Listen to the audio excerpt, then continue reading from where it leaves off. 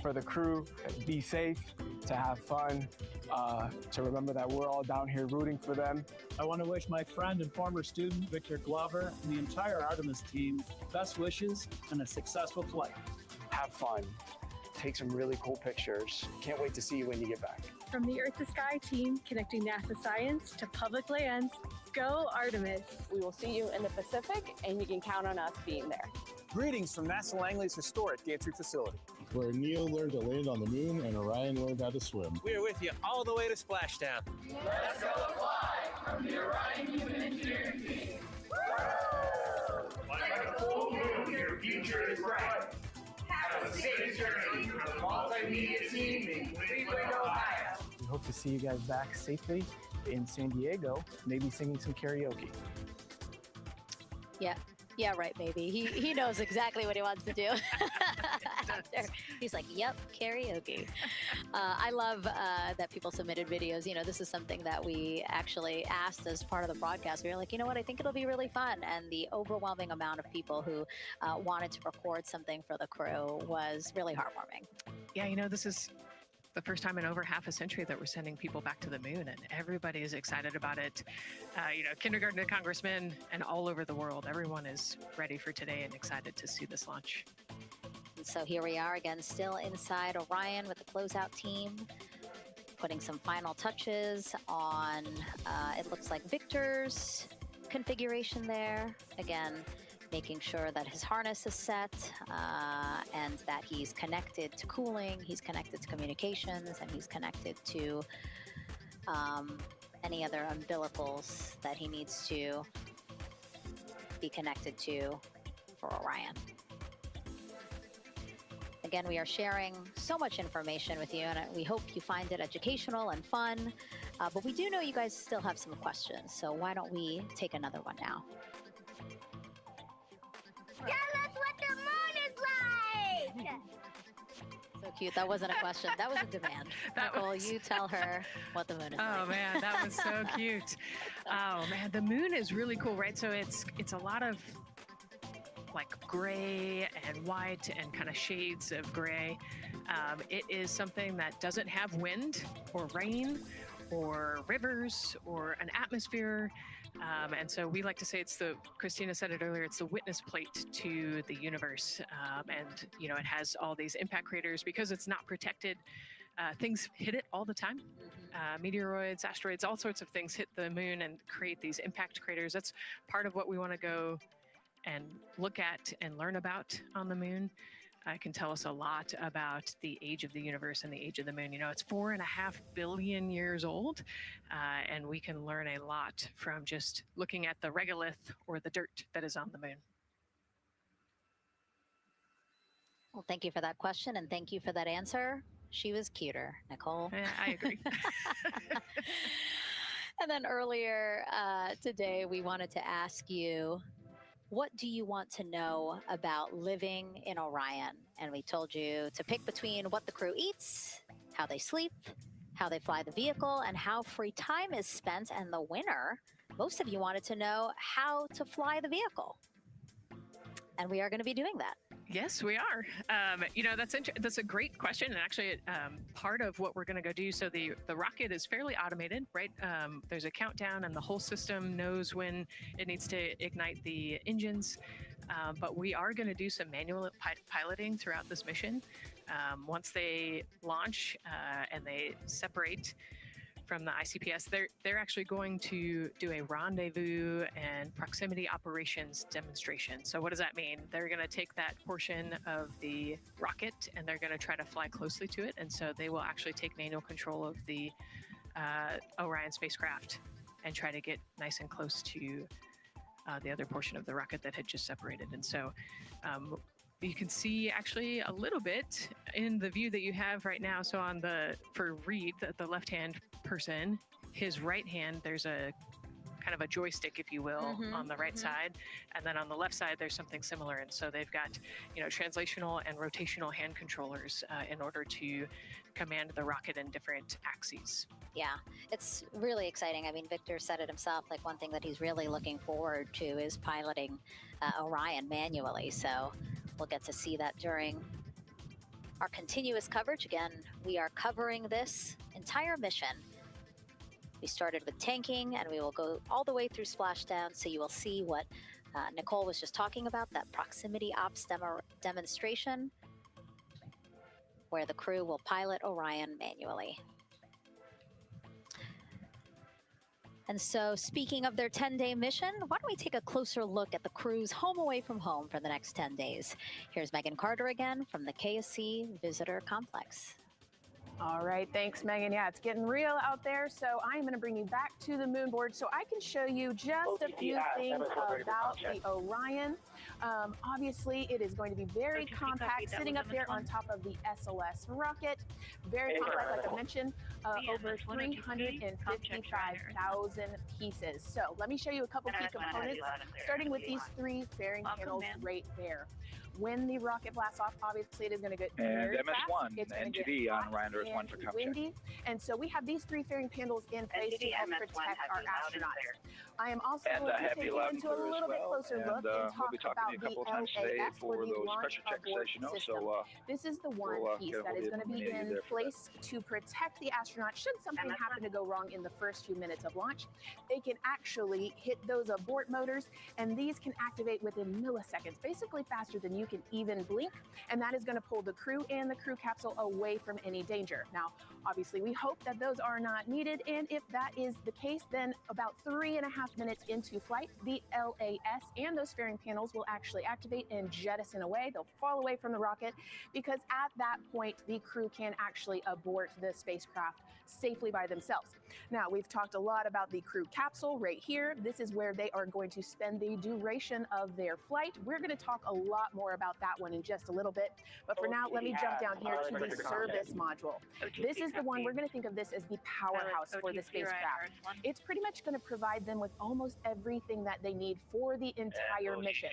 Temperature control, removing the carbon dioxide, providing them with oxygen, so much more. You can also do course corrections and things like that. So super quick breakdown, but as you can see, all of these components together are going to make the spacecraft one that is built not just to fly, but to protect, sustain, and bring those astronauts home. All right, lots more to come, but let's see where we are with the crew. Back over to you, Megan.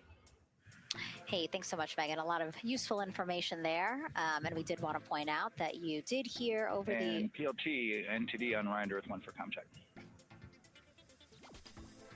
NTD PLT, I have you loud and clear on OE1.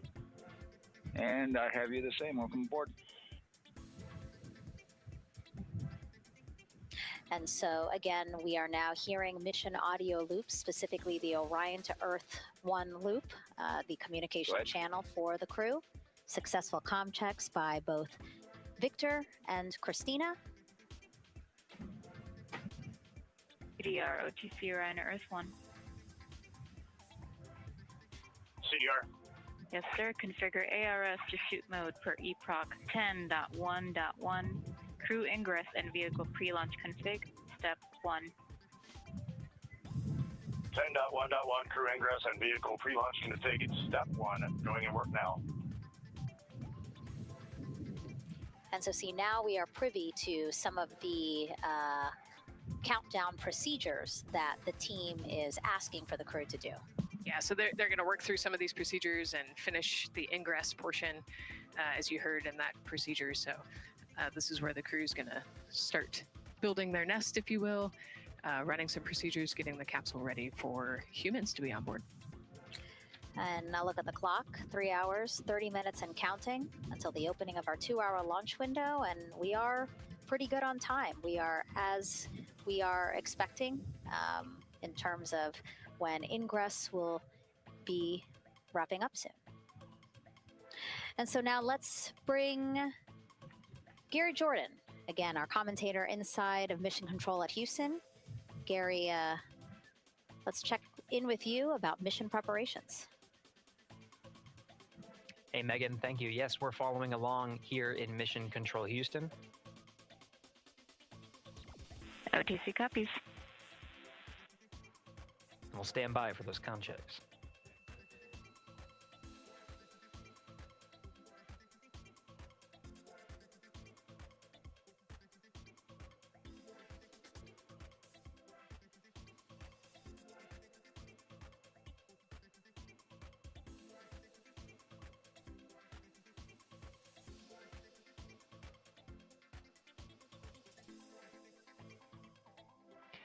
And again, we're waiting for those comm checks. We did confirm from our IVA officer here in Mission Control Houston that all 4 suits have plugged in umbilicals. And CDR, NTD. Go ahead, NTD. Yeah, Reed, we're ready to proceed with the voice checks if you and everyone else is.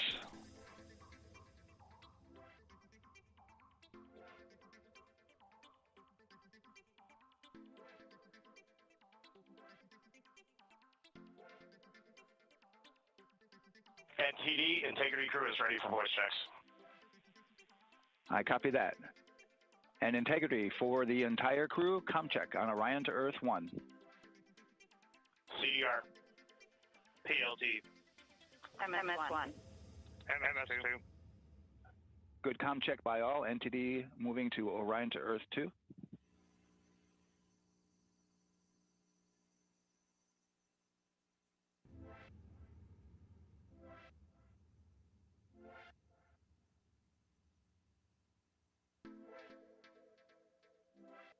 CDR. PLT. MS1. MS2.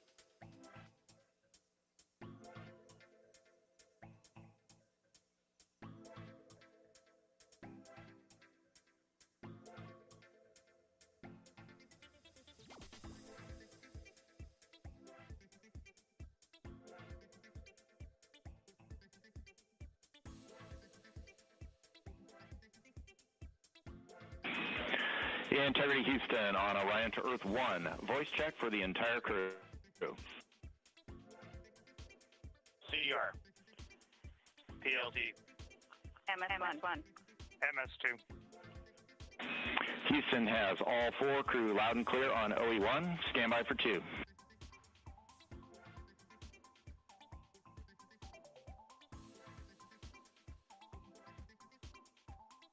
initial word was broke.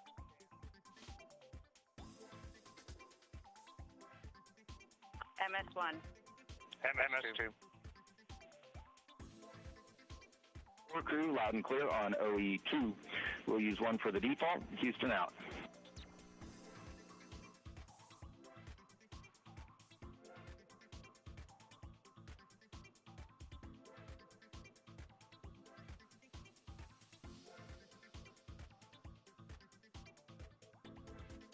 And CDR, NTD? CDR. Yeah, we're going to go ahead and we're going to clear a couple of those messages on your screen here. Just want to give you a heads up that you'll see that. Copy all.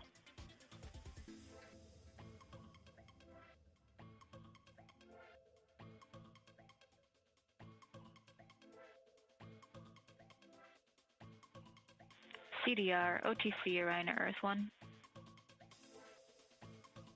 CDR. Yes, sir. Perform crew suit leak checks per 10.1.1. Crew ingress and vehicle pre-launch config steps 2 through 4. Annunciation of LCC O-ARS-001 will occur. 10.1.1 crew ingress and vehicle pre-launch config steps 2 through 4. Going in work now.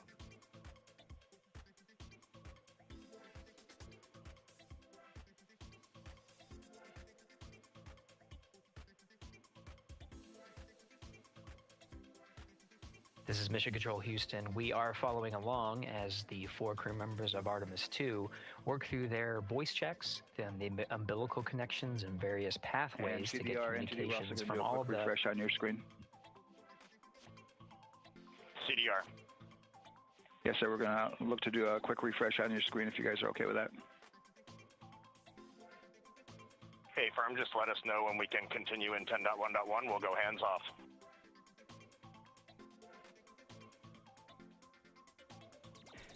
.1.1 referring to the procedures that they have through the various phases of ingress and some of the checkouts needed to prepare for today's launch.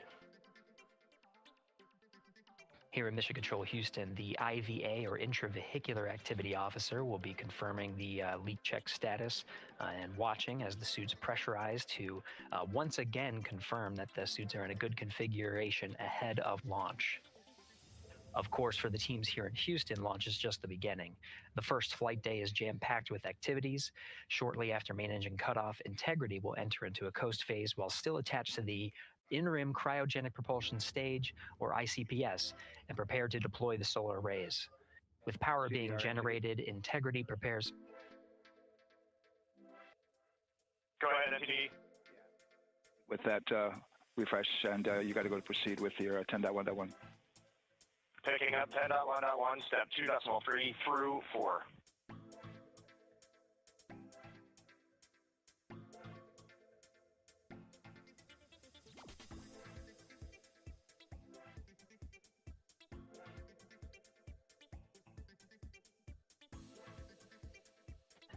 Picking up the procedures, the crew again working through the various steps to prepare for launch, standing by for suit.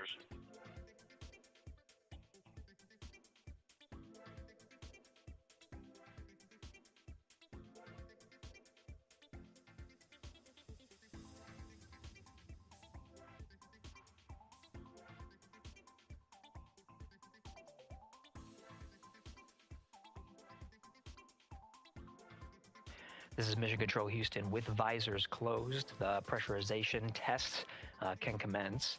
We'll stand by for word of a good leak check on all 4 of the crew member suits for the Artemis II mission. Again, this is the very beginning of a very busy flight day for our 4 crew members. After launch, they have a series of burns to prepare for. The first major burn being the perigee raise maneuver that allows them to continue in low Earth orbit, and the next being the apogee raise burn that puts them in a high Earth orbit.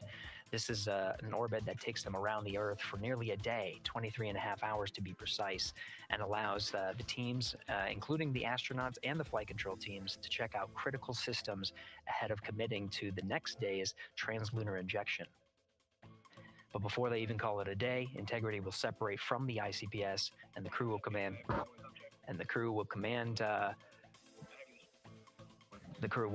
Command the Orion capsule to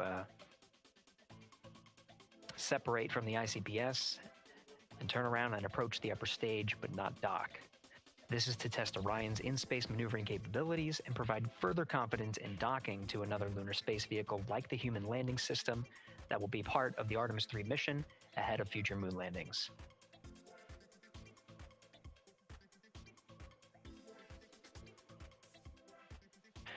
These are just a few of the highlights of the very first of 10 flight days as we await for confirmation of good leak checks inside the capsule Integrity.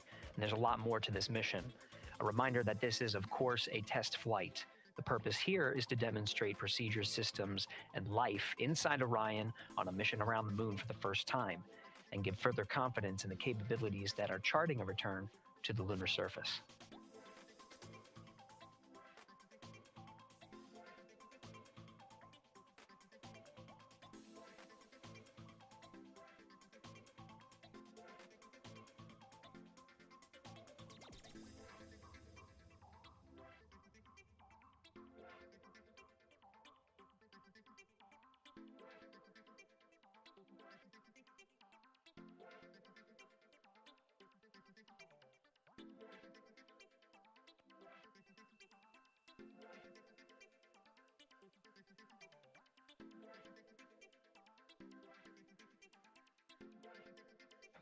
may be able to see from this view the suits themselves inflating. This is, again, a pressure check, verifying that the suits are leak-free ahead of the ascent portion of today's flight. How you see the crew now with visors down will be the configuration of their ascent all the way through core stage separation, about a little more than 8 minutes after booster ignition.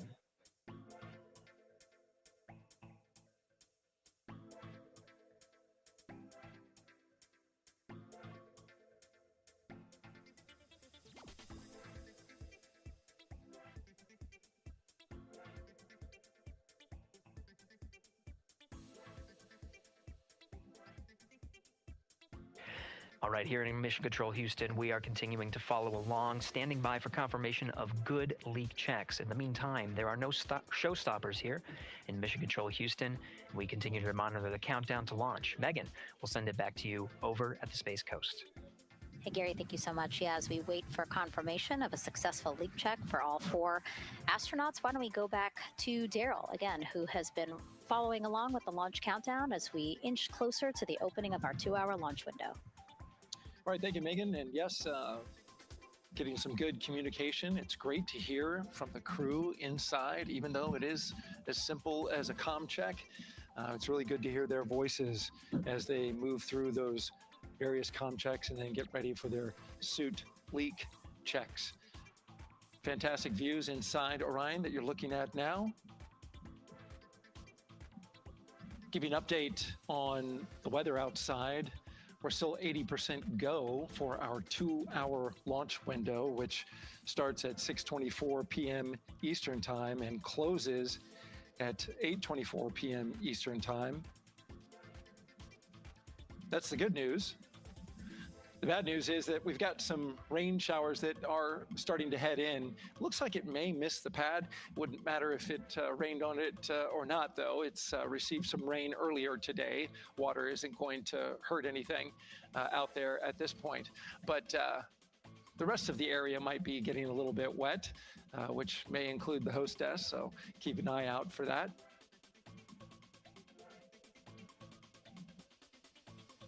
As we're watching with the astronauts inside the Orion Integrity spacecraft, you'll be hearing more and more from them, especially Christina Cook, who is Mission Specialist #1. She not only is going to be making history. All crew, visors open, suit loop leak check complete. OT. Okay, there you heard the suit leak check complete.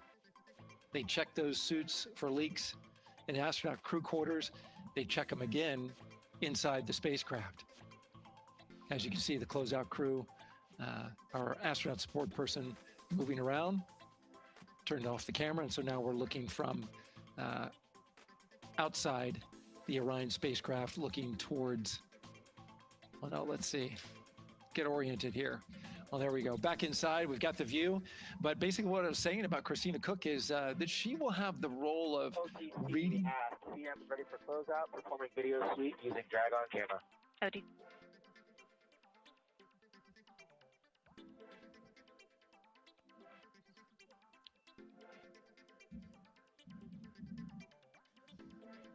She will have the role of reading out a pressure reading that tells the team that and CDR or NTD?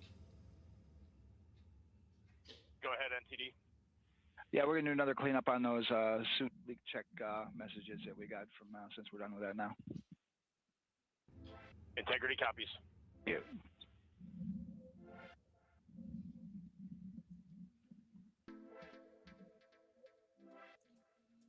And that's communication going between Orion Commander Reed Wiseman and NASA Test Director Jeff Spaulding.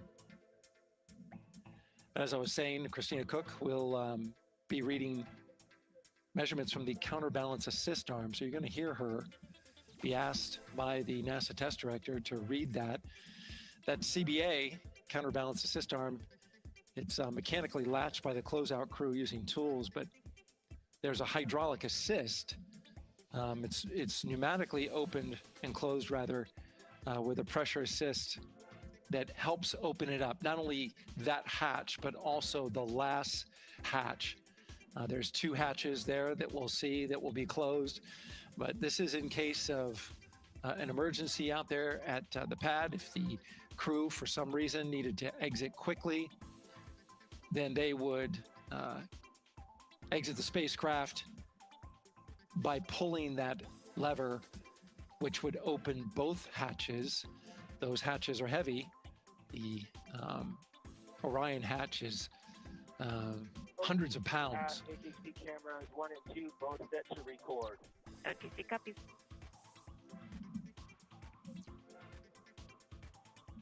And just an update on the launch countdown, continuing to monitor the team's communications here in Firing Room 1. Everything going really smoothly so far. We don't have any significant open constraints to launch at this time, so we continue counting down. And for now, we'll send it back to the host desk with Megan and Nicole. Thank you so much, Daryl. And so we heard some of the communications over Orion to Earth 1, and it sounds like we are now moving into the hatch prep and closure phase. We will now start to see the closeout crew getting out of Orion soon so that they can start getting ready to, again, close up Orion, close the 2 hatches, and then get out of the pad. Yeah, the closeout team will take the hatch seals off and they'll inspect the seals, make sure everything's ready to go, and then do a few last-minute configurations before they close that hatch. And then, like Daryl talked about, then Christina will have a role in looking at the CBA there. So, yeah, you might have heard them say over the loops again that drag-on camera. So basically, it's a camera that they can move around, and you might have seen it in a couple of our shots already. But they will take that camera and literally go and inspect the seal that. There's 2 seals, actually, 2 seals that go around the entire area of the hatch just to make sure that everything looks good. And that camera feed is being directly shown to NASA teams who need to monitor that. Yeah, they want to make sure there's not a single hair or piece of dust on those, make sure that there's no damage and everything's ready to go so that the seal, they will do a leak check on this hatch seal as well. Make sure it passes. Yeah, and we'll know they're doing that because we will actually see one of the closeout crew members with a hand pump, and they will pressurize again just the seals, and they have to see if it will hold pressure for just a minute, and if it does, then they will go ahead to pressurize the entire Orion spacecraft, and then that again is to make sure that the spacecraft is holding the right amount of pressure. And that one's a lot longer. It'll take them like 8 minutes. Like it takes time to pressurize it, then they have to hold pressure, and then it takes time to depressurize it. Right, and they want to measure the difference in pressures at the beginning and end of that and make sure that it holds the right amount of pressure so that when they get to the vacuum of space, obviously the capsule holds its pressure. Yep. Okay. Well, again, as we continue to watch operations that are happening at the pad inside of Orion, why don't we go over to Banana Creek? It's one of our viewing locations here at Kennedy Space Center. They will have a spectacular view, and we actually have NASA's Leah Martin there chatting with a big group of people surrounded by a lot of folks on bleachers there. Hey, Megan, yeah, tons of people out here today, thousands of people gathering at Banana Creek to enjoy NASA's next big mission and humanity's next great leap today. It's a gorgeous day, and I'm joined here actually by some people who are probably the only people on center who are a little bit more excited than me to see this rocket lift up. Where are you from, and why are you here? So we're from the University of Tennessee, Knoxville. We're a group of 7 aerospace senior engineering students traveling here with Josh Dobbs, former quarterback of the University of Tennessee, with his extraordinary Dobbs Foundation. Now, you were actually telling me a little bit earlier, you're here local, you're from Orlando. What's it like being an aerospace engineer and then having the opportunity to come back here to the Space Coast and see this mission lift off today? It is absolutely amazing. I feel like the little 9-year-old girl inside me is so excited. Like, I'm from around here. I grew up watching launches in my backyard. And so this seems like such a full circle happy moment for me. Now, you are an aerospace engineer looking hopefully to join the workforce in the future. How does it feel to be here and see firsthand what that work does? It's just so cool to see what I've been working for the last 4 years and then 12 years before that just actually be physically happening in front of me. It's something I never dreamed of as a kid. And I'm actually joined here by the pastronaut himself, Mr. Josh Dobbs. Now, you have a history with NASA as well. You did an externship here. And how did that kind of play into your passion for aerospace and then the foundation that actually provided this opportunity for these students today? 100%. So I spent a month here around the Artemis 1 mission, which was a tremendous opportunity to learn about the space program and also what's next. And so to be back here for Artemis 2 and unfortunately, Artemis 1 went in the middle of the season, so it's surreal to be here for Artemis 2. And with my foundation, like the goal is to be able to take advantage of the opportunities that I've had and pass them along to the future of the industry and give them the opportunity to see what all their hard work can accumulate into. So it's an honor to be here. We're really appreciative of all the engineers and all the hard work that's gone into this moment, and we're excited to watch history happen today. Absolutely. And as a group, I think if you guys had one well wish for the team today, what would you say? I think we can all join together and maybe say, go Artemis. Go Artemis. That was a fun interview. And again, just so neat to see all the people who are here. I mean, still hours before liftoff, not even hours before liftoff, but hours before a 2-hour launch window. So people just really committed to being here and seeing it in person. Yeah, you can see the Banana Creek is already buzzing back there behind Leah. You could hear the chatter in the background. It's an exciting time. Yeah, you could tell that it's a lot louder than we noticed because we just have very good mics, but you know, she's obviously yelling over a huge crowd there. So super fun, super exciting. And yes, I hope that we all get to see liftoff here shortly. Okay, so as we know, Victor, Reed, Christina, and Jeremy will have their hands full during their mission. So for some of their test flight objectives, let's go back to Megan Carter at the moon board. All right, as we have seen from those camera views, their capsule is very compact, obviously. So let me show you a few cool things about this piece. The Orion capsule is going to only be about 16.8 feet in diameter and a whopping 10.5 in height. Think of it about the same cubic feet as 2 minivans. So obviously every piece of that capsule has been planned with purpose. And a really great example of that is going to be these seats that we have seen that live view of. Now these seats are going to be out for launch, re-entry, and splashdown, but in between they are stored in between to give them more room for daily activities and things like that. While they are on board, obviously they are going to have a lot of things to do. One of those is going to be to manually fly Orion, as we've discussed, but they also have several other objectives as well. And they're going to be doing lots of system checkouts, checking out the service module, making sure everything is working correctly. They're also, like I said, going to have a chance to manually fly. Now, this was taken during one of their training simulations, but as you can see here, they will have advanced flight displays, hand controllers, touchscreen interfaces, so much to work with and practice with as well. Now, while on board, they will also have the ability to eat those shelf-stable meals that are designed specifically for microgravity. I think I saw somewhere that one of their meals is going to be mac and cheese and brisket, so that makes the Southern and me very happy. All right, but they are going to have also some time to look at some things like power and propulsion. They will have 3 key propulsion systems that are going to help power Orion as well. And speaking of power, I want to bring you back to the service module real quick because I wanted to point out these 4 solar panels. These are going to take about 18 minutes to unfold like giant wings, and they're going to stretch 62 feet from end to end, and these are going to help power the service module and in turn provide what the crew needs for their journey. So as you can see, spacecraft is built specifically for what we need and to guide them and get them home safely. All right, back over to you, Megan. Thank you so much, Megan. You know, it's taken thousands of people many years to get to us to where we are today. Let's meet some of the people of Artemis who've made this flight test possible. I am the Artemis Launch Director. I'm the Orion Crew Survival System Manager. I am the Artemis II Chief Training Officer. I'm the SLS Launch Integration and Mission Operations Lead. I am the Recovery Director. And I'm Boeing's Core Stage IPT Leader at Kennedy Space Center. And I am the Artemis II Entry Flight Director. And I'm the Closeout Crew Lead for Artemis II.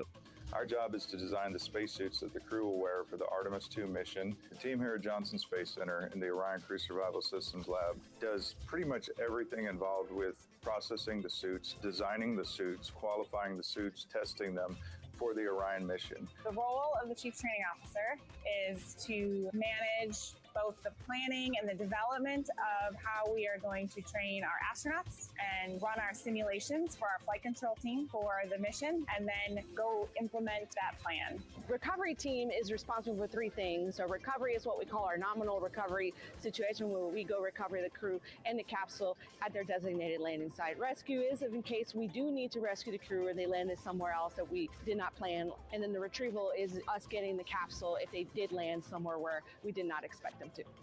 My job on SLS is to manage the operations architecture on the SLS program. One of the specific things that we do is support launch operations. It means a lot to be a part of this Artemis team, to show the next generation in seeing what may come. I am responsible for our core stage processing at Kennedy Space Center. My team is responsible for that core stage, and it's our responsibility to make sure that core stage is safe, built correctly, and there's going to be 4 of our astronauts, and it's going to get them to their ride around the moon. I've been a flight director for over 10 years now. I worked on the Artemis I mission, and after that mission completed, I was assigned as the entry flight director for Artemis II. I can't wait to see the hatch open after splashdown. That's when we know that our mission will be complete and the crew will have safely returned to the moon and back to Earth. Our crew is responsible for getting the astronauts up to the white room, getting their helmets and gloves on, getting them into the vehicle safely, connecting all their umbilicals, making sure they're ready to go for launch, and then closing the crew module hatch. The reason we do this is to expand mankind's knowledge. If I can be a part of that, doing anything, I want to do that.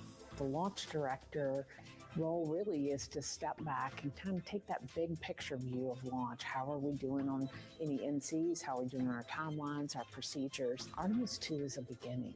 It's going to inspire a new generation. It's going to uncover science. It's going to serve as a pathway to places that we have never been before.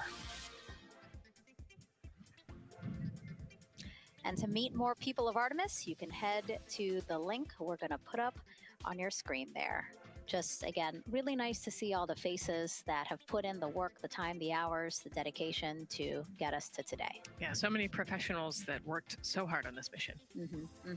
And what was really fun to see is, you know, we interviewed Taylor Hose, closeout crew lead, as he said, and that's who we are now seeing inside of the White Room as they are getting ready to close out Orion and close one of 2 hatches. We have the side hatch of the crew module as well as the launch abort system hatch, correct? Yeah, the astronauts are in the capsule. They're ready to go, and now the White Room is very busy as they're getting ready to close both of those hatches. It's a great shot right there where you can see them.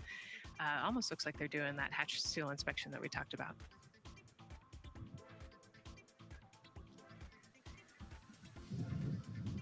And so, Nicole, as we continue to see them get ready to close that smaller hatch, again, the crew module side hatch, let's take some questions now.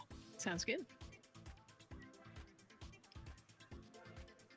A lot has changed since Apollo, and I have a few questions about what's next. What part of the moon are we exploring through Artemis, and what are some of the key points that NASA needs to consider when planning missions like this? Were you expecting to see Scarlett Johansson? I think that took you. Yeah, I mean, took you aback. We've talked about this, but everybody has an interest in this mission. You know, it's humanity trying to explore and go back to the moon. And I love this question. You know, what part of the moon are we going to? You know, eventually we want to get to the polar regions, the South Pole specifically. We think that there are volatiles there, so water ice, something that can be harnessed as a resource as we create the permanent base on the moon and then try to get onto Mars. But getting to the moon is a tricky mission. You know, we're going further than we have in a long time, and you know, on the International Space Station we're 250 miles from the Earth, and so we're pretty close. We resupply that spacecraft pretty often with cargo missions, but the further and further you get away from Earth, the more you have to think about the lack of cargo, the comm delay. You know, there's a communication delay the further away you get, and so there are different and unique problems as we continue to explore further and further out into the solar system. And there is so much to learn about the moon, so it's no surprise that yes, even though our goal is to to have a moon base at the lunar South Pole. The lunar South Pole is not the main focus of this lunar flyby. So instead, the crew is going to be focused on observing the far side of the moon. So this is actually an animation of what teams expect the moon to look like if the crew launches today. So this is, of course, the side that faces the moon, and this is the far side of the moon, which when, again, the crew does their lunar flyby on flight day 6, we are expecting this will be their view.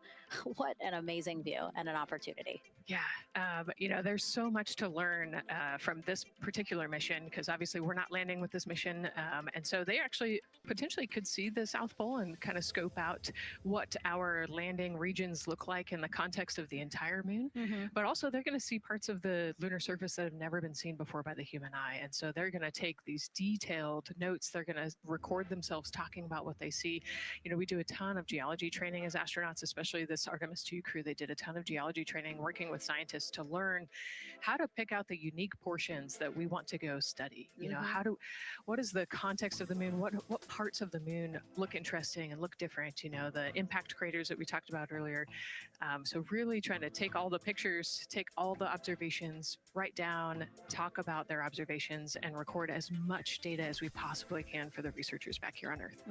Yeah, it's so important to, yes, we're all talking about what they hope to do during this 10-day mission, but you really do have to think about all the training that goes into this. I mean, you have 4 crew members who won't, you know, have the support the way that they've been having the support. I mean, they'll be talking through communications, but you know what I mean? It's just them and the moon, right? So they need to be fully aware and equipped with everything that they'll need to do to be able to accomplish the objectives that we hope to accomplish during this mission. Right, and their specific flyby around the moon, you know, the lighting will be different and the path will be different depending on when we launch. If we launch today, it would be different from tomorrow. And so, you know, they actually had to learn the geography of the moon so that they can orient themselves when they're on the backside of the moon, because they're not going to have communication. You know, they're just going to have a, I think, 45+ minute blackout while they're, while they're on the far side of the moon. And so they themselves have to know what things look like on the moon, how to orient themselves, and how to get the data that we're looking for. Yeah, really ambitious mission. Excited to be here at the start of it. All right, so another check of the clock, 2 hours, 57 minutes and counting to the opening of our 2-hour launch window for Artemis II. This pivotal test flight comes 250 years after America began its journey as a nation. As we celebrate that milestone, a special live performance now of our national anthem by singer Ann Wilson.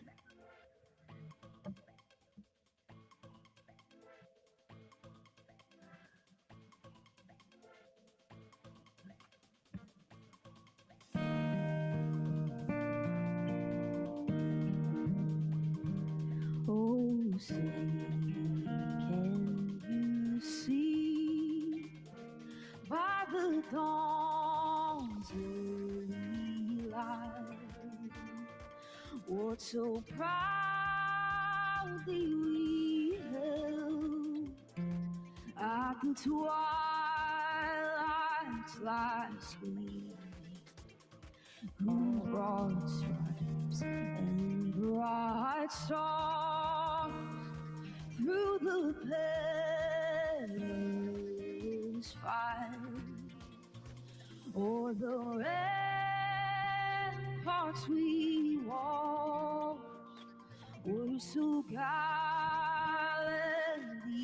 streamed, and the rocket's red glare, the bombs bursting in air, gave proof through the night that our flag was still there. Oh, say does that star-spangled banner yet wave o'er the land of the free and the home of the brave?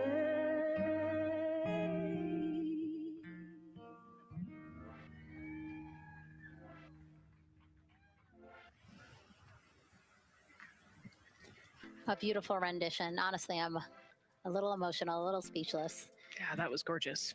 Yeah. I mean, again, we are a nation of explorers, a nation of curious minds, and to see us again 250 years after our Declaration of Independence was signed to when we are trying to return to the moon for the first time in more than 50 years, really powerful. Yeah, leading the way back to the moon. It's exciting.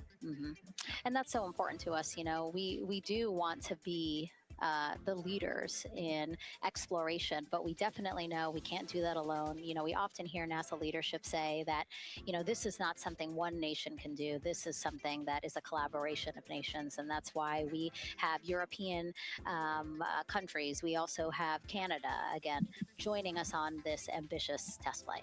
Yeah, of course, you know, it goes back to the old proverb, if you want to go fast, you go alone. If you want to go far, you go together. And we want to go far. We want to get onto Mars eventually. And so we're going to get to the moon first. And you can't do that alone.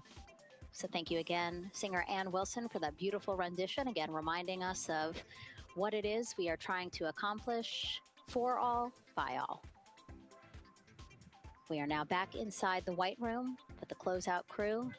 Again, backup astronaut Andre Douglas, number 2 there, just outside in the White Room, which is right outside Orion there, with the crew seated comfortably inside. As you can see, they've dimmed the lights a little bit. The crew has the opportunity to set the ambiance, if you will. They were given the opportunity to adjust the lighting as they see fit, again, just so that they can get comfortable.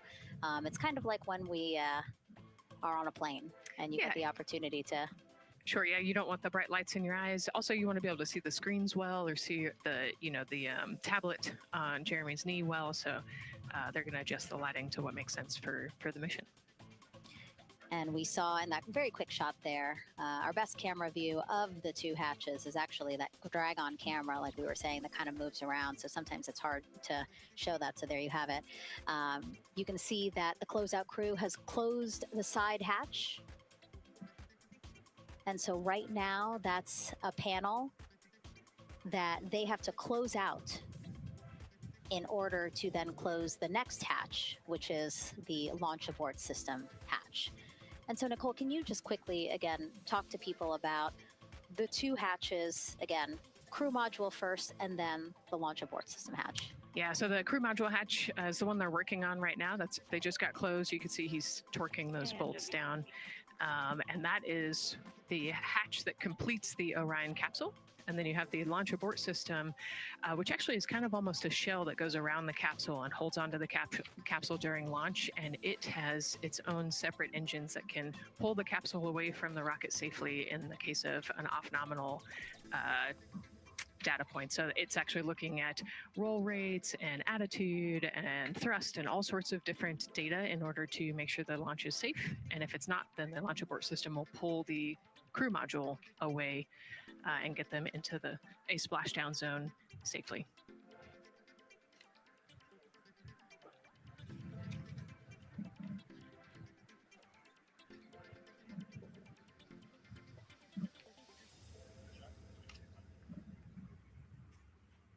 And as we wait for the crew to complete closing that side hatch of the crew module, let's head over back to Banana Creek, where we have Leah Martin standing by with the person who designed this mission's zero gravity indicator, named RISE. It was 2nd grader Lucas Yee from California. Hey, Leah. Hey, Megan. Yes, of the many special guests we have with us today, I think one of our most exciting guests is Lucas, who's joining us, like you said, all the way from California. He and his family actually worked this as a group project to design the zero gravity indicator. Lucas, can you tell us a little bit about your design? Yeah. So you named him RISE. Can you tell me why you picked that name? It was very remote, representing the Artemis 2 launch and Earthrise. And yeah, that's pretty much it. So were you really excited to find out that you won the competition and that your zero gravity indicator would be going to space? Yeah. So how does it feel? We're actually just across the river right now from Artemis. We can see it from where we're standing. How does it feel to know that design you created is actually currently on that rocket just a couple hours away from going to space? Really, really, really, really, really, really surprised and very happy. Now, Mom, you were telling me on the way over here that it was kind of hitting you what was happening. Tell me a little bit about that. It's definitely very surreal to be here in person. That Commander Weissman said that it's for all and by all, that we couldn't have said it better. We're just very grateful to be here. Super, super excited. And we're so excited to have you here too. Now, Oliver, this is your first launch too, is that right? Yeah, that's right. And how does it feel to be here just a little bit away from watching the first group of astronauts in your lifetime on their way to the moon? It feels like very, very happy and surprised. So if you had one word of encouragement or something to say to the crew who's sitting on that rocket right now, what would you say?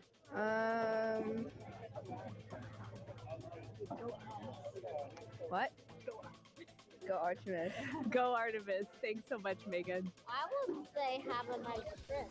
You would say have a I did hear that answer. I would say have a nice trip. You know, Leah, that was a hard question. You know, it's really hard to come up with the spot what to say to the crew who's about to make history today. Yeah.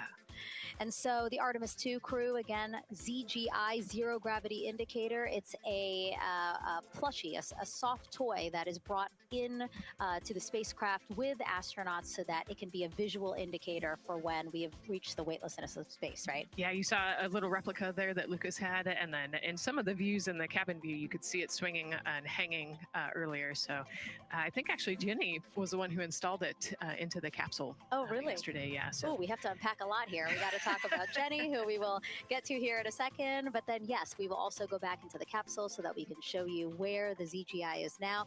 But the ZGI was chosen by the crew after a contest where the crew asked for submissions. They got submissions from around the world to, again, design their ZGI that is going with them to the moon. It's kind of like any other road trip. You need clothes, food, a map, your favorite toy. Really. Except this toy has a job to do up there because this is a zero gravity indicator. While not a scientific instrument, this safe and soft object tells the strapped-in astronauts that they've reached weightlessness. For Artemis 2, the crew wanted a one-of-a-kind ZGI, so we asked you to come up with it.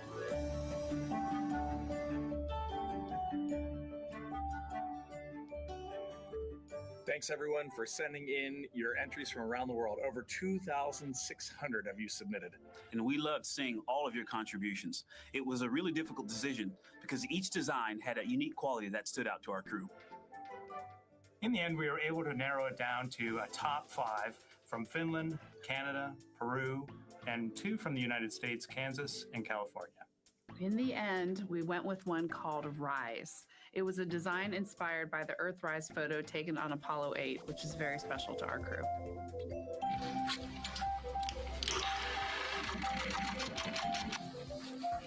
With the winner chosen, next came the task of bringing it to life, here in the Thermal Blanket Lab at NASA's Goddard Space Flight Center. This lab specializes in custom materials to protect sensitive spacecraft equipment and is perfect for creating a ZGI that meets the rigorous safety standards of NASA. Because you have to be concerned with whether the thread's going to outgas or if it will hold up, if it's flame retardant. This is the Rise ZGI doll. All I have left to do is to close the opening here and hand sew the hat on, make sure its stuffing is stuffed in there. And we have our pocket here for the SD card. And on that tiny SD card will be millions of names submitted to virtually join the crew aboard Orion. Got Rise. Not the real one, obviously, but this is a replica. I mean, so clever for Lucas and his family to design. Yeah, I love that he replicated the famous picture that we all love of Earthrise. And then I love that the bill represents the space in between the moon and Earth. It's just such a cute and wonderful way to represent this mission. Yeah, and again, Earthrise, very important to this crew. It harkens back to the picture that was taken by the Apollo 8 crew where they saw Earthrise. And so very appropriate since, again, now here we are going to see Earthrise again with this mission. Yeah. So yeah, so this is little Rise here. And then you heard in that video that there is an SD card that is zipped inside with the real ZGI with the crew. So get this, more than 5 million people submitted their names as part of NASA's Send Your Name to Space campaign. And actually, Christina said that her niece and nephew's names are inside that SD card. How cool is that? Her nieces and nephews are going to go with her. Yeah. Love this. Love that people are engaging in such a cool way. And actually, if we take a look back inside of Orion, we can actually see the actual ZGI inside with the crew. As we said, the purpose of a zero gravity indicator is to show when we've reached the weightlessness of space. Now, I know that it's probably dark in there because, as we said, the crew decided to just dim it a little bit for them. But here again, as we see, Reed on your left, Victor on your right. Below Victor, or next to Victor, again, because they're on their back, it's a little weird. It's a little hard to explain their orientation. But between basically Victor and Christina is where Jenny Gibbons has placed the zero gravity indicator. And Jenny, who, again, Nicole just brought up, Jenny is one of the backup crew members. So we mentioned how Andre is a backup crew member for the NASA astronauts. Jenny is the backup crew member for Jeremy. Yeah, Jenny's one of our Canadian astronauts. And yeah, so she's been also helping with preparations for today and helping get the White Room ready, get the capsule ready. And she's actually going to be a Capcom for Artemis 2 as well. Yeah, she's from Calgary, Alberta, completed astronaut training in 2020. Mechanical engineer, combustion scientist, and actually before becoming an astronaut, she was an assistant professor. So again, another very well-accomplished person on the team. And I know the Artemis 2 crew has really enjoyed working alongside both Andre and Jenny. Yeah, actually, Jenny was our EBQ mentor when I went through our ASCANner initial training. So she helped us with all of our spacewalk training, which was kind of cool as well. Okay, and there we have Andre again, number 2, with the rest of the closeout crew team there. Why don't we get another check with Daryl and see how the launch countdown is going?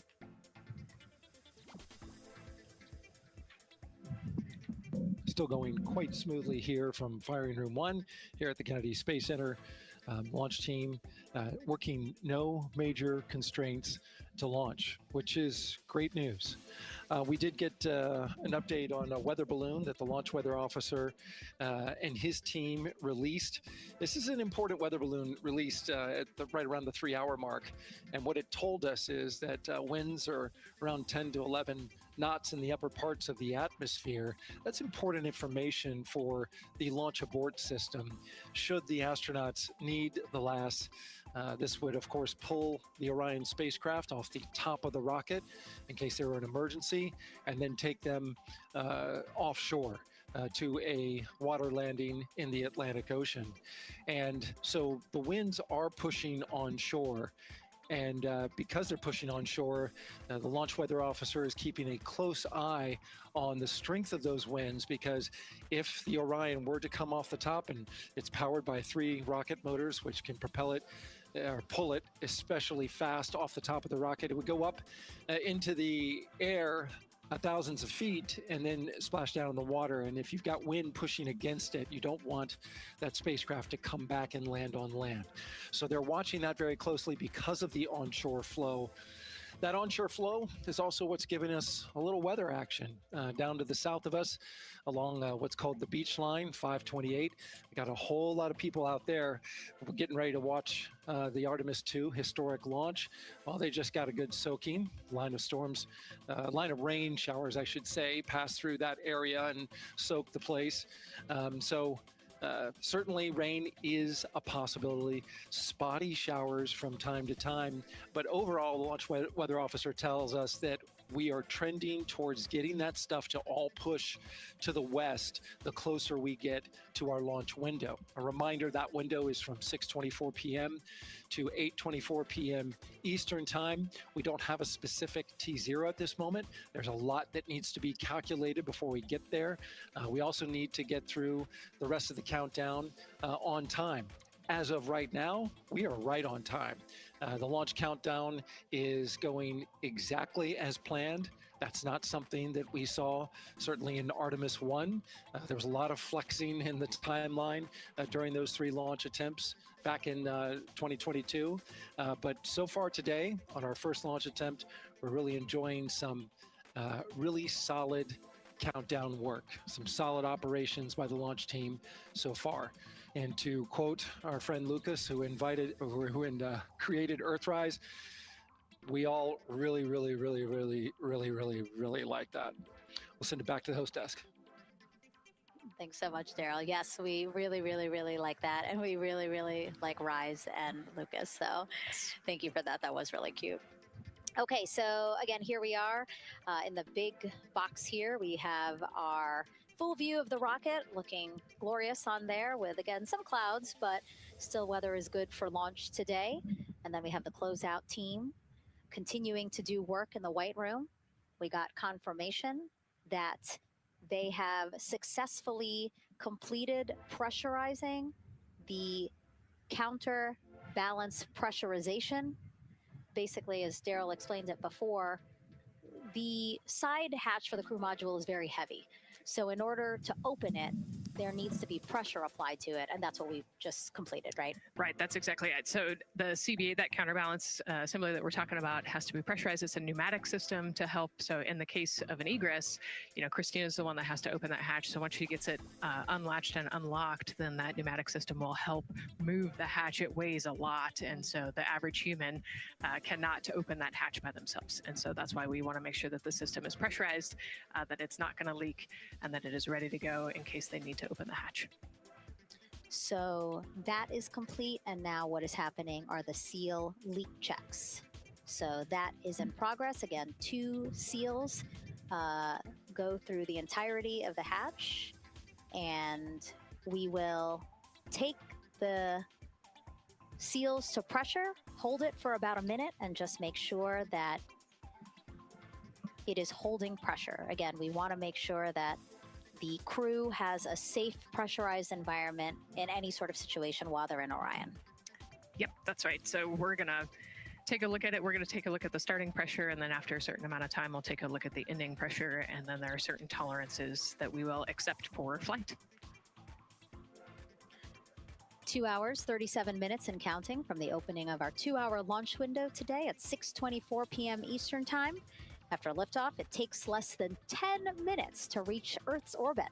Let's learn more about today's ascent profile with Gary in Mission Control. Hey, Megan, we are monitoring here in Mission Control Houston. Flight controllers are looking at data from integrity in the Space Launch System during the countdown. We're looking at some of the events happening in the White Room now and just making sure that all criteria is met to commit to launch and ascend today. It's the team you see in this room that would be looking after ascent, which is a very dynamic phase of flight. And after solid rocket booster ignition of the Space Launch System, it's this team that takes over control of the mission. There are voices you'll hear upon ascent, calls being relayed between Stan Love, the Capcom you see here in this shot in Mission Control Houston, that's the voice from this room, and the Artemis II crew on a communications channel aptly named Orion to Earth. Here are the calls you may hear during this part of the mission. Capcom Stan Love, his first call after responding to the crew's successful roll pitch maneuver at 30 seconds is AMT high. This notes that should we lose just one of the main engines, an alternate mission in low Earth orbit can still be achieved. At 1 minute 25 seconds, you'll hear max Q on PDL. This notes that reaching the moment of maximum dynamic pressure on the spacecraft. This event happens to be in line with a communication switch to another ground station, the Ponce de Leon Inlet Tracking Annex, located about 35 miles north of Kennedy. At 2 minutes 45 seconds, you'll hear SM primed upper stage RCS ready. This means that the European Service Module propulsion system that's prepared for the next phase of aborts after the launch abort system jettisons, and the reaction control thrusters on the inner rim cryogenic propulsion stage that enable pointing and maneuvering are ready. At 3 minutes 50 seconds, you'll hear voice check on TDRS at the Kármán line. At this point, the launch abort system has jettisoned and revealed the Orion capsule underneath.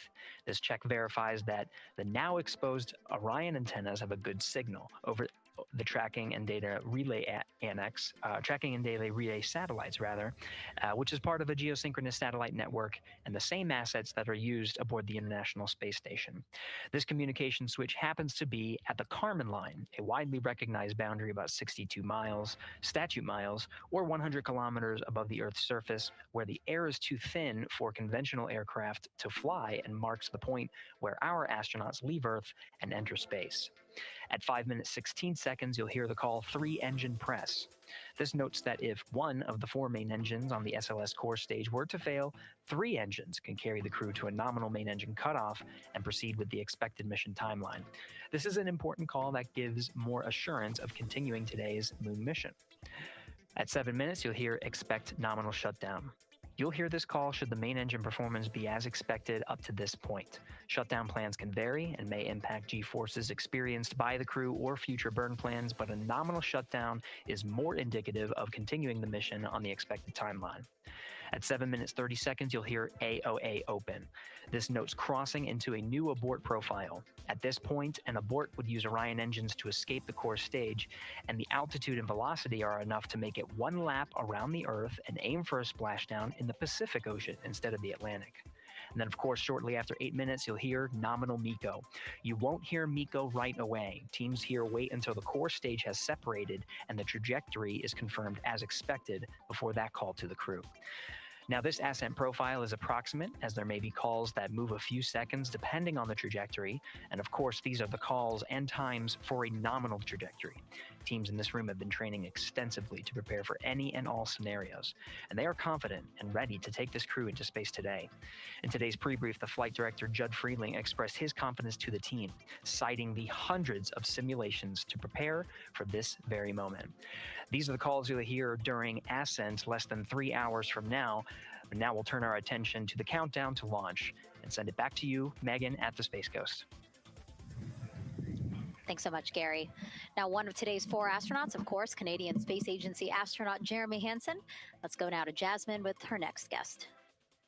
So much, Megan. Yeah, we're joining you live now from the Operations Support Building here at Kennedy, where crowds are starting to gather, and we're honored to have Lisa Campbell of the Canadian Space Agency joining us. Lisa, Jeremy Hansen is about to make history as the first Canadian to venture to the moon. What does that milestone mean for your agency?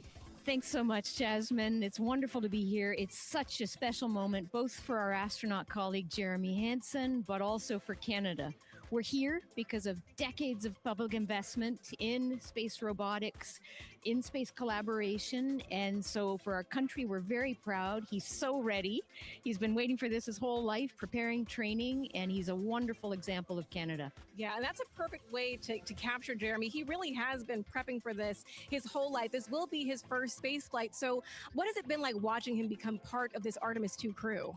Well, as I mentioned to you, I've known Jeremy since 2020, and he's a colonel, a fighter pilot, a father, and he really is a very dedicated, passionate human being. So both for him to realize this goal of being an astronaut and flying, he also is hopeful that witnessing that will raise awareness about the value of a space program, of the benefits here on Earth, of exploring the universe and our place in it. Wow, that's beautifully said. And really, this international collaboration has been going on for quite some time now. We've worked together in low Earth orbit and now going into deep space together. So why is it so important that we have these international partnerships? It makes us stronger. We can go faster and further together.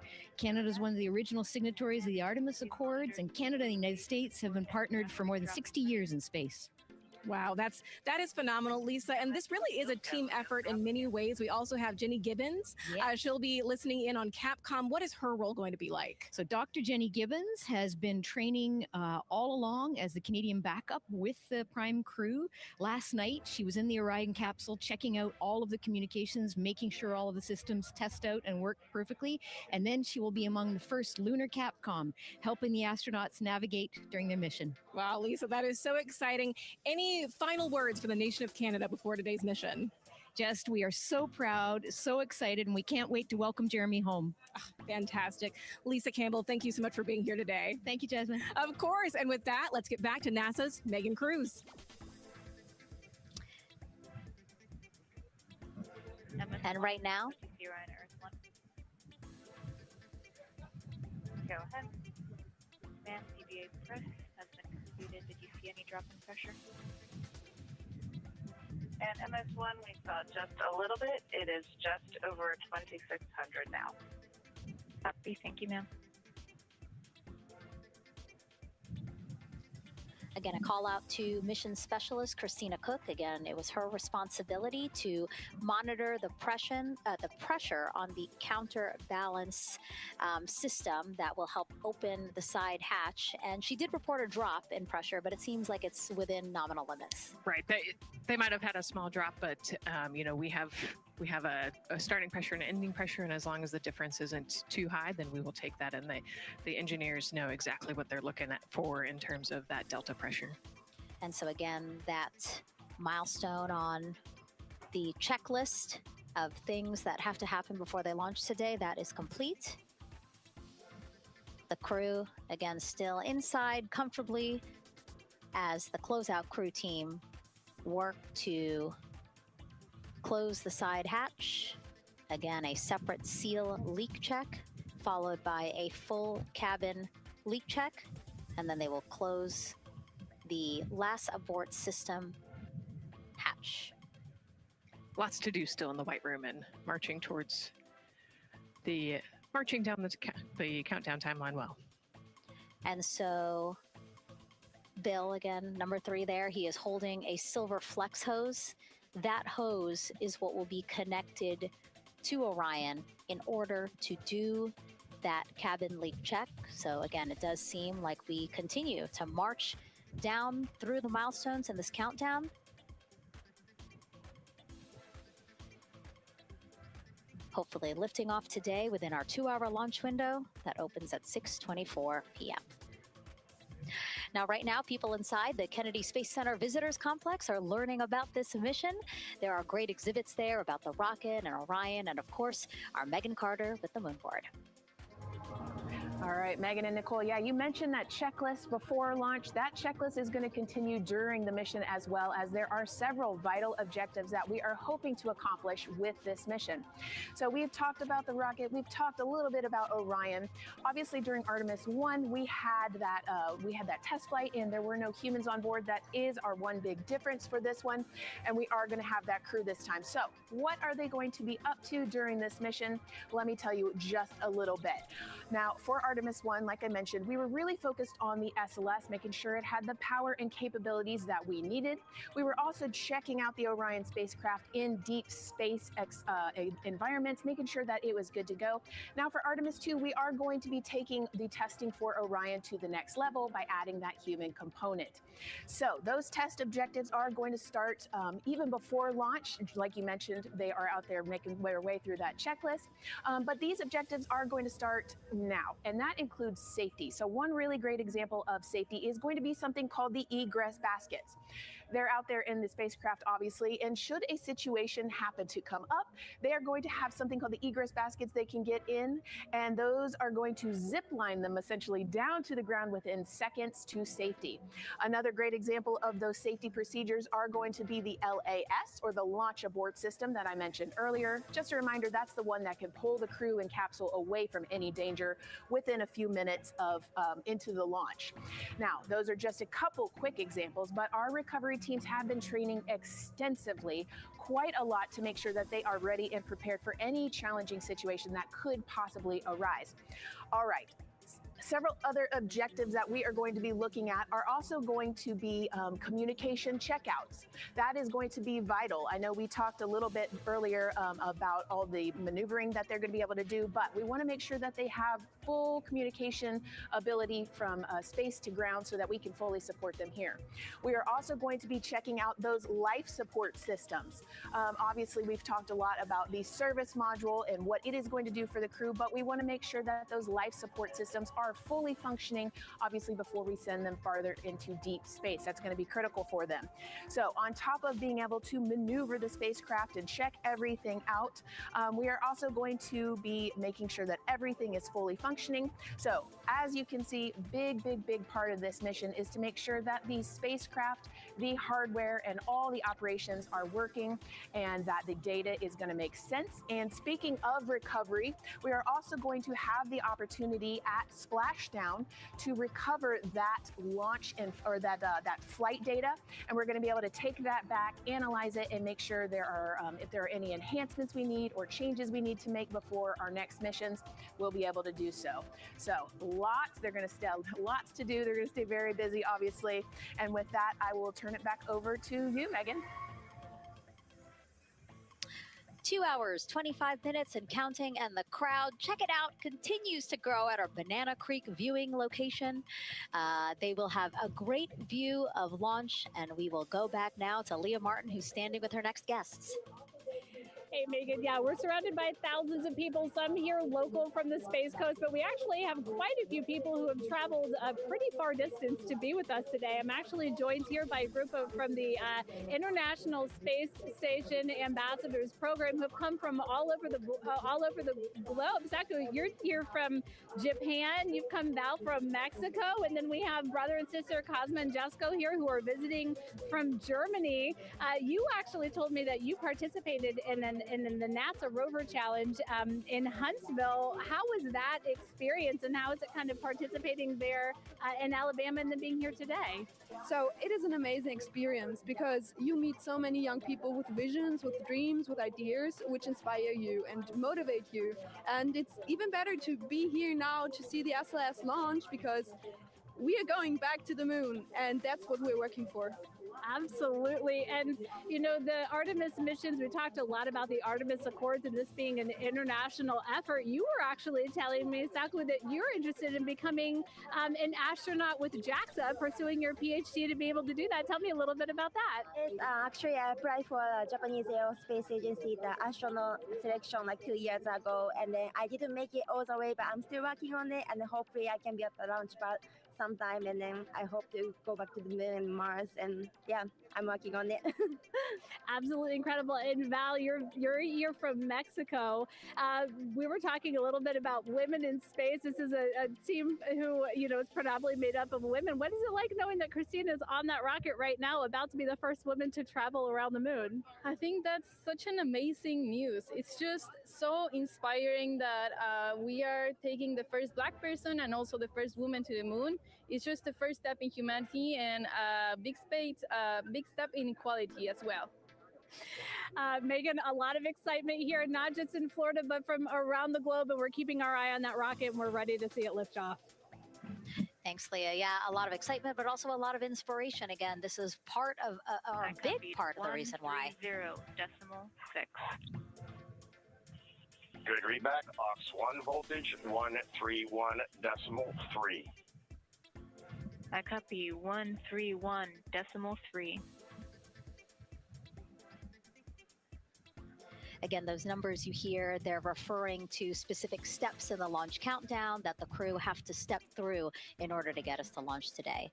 And so we were saying, yes, inspiration, a big part of why NASA does what it does. We want to go together and we want to explore together to learn more about ourselves and here on Earth. Yeah, humans, I think, naturally want to explore. And so going together, like Lisa said earlier, we're going to go farther and faster than we possibly can alone. And, you know, what a way to celebrate that today. Yeah. Going back to the moon in the first time in over half a century. And we have that great shot there in our small box of the rocket on the pad. And at the very top there, our Artemis 2 crew.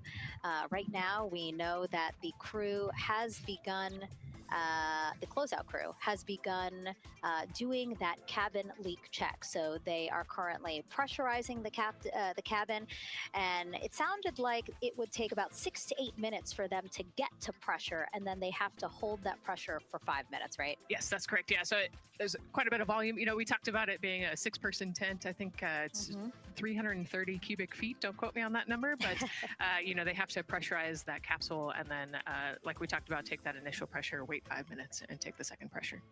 Yeah, and then it takes about 6 to 8 minutes again to depressurize the cabin. So this process will take a few minutes. Ascent switch configuration complete. OTC copies. Thank you. And then after the cabin leak checks, then they will finally close the last abort system hatch. So again, chugging along in the countdown, really excited to, again, continue to hear the crew's voice inside Orion, stepping through all the procedures. Yes, it's exciting to hear them making progress, right? It's all good news hearing the crew talk to the ground and working together to get to the launch. And what I think is really cool is that this is the first time NASA is going to have astronauts in low Earth orbit, but also in deep space at the moon. So here's a message from some of the crew aboard the International Space Station right now. Hello, Megan, and a big hello to everyone around the world counting down together to the launch of this historic flight test. If we weren't in microgravity, we would also be on the edge of our seats. Here on the International Space Station, all of us are honored to have the chance to wish our fellow explorers Godspeed. Throughout human history, the moon has sparked our imagination, curiosity, and wonder. With our return to the moon, we're not only going to be learning about its history, the history of our solar system and of our planet, but also about our place in the cosmos. We are so proud of the Artemis team and so excited for what you will see and learn on behalf of all of humanity during your trip around the moon. As we push the boundaries of exploration and expand our knowledge with scientific discovery, we advance our collective civilization together as one. Test flights are crucial to the mission of exploration. We all learn in test flight schools that the more challenging the missions are, the more incremental the tests should be. This Artemis 2 mission is one more increment on the way to further exploration. Thank you to the crew, our friends, for your dedication. And from the entire Expedition 74 crew, thank you to all of the teams that had a hand in getting the Artemis 2 mission to where it is today. Back to you, Megan, as the countdown continues. Oh, I love that so much. I just love seeing them there. And again, you have to remember the International Space Station is an orbiting lab. We learned so much there, and we're going to learn so much more from Artemis 2, because this isn't just a test flight. It's an opportunity to learn more about the moon, deep space, and how humans can live and work so far from home. So here are some of the science objectives that NASA hopes to accomplish with Artemis 2. Artemis 2 is our return of humans to the moon, flying around the moon on board Orion. But along with that, we're doing a lot of great science. One of the exciting things about the Artemis missions to the moon is that science is actually a fundamental pillar of why we explore, why we're going, what we're doing in Artemis. I think it's incredibly exciting that not only are we testing the vehicle, but we're testing science on board, science where the astronauts are conducting experiments, science riding along with the astronauts. We have astronauts looking outside the window and really observing the lunar surface. It will help us understand the deep space environment. It will help us understand how that environment affects our astronauts, our systems, and life in general. So deep space is a challenge for us because you have to leave Earth's protective magnetic field. Here in low Earth orbit, the crew members are protected from some of the harmful radiation. Going to the moon, they'll no longer be protected, so they'll have a higher radiation exposure. Much like Artemis 1, we have so many radiation sensors and detectors that are inside the capsule so that we can fully understand and appreciate the radiation environment for protecting our astronauts. In my hand here, I'm holding a tissue chip model. This is the exact design that's going to be flying alongside the astronauts. We'll be collecting samples from each of the crew members, and we can make these organ chips out of the astronauts themselves. So every crew member will have their own avatar on board, and then upon return, we can evaluate that deep space radiation environment and what that compares to the astronaut themselves. Not only are they going to help change the course of medicine for the astronauts, but revolutionizing that on Earth as well. We're looking at sleep, we're looking at team dynamics, we're looking at how you interact with the environment. We're also looking at the immune system. So what are the biomarkers? We're using saliva as a method to study hormones and different things in your body that may change during a mission like this. And then finally, how do we function after microgravity, being close to the moon, then returning to Earth? Which will ultimately help us achieve our goal of getting humans to Mars. And then on top of that, we have an opportunity to look at the moon from deep space on the far side for the first time in over 50 years. Having human eyeballs and brains back around the moon is going to unlock a new generation of lunar science discovery. The human eyeball is capable of taking in so much data in just a split second. They'll be able to tackle impact history, volcanic history. They'll be able to look at how the albedo, or kind of the shade and hue of the moon and the color of the moon, can tell us something about how that terrain evolved over time.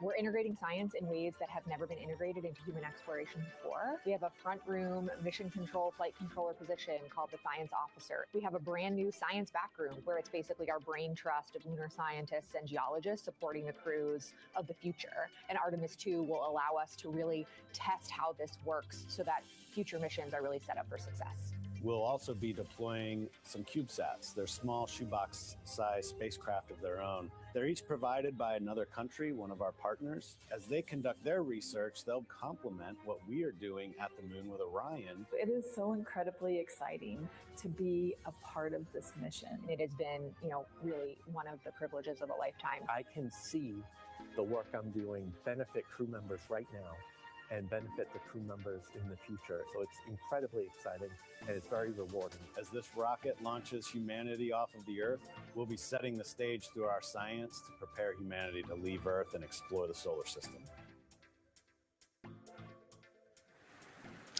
And what we learn during this and future Artemis missions to the moon will eventually get us to Mars. Here's Jasmine Hopkins again, now with Nikki Fox, Associate Administrator of NASA's Science Mission Directorate. Thanks so much, Megan. Yes, we're back on the balcony now, joined by Dr. Nikki Fox. Nikki, in this nearly 10-day mission, we are covering a lot of science, from CubeSats to tissue chips. What are you most looking forward to learning? Oh my goodness. I think for me, the most exciting thing is actually being able to interact with the crew while they are flying, doing this historic journey on the far side of the moon. They are going to be seeing pieces of the moon that no human eyes have seen before, which is really spectacular.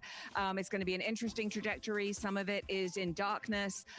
Then at the terminator, so in darkness, they'll be able to look for like impact flashes and things when micrometeorites pummel that poor moon. And then at the terminator, they can see shadows and interesting things, which kind of gives you depth perception. And then, of course, in the sunlit, picking out everyone's favorite craters. Also, if we launch today or tomorrow, they will see a total solar eclipse from the Orion capsule. How cool is that? That is very cool. We are thrilled for this Artemis 2 crew to be able to see the moon in a way that we've never seen before. What is so unique about that far side? Why are we going there? I mean, honestly, it's just, it is unique. It's very different to the near side of the moon. The actual sort of terrain, the morphology, it's very, very different. And so it will be very exciting to see that as we're going past that. Absolutely. And Nikki, we are performing a lot of science at the moon this year, actually, not just Artemis 2. Can you speak to the commercial lunar landers we're planning to send? Yes, we are very, very proud of our commercial partners as they take our payloads for us to the lunar surface. And very excited. Next one up is Blue Origin's Blue Moon Mark 1 going. It's got some science on it. It's got the scalps that went on the Blue Ghost. So we'll be able to sort of look at that plume as it's coming down onto the lunar surface, and then also the laser retroreflector that will be the array that's up there too. So even on that first test flight, packing it with science as much as we can. Wow, Nikki, so much science. It's hard to keep track of everything. But the unique thing about Artemis 2 is we're sending crew. Can you speak to the importance of the human element of science? Absolutely. I mean, we can program, like we do with our beautiful rovers on Mars, we can program them to do certain things, and it's what we think we need them to do. When you have an astronaut up there, they can make that sort of like really unique split-second decision. The thing I'm most looking forward to is when, you know, when they think they're going to be looking here, is hearing one of them say, "Oh my goodness, look over there." And I think that's just incredible about how we do that. Also, flying our tissue chips with the astronauts, our Avatar experiment. Here we go, Avatar. Oh, wow, look at that. And that's got the tissue chips samples matched to the crew, so we'll be able to monitor the effects of microgravity and radiation on that human tissue as we prepare for more and more missions to the moon for longer and longer durations, and then off to Mars. Wow, Nikki, so much science ahead of us, but first we have to launch. Thank you so much for being here today. Thank you so much. Go Artemis. Oh, of course, go Artemis. And with that, let's turn it back over to the countdown with NASA's Megan Cruz. Nikki is so fun. She has so much energy and so much passion about the science. And again, yeah, it's just so important to remember that so much science is happening with this mission. It's not just to test out the hardware and the life support systems. Yeah, you know, you saw the science video, and then we talked to Nikki. Man, there's so much going on, right? We talked a little bit about the lunar observations that we're going to do. And then, you know, she talked about, made a really great point about, you know, the human eye can pick things out that, that a camera or a robot can't necessarily pick out. And so that's why we're sending humans. But also, we're not just doing the lunar observations. The Avatar, like, that's a really cool experiment. You know, they took blood samples from the crew, and then they used those stem cells to make bone marrow and create those little Avatar chips, which is like, feels like scientific, you know, sci-fi movie stuff. But, you know, we're going to look at radiation. We're going to look at all sorts of different scientific experiments. You know, we got the little CubeSats. We're going to go look at space weather. Lots going on. Yeah, even collecting some of the astronauts' saliva. You can learn a lot about the body through the saliva. So just really a lot in a small amount of time in a small capsule. Yeah, you know, it's scientific discovery. That's why we go back to the moon. Yeah. And so again, her energy just so oh my God, I can't find the words. So wonderful. Awesome. I don't know why I couldn't find the word. So anyway, yeah, just really, again, thank you, Dr. Nikki Fox and Jasmine. And so Nicole, what about answering more questions? Let's do it. Okay, great. First one, what was the word I was trying to get at? No, I'm kidding. Let's have the first question up on the screen now.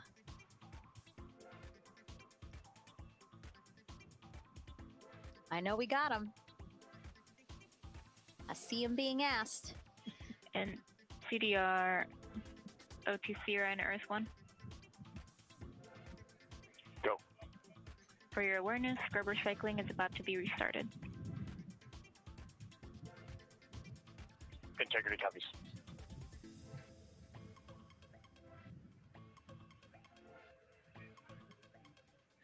All right, let's try that again. Can we get the next social question, please? What are the G-forces experienced by the Artemis astronauts during launch and reentry? Ooh, you know, these are actually pretty similar to, you know, a Dragon launch or a shuttle launch. You know, we have to accelerate to get out of the Earth's atmosphere. And then, you know, we talked about the secondary burns that they will do to get away from Earth. But, you know, for me personally, it kind of felt like we got slingshotted off the Earth is how I like to describe it. So, you know, you get set back in your seat and the G-forces are into your chest. CDR OTC Rhino Earth 1. Go ahead. When leak check complete, the cabin is going to be vented to flight pressure momentarily. Integrity copies. That's fantastic news. Yeah. Again, so the spacecraft is holding pressure as expected, and so now they will depressurize it, which will take about 6 to 8 minutes. Exciting. Yes. Yeah. Go ahead, Nicole. Like we talked about, continuing to march towards the launch. Yeah, so the G-forces are into your chest, and it's kind of a slow build, and you can get all the way up to 4.5 Gs into the chest during the launch, and often they have to back off on the thrust a little bit so that you don't get too high in the G-forces, and especially as we go through kind of max Q or that max aerodynamic force, so as they get through the thicker parts of the atmosphere. And then very similar G-forces on the way home, so slow, steady build up to about 4.5 Gs as the rocket actually decelerates. You know, you heard in one of the packages, when they come back, they're going to be going 7 miles a second. Gosh, that's and incredible. So you have to slow down somehow, and to do that, you have to actually, you know, when you brake in a car, you feel those G-forces, and so for the astronauts, it'll just be, again, into the chest based on the orientation. Great. Thank you so much for that answer, Nicole, and for that question. We're going to continue to try to take as many as possible. Again, you know how to send them to us at NASA Artemis. But now we again have another question for you, for our audience. We want to know, what part of Artemis 2 are you most excited for? Liftoff, Earth views from Orion, lunar flyby, or splashdown? Tell us again on NASA's Instagram or Twitch accounts, and we'll share your answers a little later in the broadcast. That's a tough one. I don't know what my answer would be. I know. I don't know either. I'm excited for it all, but that's a cop-out. All right, now let's head back over to Banana Creek. Again, the crowd's there, really excited. People coming from all over the country, from around the world. Why don't we get another check with Leah Martin to see who she's caught up with now? Well, Megan, we were a little while ago talking to some students from around the globe. Today, we're actually talking to some local students who are from right here, locally, Merritt Island in Titusville. We talk a lot about the Artemis generation and about the students who are going to become the next generation of dreamers, of engineers, of scientists and technologists. And I'm actually standing with a group of those students here today. Our local high school has actually implemented a really neat new program in the spirit of being able to create these pipelines for employment and engagement. Can you tell me a little bit about what Merritt Island High School is doing? Sure. Well, this is a new program, first of its kind here in Florida. And basically what we're studying is astronautics and aviation, kind of blended the two together. We have flight simulators in our lab, but students are also learning about engineering, aerospace engineering, and we're trying to make all kinds of pathways available for them, trying to give them opportunities to see which pathway they might want to be interested in. So yeah, it's just a great opportunity for them to learn about space. We just finished doing a whole model rocket build where the students took CAD software, developed their own rockets, put them together and launched them right from our school. So it's very exciting. Incredible. And then another local high school, Titusville, you guys also have a similar but slightly different program. Yes, we do space mechatronics with advanced manufacturing, preparing students to build and manufacture things to automate, do automation to build things on Mars and things like that, or locally too. Now, you told me that you're actually trying to figure out a little bit what you want to do when you're done. You're a freshman in high school. What things are you learning in your class here that are really kind of tweaking your interest in the aeronautics field? So we're building a lot of things with like metal and how we're supposed to do it on the rockets. We're also doing computer programming, which would help with NASA and like programming and coding.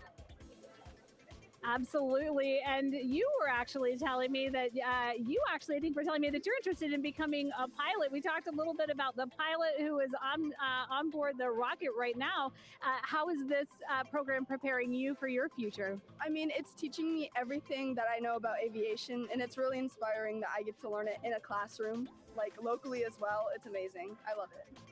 And then you were also telling me you're taking this class. What's the most interesting thing you've learned? I really like the whole design part of it, like actually like engineering, like because I want to be an engineer. Engineering the products we use when we build stuff. That's definitely my favorite part, learning how to use those kind of softwares. Absolutely. Well, Megan, when they're seasoned NASA employees, you'll be able to say that you saw them here first when they were still in high school. Back to you at the desk. I can also say that they have fans. Nicole Ayers here. As soon as that girl said that she wants to be a pilot, Nicole went, yeah, why is that something that's so thrilling for you to hear? I mean, I love when kids in high school have goals and they set their goals high and they want to go do something. You know, the kid who wanted to be an engineer or a pilot, like, I love that. You know, find something that you're passionate about, go work hard at it, and go get good at it. Yeah, and speaking of passion, I mean, we definitely have a whole bunch of people here passionate about what NASA is doing here. Again, the lawn behind us just filled with media from around the world, making sure that they can help tell our story to everyone who is interested in hearing it. So back here in Florida, of course, we have NASA leadership also keeping a close eye on launch operations. Let's go now to Jasmine Hopkins, who is standing by with Lori Glaze, Acting Associate Administrator of NASA's Exploration Systems Development. Thanks so much, Megan. Yeah, we're honored to welcome Dr. Lori Glaze to the balcony now. Lori, this is our very first time having crew on an Artemis mission. How does that feel, and how does that change our overall approach to the mission? It's a really good question, and it really came home today when we were watching the crew walk out And then we saw them get into their van and go out to the pad. And we've been watching them getting into the crew module. And so we've really put an enormous amount of rigor into assuring the safety of our crew. One of the most important things on this mission, different from Artemis 1, is we now have environmental controls and life support systems. One of the most important things we're going to do on this mission is test those out and make sure that we can keep our crew healthy and safe throughout their mission. We also on this mission have an activated launch abort system, which we had the system for Artemis 1, but it wasn't active. But we definitely had that active on this mission. We want the ability, again, if something goes wrong, to be able to have that ability to abort and get them back to the ground again, safe. Absolutely, Lori. I mean, as you're driving home, safety is paramount here at NASA, and your program is responsible for all of these Artemis elements. We have the Space Launch System, Orion, ground system. So how do you get everybody cohesively on the same page for a day like launch? And that's a great question, and it's really been wonderful to watch our teams working together. We have the ground systems, which are kind of the bookends of our mission. The ground systems help prepare us to get the rocket ready to take off. They're doing all of the loading of the tanks right now and getting the crew into Orion. And then at the back end, they'll be there to recover the crew when they land in the ocean. But they know that their job is to make sure that that rocket is ready to go and that the crew module is ready to go. And then the rocket itself, the space launch systems, they know that their job is to deliver the crew module to the right point in space so that they can conduct their mission. And then again, they have to make sure that everything is ready, that they set them on the trajectory that is going to bring them around the moon and set them up to land in the right place in the Pacific Ocean. And that's their job, and they know how important that is. And they have to work closely with Orion, which again, they also have to work with all the other teams to make sure that everything's working together. And then on top of that, our flight operations teams, all the people on the ground, they're all working together. They know this mission doesn't work unless every single part of the mission works. Right. Lori, there are so many things that have to work together today. We can't wait to see what happens next. Thank you so much for being here. It's my pleasure. Thank you. Of course. And with that, let's take it back to the countdown with NASA's Megan Cruz. Yeah, and speaking of the countdown, 1 hour, 59 minutes and counting until the opening of our 2-hour launch window at 6:24 p.m. Eastern Time. This is a shot of Jetty Park. It's a nearby popular viewing location of rocket launches, and it is so great to see how many people are here. I mean, this is a Wednesday, like people had to take time off of school and off of work, but it's something that they felt like they wanted to do, to be here. Yeah, you know, I think just based on the chatter on the airplane ride yesterday, half of my airplane ride Really? They were coming to see the launch. You know, everybody's excited and traveling from all over the world to come see this launch. And it really is a great day. We had some sprinkles here in the crowd, but for the most part, I mean, it's just a beautiful day to witness history. It is, yeah, you know, a little bit of sprinkles, but for the most part, the clouds are staying away, and you can see the blue sky behind us. So hoping for good weather in a couple hours. Absolutely. And so Dr. Lori Glaze mentioned what we learned from the Artemis 2 mission helps pave the way to sustained human presence on the lunar surface. So what are the objectives of this mission to eventually accomplish that? Let's check in with Gary in Mission Control for more. Thank you, Megan. Yes, the ascent teams are here in Mission Control Houston, working through their steps to prepare for a go for launch. Right up here on the front board, we're watching the teams in the White Room work through their checklist and closing the hatch as we verify ours, working as one NASA team. What Dr. Glaze said about working across the teams throughout the nation is true. It takes one NASA team to bring everything together and accomplish the mission objectives. The Artemis 2 is designed as the first crewed test flight of NASA's Artemis campaign, sending astronauts into lunar space to validate systems, operations, and human performance ahead of a more complex lunar landing missions. NASA has identified an extensive list of mission and flight test objectives that serve as a checklist to verify the capabilities needed to land humans on the moon. For the Artemis 2 mission, there are 5 overarching priorities that cover the mission and flight test objectives. First is, of course, the crew. As the first crewed mission inside the Orion spacecraft, this mission serves to demonstrate the capability of safely sustain the flight crew throughout the mission, including launch, the deep space component, and return. Number 2 is systems. This mission brings it all together to validate the performance of all ground and flight systems needed for a long-term lunar campaign, from launch infrastructure to spacecraft operations in deep space. Third is hardware and data. We'll be gathering performance data as much as possible over the Deep Space Network, but we also aim to retrieve onboard data and hardware after splashdown to gather additional insight and improve future Artemis missions. Fourth is emergency operations. The crew and flight control team will be testing emergency systems such as abort procedures, rescue operations, and contingency responses. During the flight, astronauts will rehearse a number of these procedures to ensure that in the event of a real emergency, the planned procedures and operations are sound. And finally, there's subsystem validation. Engineers will be verifying subsystems across the board to ensure reliability across life support, propulsion, avionics, and navigation systems aboard the Orion spacecraft. Human spaceflight is a complicated endeavor that requires precision and confidence across all disciplines.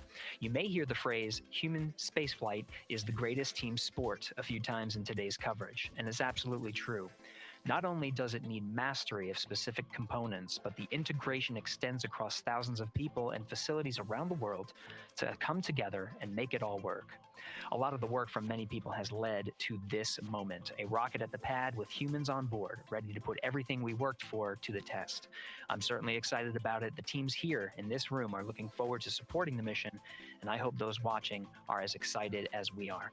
We are following the countdown here in Mission Control Houston. Everything continues to look good, now inside 2 hours from the beginning of the launch window. With that, I will send it back over to you, Megan and Nicole. Hey, Gary, thank you so much. We are getting word that the launch team is working something that we would like to give you an update on. So let's get on over to Daryl. All right, thank you, Megan. And we are live in Firing Room 1 here at the Launch Control Complex. Yes, we are currently not working any constraints with regards to the rocket or the ground systems. But the launch team has been made aware of an issue that the range is working. And currently they're monitoring that work that is going on over at the range. We understand that that issue is related to the flight termination system. Now, the flight termination system, just to give you a quick explainer, every rocket has a flight termination system. It's the system that the Eastern Range here uses in order to send a destruct signal to a rocket in case it veers off path. So it's a very critical, important safety component in terms of how the range keeps the public safe here. We understand that the flight termination system, they're working an issue. And so as they continue to work that issue, they've asked for some assistance from the launch team to help verify some of the work that they're doing on their FTS system. And this is where it gets a pretty unique situation here. The assistance they've asked for is to verify what's going on with their system. They want to check it to see that the work they're doing is okay. And in order to do that, the FTS console operator inside the firing room has been asked to help them verify it. And the way that they're going to do that, and the solution that he proposed to check and verify the system with the launch director, and she gave the approval, is to go get a piece of heritage equipment from inside the VAB that was used during the space shuttle program. And this equipment is able to receive commands by the range through the flight termination system. And so with this piece of equipment, this console operator who works FTS was granted permission to go and go over to the VAB next door and get this equipment that he's very much aware of and used during the space shuttle era. And so that is in work right now. The bottom line of all this is, at this moment, the range is no-go, but that is not stopping us from moving forward in the countdown. We can continue to process and work the countdown. The closeout crew will continue to do their work, and the launch team will continue to do their work as well. But we'll keep you updated on what happens in regards to as far as my understanding goes, a pretty unique situation here with trying to bring resolution and kind of help out the situation that we're seeing at the range right now.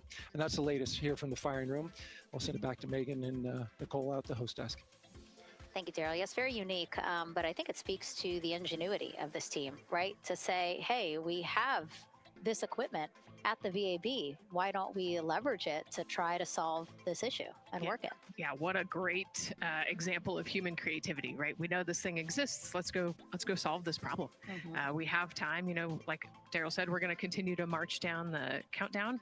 So we'll continue to get the rocket and the crew ready, but we still have that 2-hour window. So in the meantime, let's try to figure out what's happening with the range. And speaking of the range, what is the range for people who might not watch rocket launches with us often? Sure, yeah. So anytime that you launch a rocket, you have to clear the airspace, right, in the launch corridor. So where the rocket's flight path is going to go, you have to make sure that that whole airspace is cleared.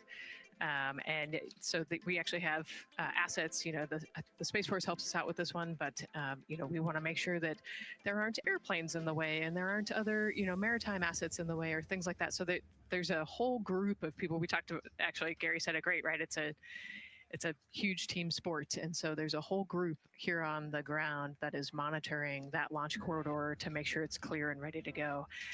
And so if they're having issues, then we definitely can't launch this rocket. We don't want to launch blind into a corridor that we can't see. Yeah, because as Daryl said, I mean, it is very important, the flight termination system, needing to activate it in case of an emergency. So yes, something that we will closely be monitoring throughout the countdown, and hopefully again won't be an issue, that they can fix this issue by going to the Heritage Hardware that's in the vehicle assembly building. Right, what a great idea.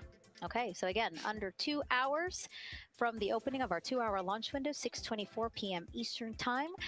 The crew, as you can see there, inside of Orion, relaxing, getting updates from the team, but also just getting in the right headspace for hopefully launch today. Let's learn a little more about each of them now. The moon, to me, it's the thing that connects me together with all the other humans in my life. I remember being a little kid lying in bed at night and just looking out at the moon in whatever phase it was in, and I was thinking, man, my friends that live like 20 miles away, they can probably look out and see that same exact moon. And then when I was in the Navy and I would look out at the moon and I'd be halfway around the planet, I would think, man, my brother can see that moon where he is and he's halfway around the planet from where I am. To me, it's a connection of life on Earth. We can all look up and see that moon, and it's always changing. The moon is never the same 2 days in a row. I love that. My name is Reed Wiseman. I'm the commander of NASA's Artemis II mission around the moon. I grew up in a little town just north of Baltimore, Maryland, about 20 miles north of the city. There was a National Guard base nearby my house, and there were A-10 aircraft that would fly over every now and then. I just would look up at them and be like, man, I want to be up there. I want to go do that. And then my brother went to the Naval Academy, and I would go every year and watch the Blue Angels fly during commencement. And that just started to grow and grow and grow. For a while, I wanted to join the Air Force, and then I realized Navy flies as well, and they fly from ships in the middle of the ocean. And that was it, like, done deal for me. That is exactly what I wanted to do for my career. Flying is freedom to me, especially when you're in a jet aircraft coming off of an aircraft carrier in the middle of the Pacific Ocean. Nearest land is over 1,500 miles away. So when you come off of that aircraft carrier, you are truly just alone with yourself out there. It is a magical experience to be out there all by yourself in an aircraft over the Pacific. Just it's free. I think anybody who accomplishes something that they set their mind out to, there's no one thing that does it for them. It's a combination of everything. I mean, the way my parents raised me, the way my brother and I, the way our relationship developed over time, my friends, being in the marching band, going to college, setting my own course, learning how to live on my own, being mentored along the way, being, kept on the path to success, but being given the freedom to, make excursions and fail every now and then and regroup and carry on. I think all those things come together in the end to get you where you are. I've had to overcome, I'm a human being. I've had to overcome a lot of fears. I'm pretty scared of heights. I joked about that on the International Space Station, but it turns out I'm only scared like at the edge of a building. When you're up on the International Space Station, even though you're 250 miles up, I never had that feeling of falling or that I was, at risk up there. I just kind of love the feeling of floating and looking down at Earth. There have been challenges all throughout my life. By far, the biggest challenge was losing my wife in 2020 to cancer and now raising two daughters who are grown up now, but that's been the biggest challenge by far I've ever had to face. It is not easy. Being an only parent, trying to work a full-time job, and raising two kids is something that I think about every single day. I'm very proud of the work I've done. I haven't always done it well, but I've always shown up and tried as hard as I possibly can. I do wonder what it's going to be like when we are really far from Earth and can see it. The sensation of being so far away from everything that you know. I had that sensation on the space station the first time I got to sit in the cupola for a really long time. So I can only imagine what that's going to be like from 200,000 plus miles away. My name is Victor Glover, and I'm the pilot for NASA's Artemis II mission around the moon.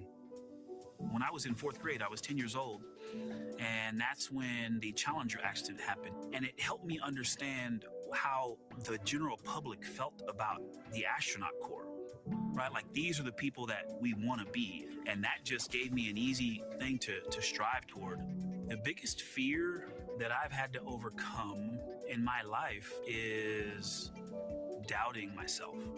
Going to college when no one in my family had gone to college was a huge risk. I had more confidence in my athletic ability than in my academic abilities. I could play football with those college students that I saw on TV, but my classmates that I saw in the lab and around the University Union, I didn't know if I had what they had.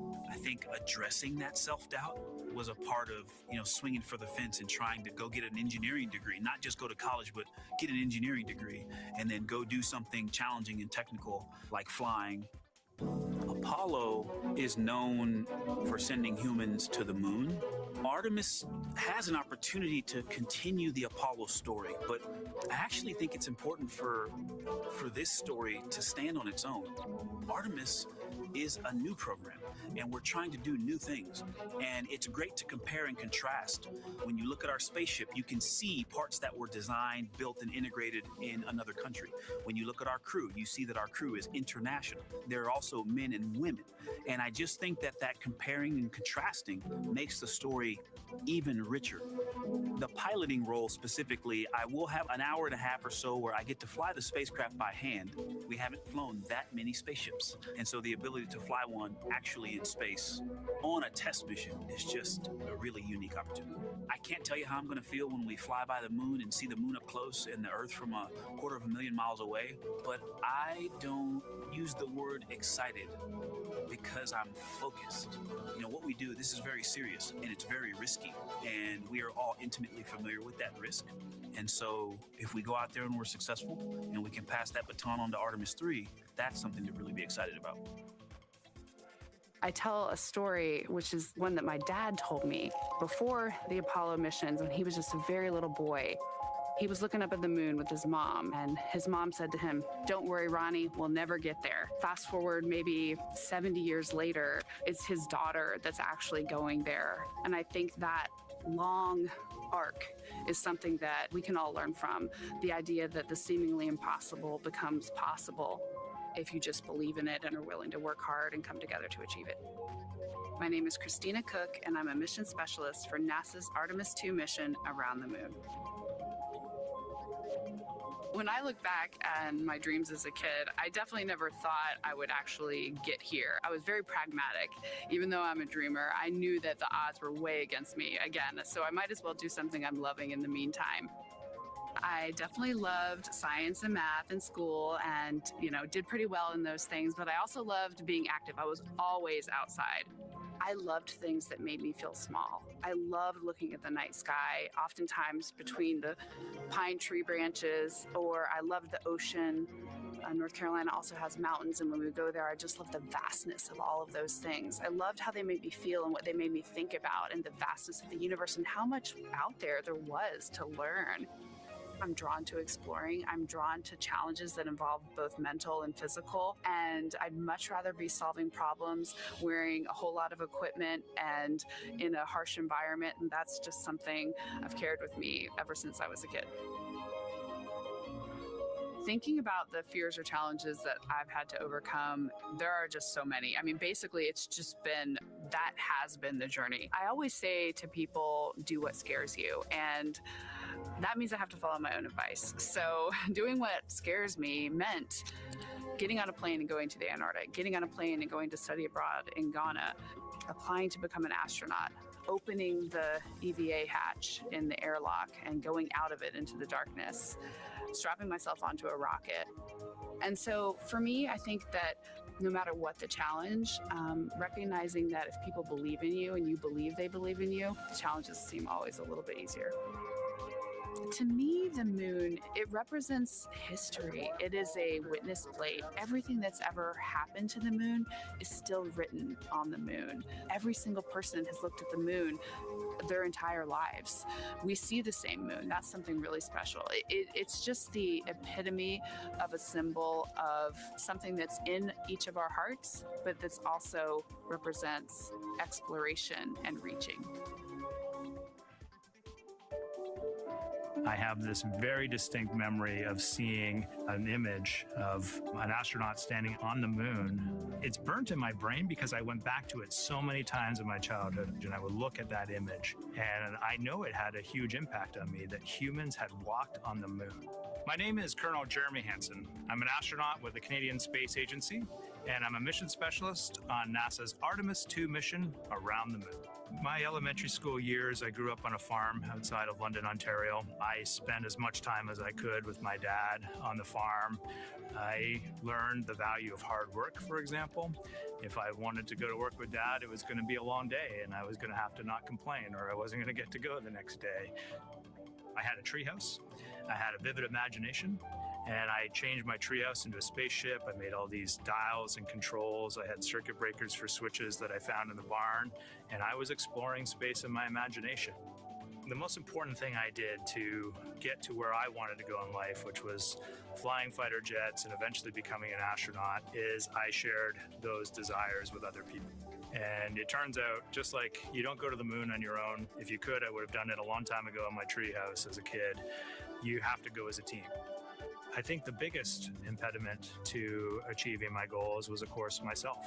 And I think that's a common human experience. There are many times where just little things would get in my way, and my immediate interpretation of that was, well, now that goal's out the window. You know, people must have lifted me back up, and somewhere in the back of my head, that persistence came through. And I think that's a common human experience, to doubt ourselves. I've come to this, I guess, realization that I believe that we all have gifts to contribute, and the goal is to figure out how to use your energy towards adding positively to humanity's existence on this planet. But I love it when humanity sets big goals, like sending humans to the surface of the moon with an eye to eventually going to Mars, because when we do that, we can bring together genius from not just even in one country, but around the world. I've also learned from my indigenous mentors that they refer to the moon as Grandmother Moon. So you've probably heard of Mother Earth. They use Grandmother Moon because Grandmother Moon is responsible for the water in their community, just like the moon moves the water around the planet, affects the tides. And I think that's a really beautiful thing for us as we go back to the moon, to think about all the different cultures around the world and how they view the moon differently. And that's really neat because we all share that same moon in the night sky.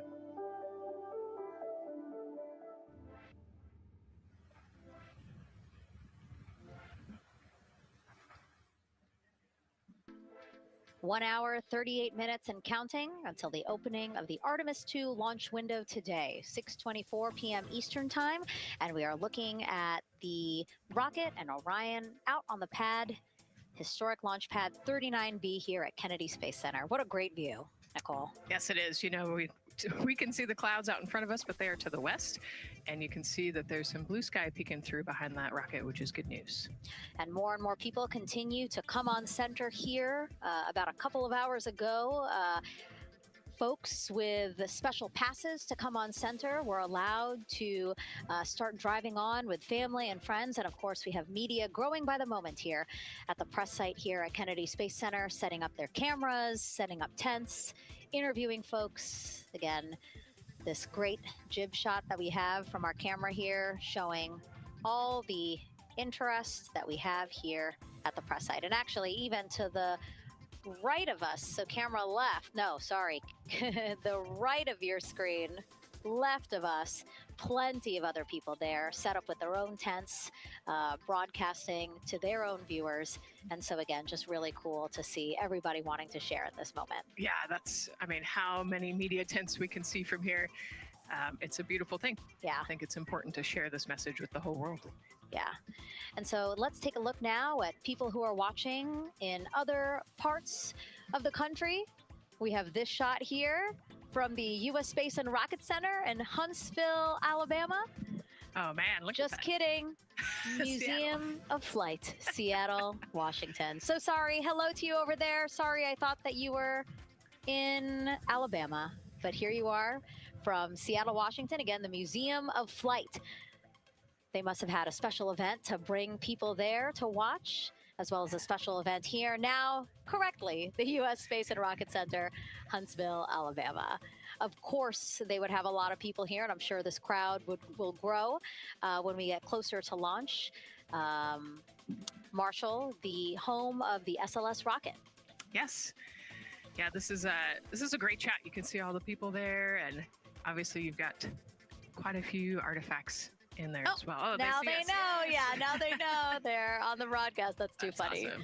Hey, listen, it's all right. We can sit. We can sit and chill until we wait for the opening of the window. No, there they are. Yeah.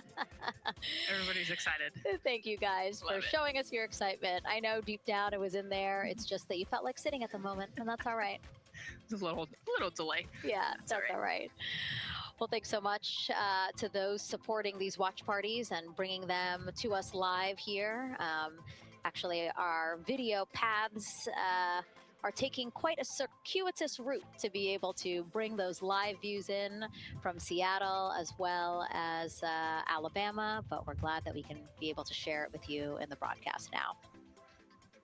And so why are we going to the moon? Why does NASA want to build a moon base there? Here's Megan Carter again with our moon board. All right, thank you, Megan. Yeah, so we are right around that hour-and-a-half mark, hopefully for that launch. It's going to be very exciting. So they are going to have a few days to be around the low Earth orbit, and then they'll be heading on to the moon. So yes, let's talk what will be happening. Why are we going to the moon? So obviously this is not going to be a landing, as we've discussed. They are going to be coming with 4,000 to 6,000 feet around the moon's surface, and this is going to connect us directly to our past. Those Apollo missions did have 6 lunar landings, and the Artemis campaign is looking to build on that past by going back to the moon, staying longer, and then going farther. So how are we going to do that, and why? We have obviously talked a little bit about that lunar South Pole, and we are focused specifically on the far side of the moon for this one for a specific reason. You might have guessed we're going to be looking for some resources, especially, and that's going to be water or water ice. That is going to be giving us some really critical pieces for future missions. And as you can see here, we have identified 9 potential landing zones. So this is going to be a critical objective for our crew. Depending on when they launch, it will determine what is going to be visible, but we do have these 9 landing zones right here around the Shackleton crater. And as you can see here, a lot of that area is deep and dark, and that is where we are going to be looking for that water ice, because that is obviously going to give us not just water to drink, but as we know, that can actually be converted into our propellant potentially, that hydrogen and oxygen. So that is going to make the moon a critical place for that moon base, because we want to think of it essentially as a backpacking trip. If you have your tent and your hiking boots and your camping stove and all your gear, you don't want to take that out and be on the trail for the first day and then try everything out. You're going to test things out a little bit closer to home before you go out on that adventure. And that kind of goes for us as well. So the moon is going to be critical for us in the future steps towards our lunar landings, and then also for going farther on to Mars in the future. It's going to set us up for that deep space exploration, and we can't wait to see what they see once they get to that flyby. But for now, we are, like I said, getting closer. So I'm going to turn it back over to you, Megan. Exciting stuff. Again, the idea of accomplishing a moon base, like as we've been saying, sometimes things just seem like science fiction, and it's amazing that we're making it science fact. Yes, yeah, we're going back. We're going to scout it out, and then on the future Artemis missions, we're going to put boots back on the moon for the first time in over half a century. But we're going to stay, and we're going to learn from the moon, and we're going to, you know, as Megan talked about, the water ice, and harness that resource, and, you know, not only learn from the moon about Earth and about the solar system, but also figure out how we get to Mars from the moon. And so what we're seeing now back inside the White Room with the closeout team, they are removing basically fixtures that protected the crew module hatch while they did work around it, right, Nicole? Yep.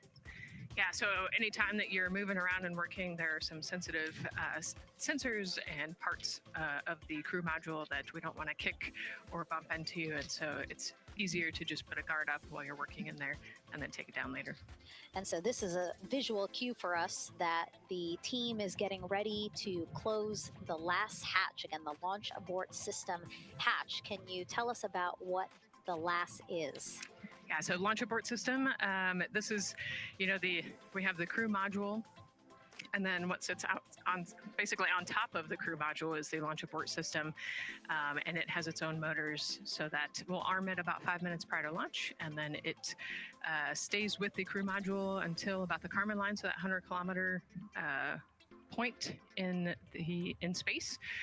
Once the crew could safely get to orbit, it will actually be jettisoned, and the crew module will then be exposed. So this is just a safety mechanism that stays on the outside of the crew module, and then as they monitor the attitude and the thrust and all sorts of the roll, all sorts of different data points to make sure the crew is safely getting to orbit. And once they are safely to orbit, then we will get rid of that launch abort system.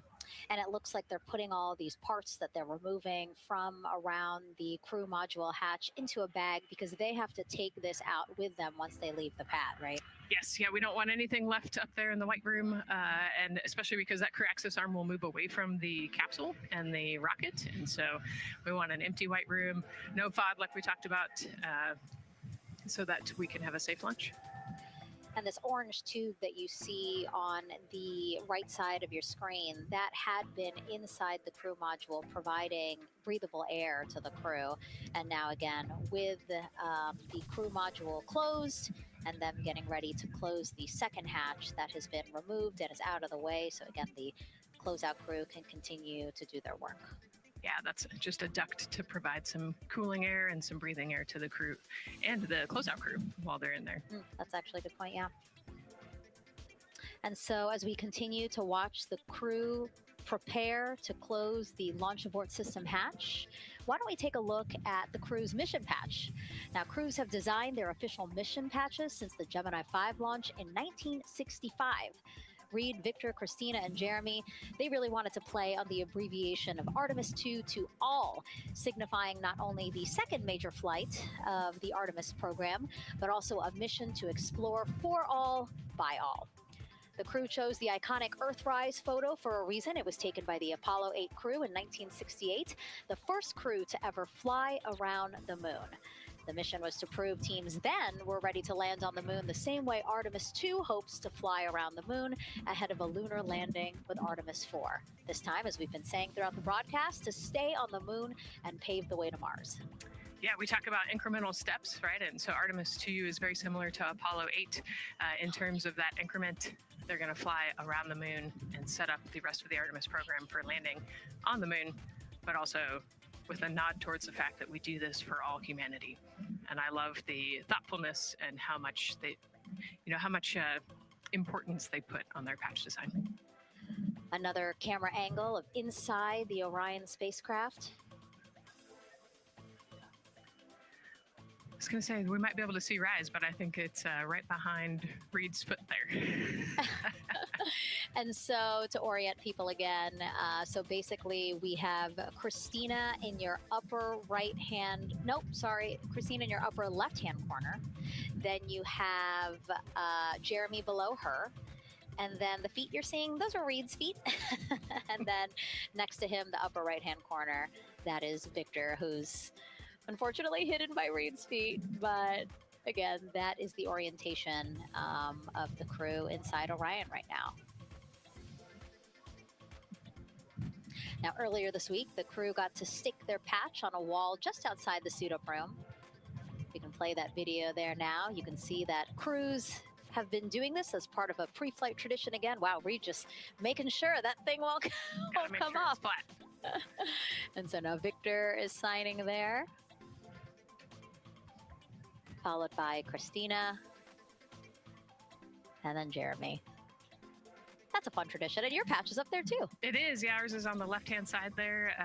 Yeah, it's a fun tradition. This is a really fun day too. You know, they did this a couple days ago, but it's just another step that makes it a little bit more real that you're going to be launching soon.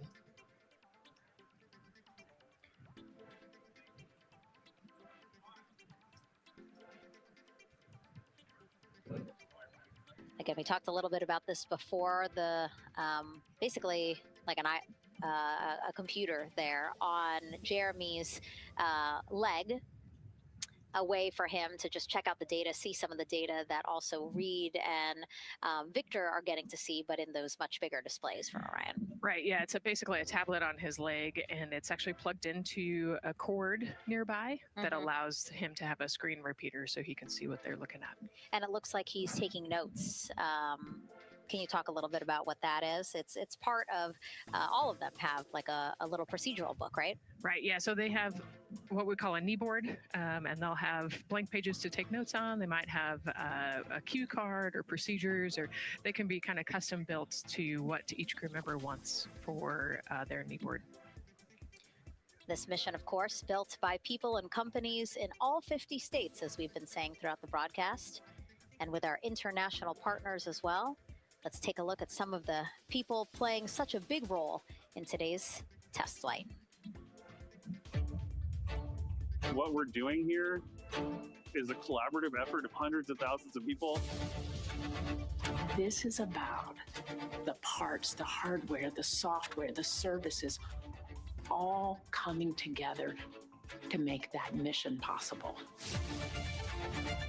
My dream for this space program is that we would not just push the boundaries, but that we push them together.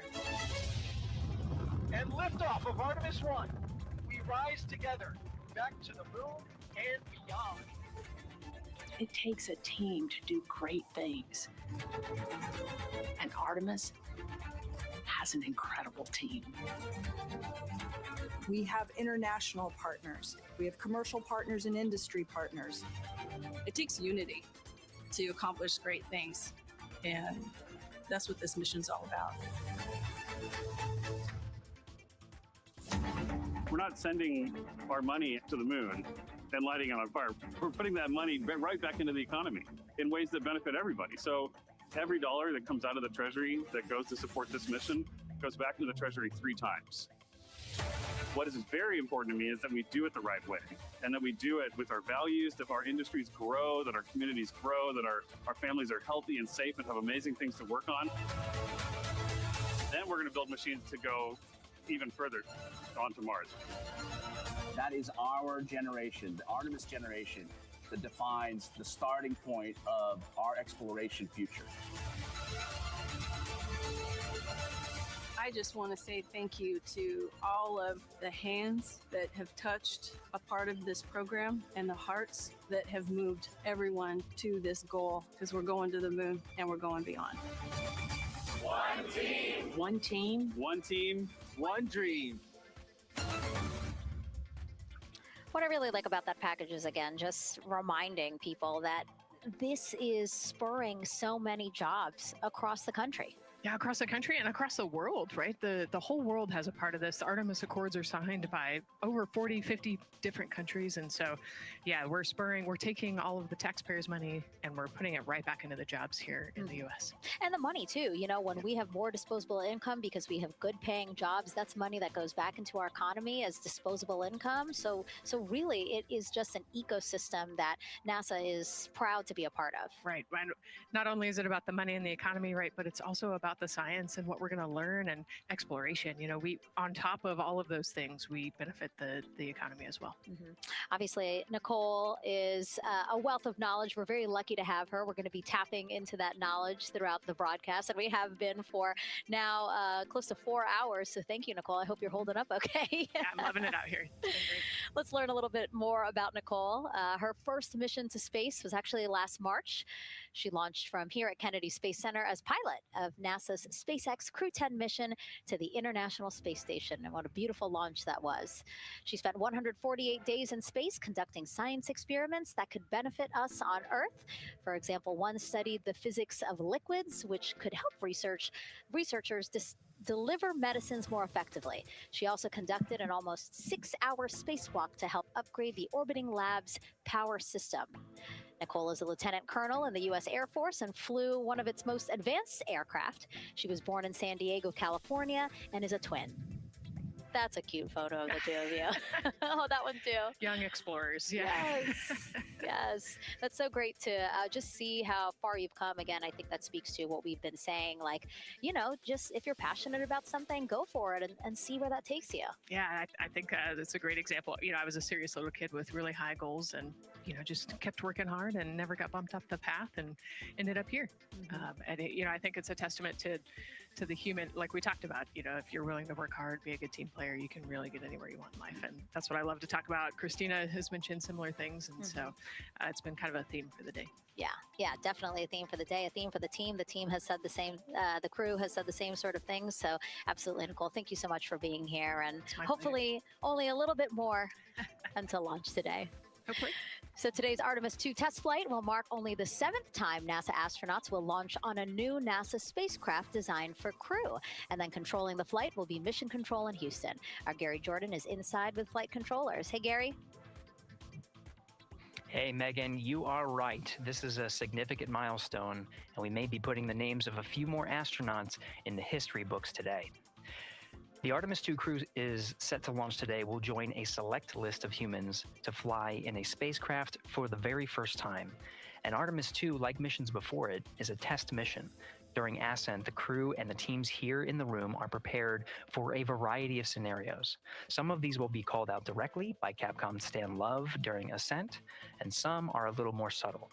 These calls can be split into 2 categories: alternate main engine cutoff or MECO targets and aborts. First, there are 2 alternate MECO targets or AMTs. These note milestones to give flight control teams and astronauts an idea of what would happen after that moment should the core stage lose one of the main engines. First is AMT low. You won't hear it called out by the crew or Capcom since this happens right at liftoff. If the core stage loses one engine at this moment, an abort once around option could be made at main engine cutoff, meaning the crew could target a splashdown in the Pacific. The second is AMT high, which will be called out by Capcom's Stan Love around 22 seconds. After this moment, if the core stage loses an engine, we can still pursue an alternate mission in low Earth orbit to accomplish some of the test objectives.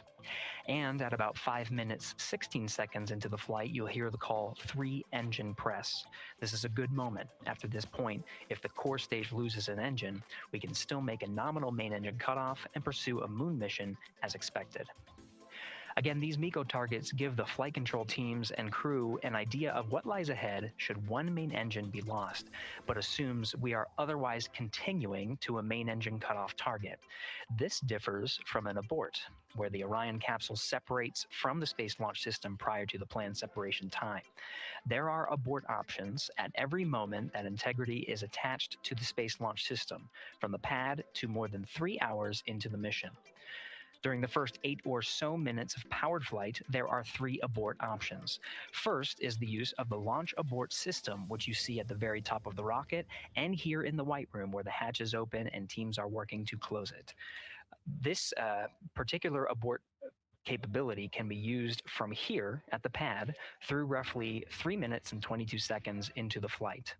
Next is an untargeted abort splashdown, or UAS.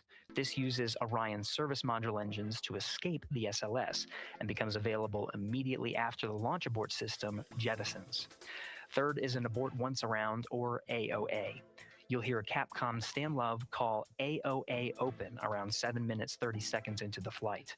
This also uses the service module engines, but the burn profile is a bit different to aim for a splashdown in the Pacific after one trip around the Earth.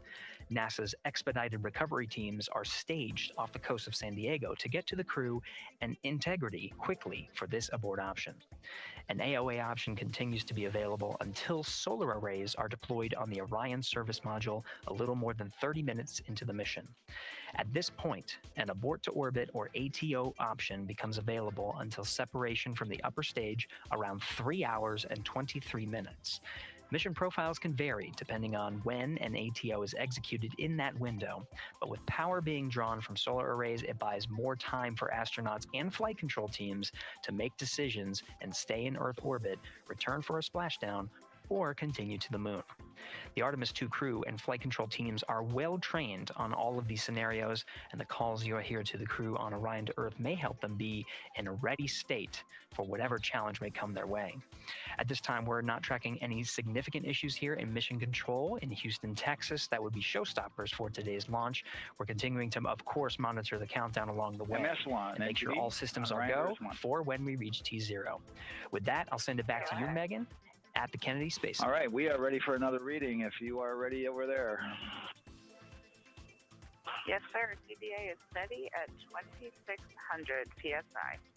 All right, copy that. And you know, the more times we ask you to do that, the closer we get to launch, so that's a good thing. Copy. You heard it there from NASA Test Director Jeff Spaulding. The more that they keep on asking her how the pressure is holding in the counterbalance assembly mechanism is a good thing, because it means we are getting closer to launch. So that's amazing news over the loops that we just heard on Orion to Earth 1. Again, that communication channel with the crew. But now I want to get back over to Daryl with the launch team. He has an update now on the flight termination system that the team was tracking. All right. Thank you very much, Megan. And we're getting an update now from the launch team as we speak.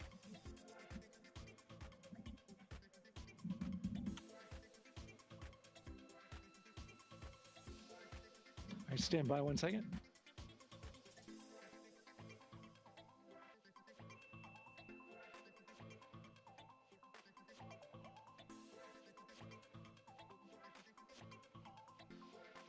Okay. Sorry about that. We're just getting an update, in fact, about what I was about to report out on the range. And the good news is the range is go. So we reported that they were working to verify their equipment regarding the FTS system. And they asked for a little of that verification work to be done by one of the FTS engineers here in the firing room. He went out to the VAB to get some legacy hardware to help out with it. But in the end, this is a fix that the range had come up with to get clearance, to clear the range rather, and to as well work the FTS system. And so now they are go. Again, the range is go. That is no longer a constraint. And so you combine that with the fact that the rocket and the ground systems here also working, no constraints, clear board here is great news. So again, the range is green, and we're continuing to work through the countdown. We got a weather update that came in to the launch director from Launch Weather Officer Mark Berger. He reported out that there's still a little bit of feisty weather activity that's happening up in the Titusville area. That's the city neighboring the Kennedy Space Center. Those showers had passed over Kennedy, and then now they're currently over in Titusville, currently still within that mile kind of constraint of flight through precipitation rule. But we're still far enough from the window that it looks like it won't be an issue. And in fact, we're seeing some good sunlight now breaking through onto the launch pad. As you can see, it's actually shining on the other side of the rocket here. But to the west, we're starting to see some of that clearing that was forecast. And so the launch weather officer held his forecast for 80% go for flight during our launch window tonight, which, as a reminder, is 6:24 p.m. Eastern Time until 8:24 p.m. Eastern Time.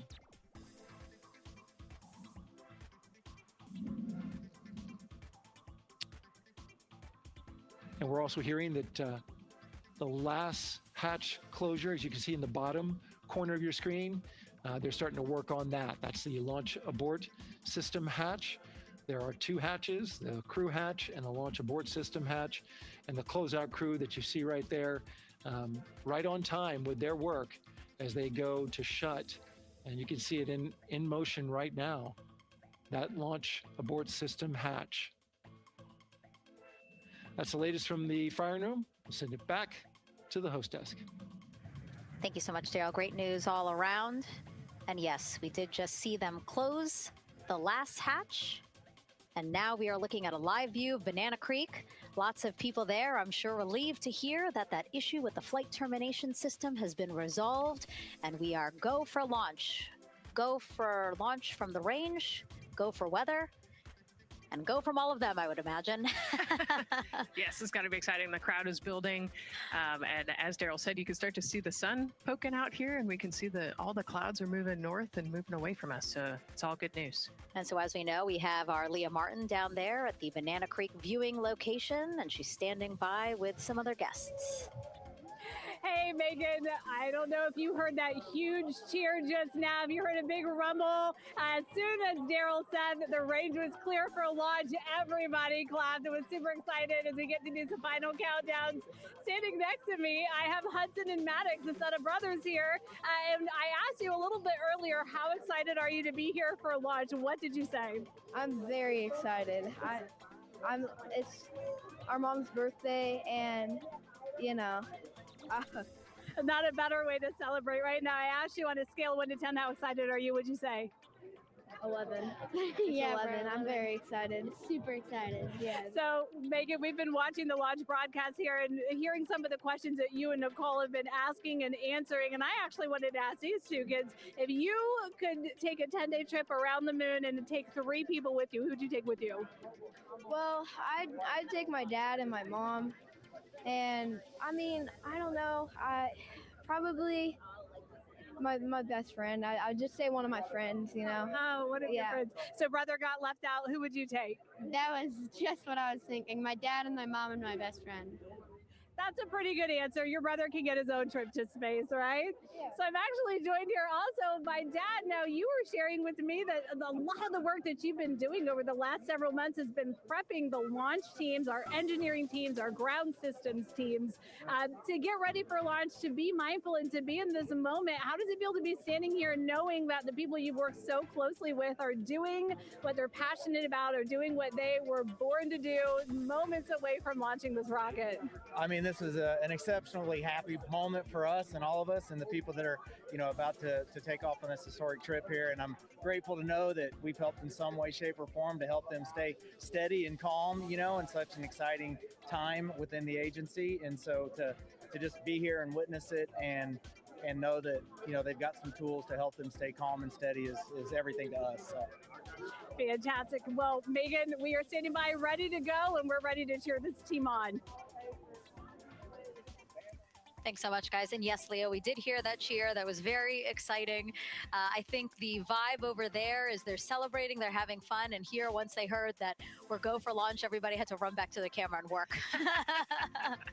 It's a little bit of a different vibe, but I definitely think that people are excited, especially as we see now live inside of the White Room at the launch pad. The closeout crew has closed the launch abort system hatch. You saw there, we took it live. Took a lot of them, I think all of them, except for one. I think it took 3 or 4 of them to push that hatch door closed. And then they felt around the perimeter of the door to make sure that everything was sitting just right. Right, yeah, we talked about how heavy the crew module hatch is. This hatch is just as heavy probably. And so, you know, they're working the closure here and working those connections. And you can see, yeah, there's still 3, 4, 5 people that we can see in the White Room. It takes a lot of people to get this these hatches closed and this rocket ready to launch. Mm-hmm. And so the next step in the countdown is that this team will start closing out the white room. So basically disconnecting things, stowing things, making sure that when they leave, there is nothing that isn't supposed to be there. And really, then at that point, it's just all four of the crew member, Victor, Reed, Christina, and Jeremy by themselves at the top of the launch pad. Yeah, and then eventually that crew access arm will move away, and then it'll really just be them up on top of that rocket. Mm-hmm. Yeah, your eyes lit up when I said that. That's exciting. It is. It is. Yeah, we had a moment, we talked a little bit about my fear of heights, but most of our crew is afraid of heights. And so there was a moment where I realized that it was just us, 100 and some odd feet up and no crew access arm, and may or may not have said something that made everybody go, huh. Were you wondering yourself, how did I get here? We're pretty far up. That crew again, bringing that drag-on camera. That camera is a handheld camera that is a live look for teams who are remotely watching these operations closely. Again, verifying that things are as they should be before the crew starts, the closeout crew starts leaving the white room. You see them checking their procedures. You can see they're covering the ends of those hoses. That's to protect those hoses from FOD. So we don't want any dirt or anything to get into those while we transport them and stow them. So you can see Andre there working to close out the hoses as well while they're cleaning up the white room. And so they'll tape that close. You just saw number five holding some tools. Again, we'll stow those away. You have to account for everything. Obviously, they did have tools out. They did have procedures, paper, notes out. Like all of that has to go. Yes, and you can even see on number 3's hat, he's got a string that's connected to his suit there. Mm-hmm. That's, again, just to make sure that we don't lose anything. If, a gust of wind or you get knocked or something, you don't want to lose a single thing in the white room. So everything is tethered, everything is accounted for, and everything is protected. The crew now, another live view of them inside Orion. Jeremy, Christina, and Reed and Victor on the right side of your screen. What do you think they're thinking right now, Nicole? Oh man, just over an hour to launch. There's probably a little bit of a lull right now, monitoring some systems, but you can see Reed's got his feet crossed. So I think just trying to relax and, pass the time by maybe thinking through the items that they're going to monitor through the launch, the different jobs that each of them have throughout the launch. And once they get to orbit, this first day on orbit is actually really busy for them. Mm-hmm. They've got, 2 burns that they have to monitor. They've got to get the system set up, and they've got to get the cabin set up. So there's a lot going on in the next 24 hours for this crew. I think they've got a couple sections where they get to take a nap, but I don't think they get a full night's rest for quite some time. So, yeah, going through what's next. And so as we say that, imagine what it would be like to live in a spacecraft for 10 days. Let's take a look at what life will be like in Orion. Artemis 2 is our first crewed mission back to the moon since the Apollo program. A lot of the focus of Artemis 2 is really checking out systems to be sure that we're ready and well positioned for continued human exploration. My name is Susan Baggerman, and I'm the Chief Health and Performance Officer for the Orion program and the Artemis 2 mission. And this is 10 Days in Orion.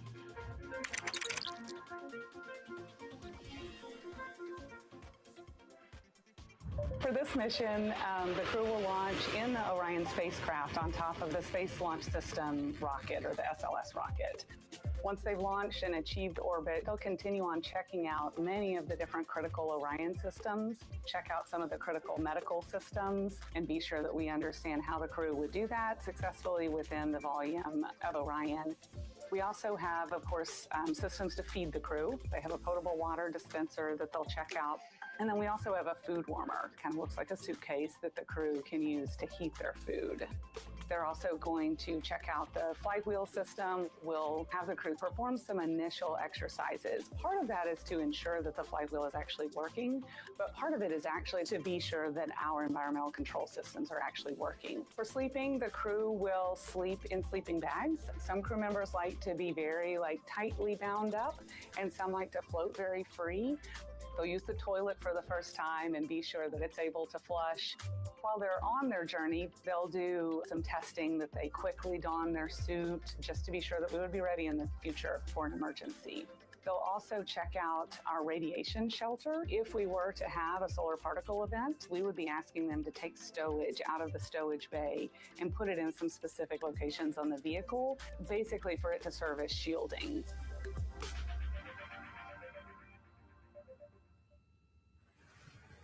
And so I want to talk a little bit more about what we just heard in that package. I am interested in the space food. So Reed, Victor, Christina, and Jeremy have a pretty big menu to choose from, so that's really cool. We're actually going to pull up a graphic now that kind of shows you some of the food that they're going to have with them on their 10-day journey around the moon. We know of more than 10 types of beverages. There's coffee, a mango peach smoothie, apple cider, lemonade. So those all sound delicious. And now I've just remembered I haven't eaten lunch. It's actually not too bad. I actually have a mango peach smoothie with me today. No way. Yeah. So you can see they come in these little packets here, but it's just kind of a dried powder that you add water to. So this would actually, you'd add 175 milliliters of water and let it sit for 2 to 5 minutes, and then you can stick a straw in it. You saw in that package they put a straw on the top septum portion there, and then you can drink it. And so this is the packaging. This is food that you brought up with you, or that you had while you were at the ISS. Yes. Yeah, actually, this is all food that we have available to us on the standard, what we call the standard menu on the space station. And so actually the graphic there showed quite a bit of the standard menu that they're going to take with them. So yeah, let's pull space it back food up, is space actually. food. Yeah, we can use the food that we have been using. You know, our food lab at Johnson Space Center actually creates that food, and then they stabilize it and they package it for us and everything. So they do a really wonderful job out there. We've got different types of food. You know, you can see I've got this is a soup, tomato basil soup. So thermal stabilized, it's already hydrated. So you just throw it in that food warmer that we talked about, and then you can eat it. But then we also I have some shrimp cocktail here that's, you know, irradiated. So it's in a package that protects it. I'll show you. I've got a brownie too. That's probably my favorite one. But are we eating it? We might, if you're. Yes. Look, see, they want us to eat. I don't know what happened, but it worked out. Yeah. Is what we were saying here. So it's in an outer package to help protect it against, you know, radiation, and then it's in this inner package. And so this cosmic brownie, actually, the trick, Anne McLean, my crewmate, taught me. The trick is you got to put this in the food warmer and get it nice and warm, and then you can get it. But so what we do is we just take scissors and you open it up, and then it comes right out. So these brownies are nice because they don't have a ton of crumbs, and so you can actually just eat it pretty easily in space. You know, if you imagine, that would not happen in space. It would, it would not fall. But yeah, so we've got all sorts of things that you can actually eat. The menu's pretty good and pretty diverse on the space station. And then, as you saw, pretty diverse for Orion. Nice. Yeah, that's amazing. And again, here's a look at the crowd that's starting to continue to grow here as we get closer and closer to launch. We are now under an hour from the opening of our 2-hour launch window at 6:24 p.m. Eastern Time. And so let's take some questions from social media. We haven't taken some of those for a while. You put that brownie away, Nicole, or I'm going to steal it. Nicole, we have another celebrity who submitted a question. Let's take a look. Okay. A quick question for the Artemis crew. What food from Earth would you bring with you into space? And why would it be lasagna? Because that's the greatest food. Again, not really a question. Yeah. Because he was like, it's lasagna. It's got to be lasagna. You know, there is lasagna on space station, and it wasn't too bad. Probably not my favorite food of all, but yeah, lasagna's not a bad option. It's a high-calorie meal. If you're trying to, you know, carb load for a spacewalk or something, it's a great option. Yeah, I remember Christina saying that her favorite food on the menu, and actually, she was saying that she was getting in trouble because people kept on saying, you can't eat mac and cheese every day, Christina. You know, we mentioned the mac and cheese and brisket earlier. Man, I would put those two on a tortilla. That would be great. That sounds delicious, delicious. Well, thank you so much, everyone, for sending in those questions. For everyone from a 5-year-old that we got a question from to all the way to Roy Woods Jr. there, a comedian. So thank you so much. And if you're just joining us, welcome to the Space Coast of Florida, where we are counting down to liftoff of Artemis 2. You see a beautiful aerial shot there of our rocket on the pad. For the first time in more than 50 years, we are sending humans to fly around the moon and back, and we're taking you all of you with us on this next chapter of human spaceflight. I'm NASA's Megan Cruz, and this is NASA astronaut Nicole Ayers. Great to have you here, Nicole. Yes, this has been a beautiful day. Excited. We're continuing to march towards this launch. Yeah, and if all goes as planned, this crew could travel farther from Earth than any other humans before them and see parts of the moon no one has ever laid eyes on. How exciting. Yes. Exciting is an understatement, I think. That's true. We're going to see the far side of the moon for the first time by humans in a long time. It's important. And as the crowd again builds behind us, more activity that you're seeing here at the Kennedy Space Center press site. We also have a ton of people gathering around the world to watch this history-making moment. So let's take a look at those watch parties now. Oh. That crowd has grown. We checked them probably like 30 minutes ago, and it was half that. But again, as we get closer and closer to launch, we are seeing more and more people gather together, wanting to experience this together and not just in a vacuum at home, you know? Yes, this is so exciting. Look at all of those people. Man. And now here we are back in Seattle, the Museum of Flight. Again, people gathered there to show their kid. We see someone walking in the second row there. His first crewed launch to the moon. How exciting. That is exciting. Hello, everyone. Woo. Oh, that's so great. And now let's get you up to speed on what's happened so far. Again, we are now within an hour of the opening of our launch window. So what has been happening so far today? Well, a lot. After waking up and grabbing a bite to eat, our Artemis 2 crew suited up inside the historic crew quarters, a tradition that dates back decades. Teams helped them into their custom Orion crew survival suits, and just like other crews before them, they gathered around the table for a card game to pass the time, but to also burn off any lingering bad luck before they walked in the footsteps of every NASA astronaut launching from Kennedy Space Center since Apollo 7 in 1968. They walked outside the Neil Armstrong Operations and Checkout Building to greet a crowd of family, friends, supporters before getting into their Astrovan for their security-escorted ride out to historic Launch Complex 39B. They got a close-up look at the SLS rocket, then walked across the crew access arm and climbed one by one inside their Orion spacecraft. After that, teams conducted final checks with the crew before closing both hatches, the crew module hatch, as well as what you're seeing there, the launch abort system hatch. And now we are back live at the pad where the closeout crew is getting ready to leave the White Room.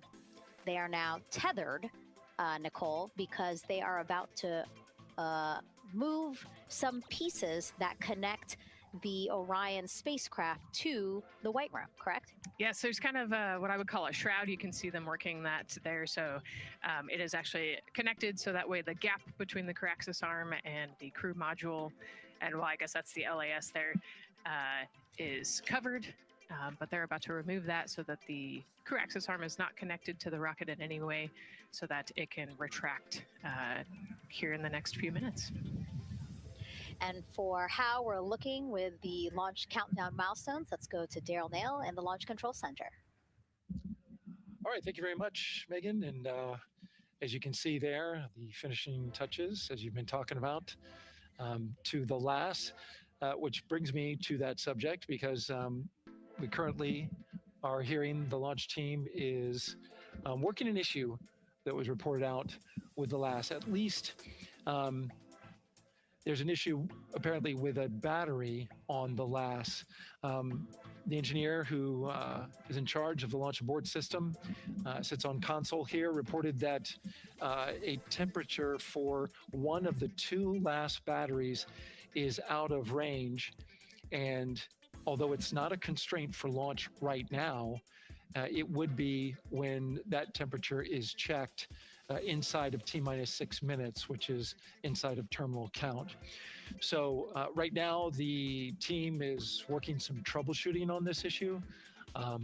Going to follow, of course, along closely with what they learn. But again, a battery temp for one of the 2 batteries on the LAS is out of spec, and the team is working to understand, first of all, whether or not this may be a sensor issue, or is there an issue with the battery itself. So again, looking into it, troubleshooting and researching as we speak. With regards to the weather, we did get some good news there. Launch Weather Officer Mark Berger reporting to the launch director that the weather chances have now improved for the window. We are up to 90% go, which is great news. Again, 90% go. That is up from the 80% that we started when we had the first weather forecast come out officially 3 days ago. And so that is great. And for anybody who's here in the launch area knows that is certainly viewable. They can see that by just looking up.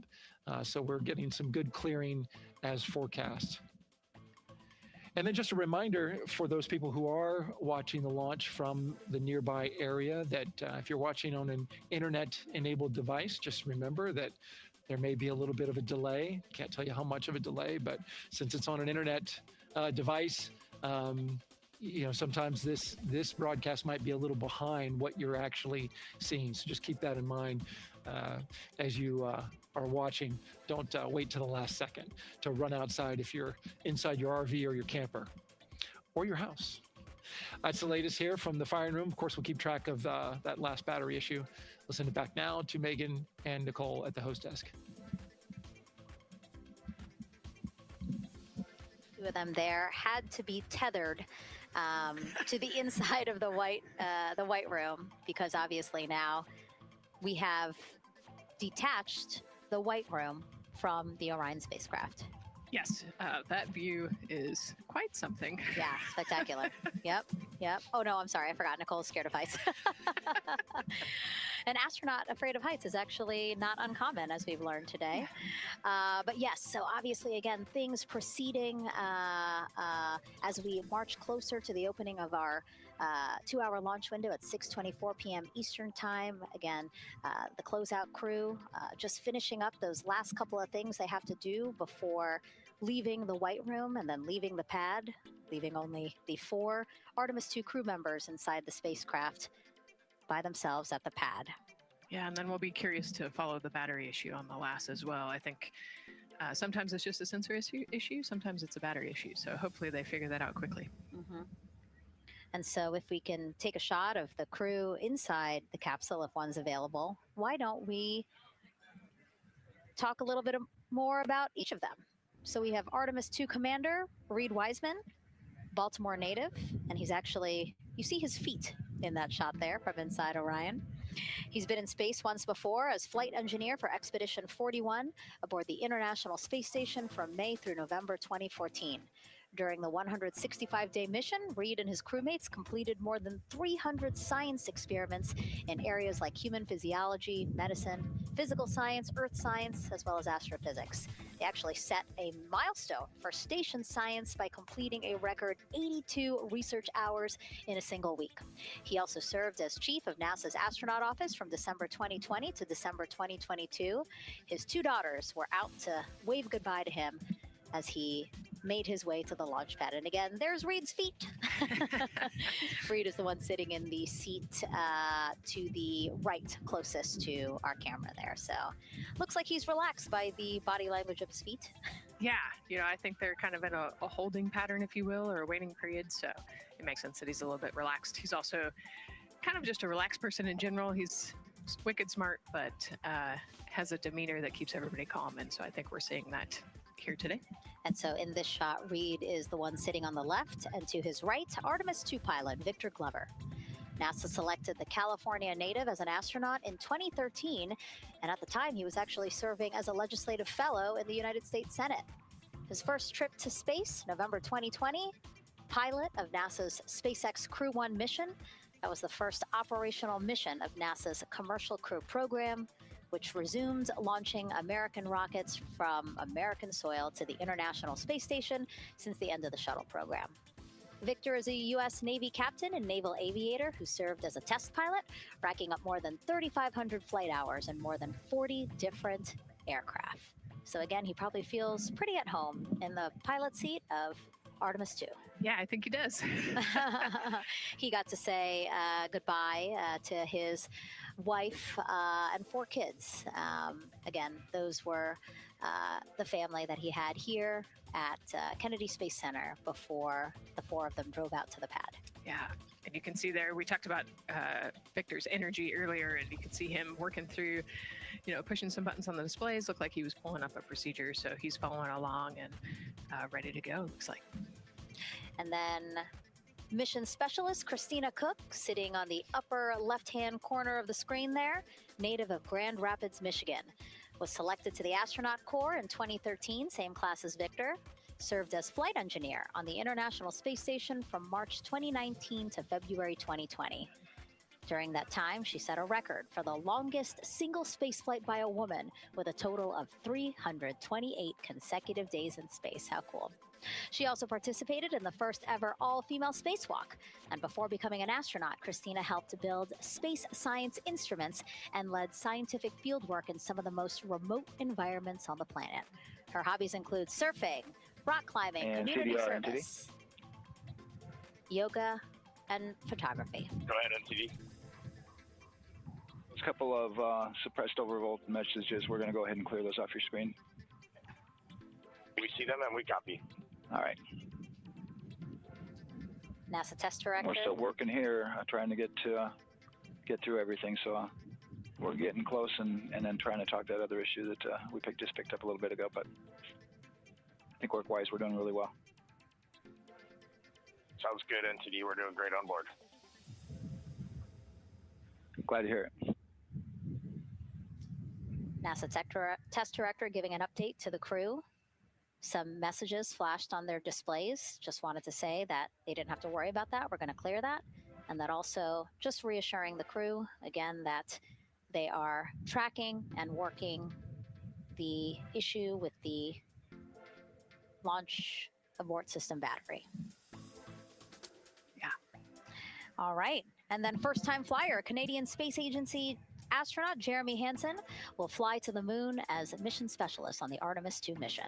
The London, Ontario native selected as an astronaut in 2009. After that, he worked as Capcom at NASA's Mission Control Center in Houston. Capcom stands for Capsule Communicator and is the sole direct voice communicating with astronauts while in space. Jeremy also participated in training exercises, really cool ones like living on the ocean floor off the coast of Florida to simulate deep space exploration for a week. In 2017, he became the first Canadian to lead a NASA astronaut class. He also enjoys getting out on a sailboat, rock climbing, and mountain biking. He has a wife and 3 children. And he's the one that you see bottom left-hand corner of your screen. I know, I'm trying to see what he's doing there. Christina's looking too. And so there is your Artemis 2 crew inside the Orion spacecraft. And this is actually the 7th time NASA astronauts will launch on a new NASA spacecraft designed for crew. And if you're wondering about the first 6 crewed test flights, here they are.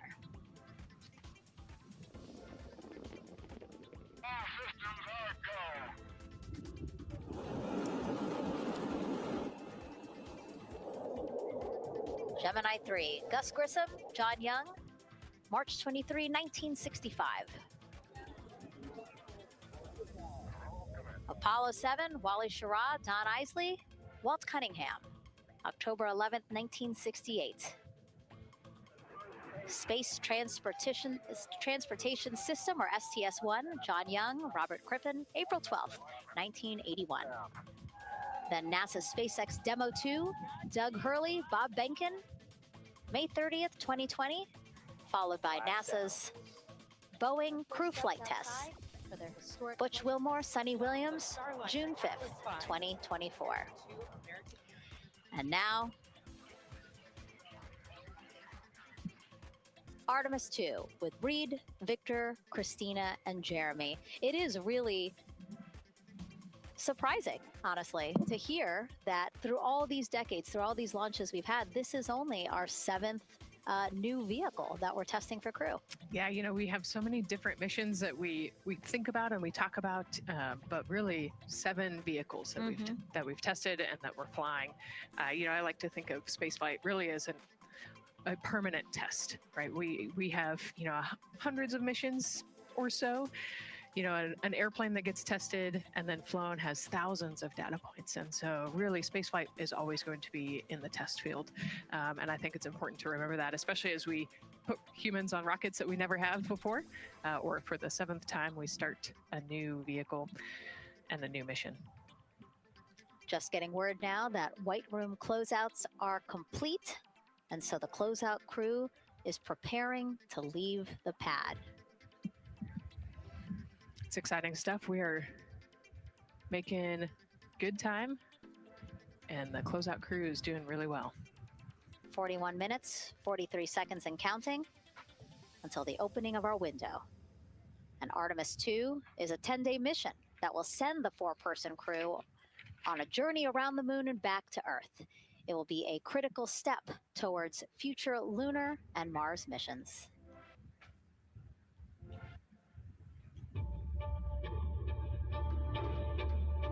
We're going back to the moon because it's the next step in our journey to Mars.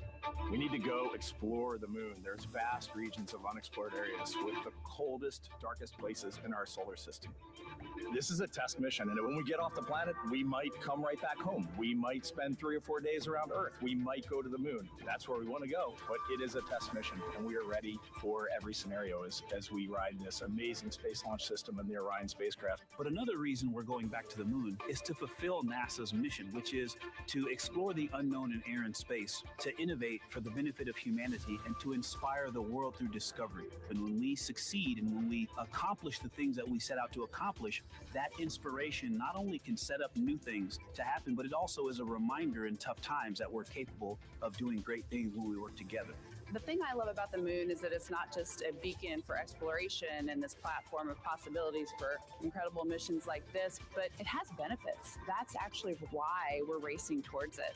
Those benefits are really wide in nature. You have everything from innovation, technology development, not only for future missions going deeper into the solar system, but technologies that come back to Earth. You have inspiration, a whole generation of people starting this pipeline of STEM workers and manufacturers and operators that are excited to see what you can do when you work hard and you come together as a team.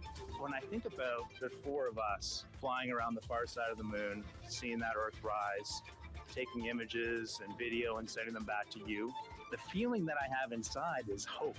We know that Artemis 2 is not the solution for humanity on planet Earth, but it is a contribution in the positive column. We hope that just for a moment that people will pause and say, wow, it's extraordinary when you look back upon the Earth with over 8 billion people, and you see this concrete example of what humanity can do, this extraordinary thing when we set big goals and CDR NTD to achieve.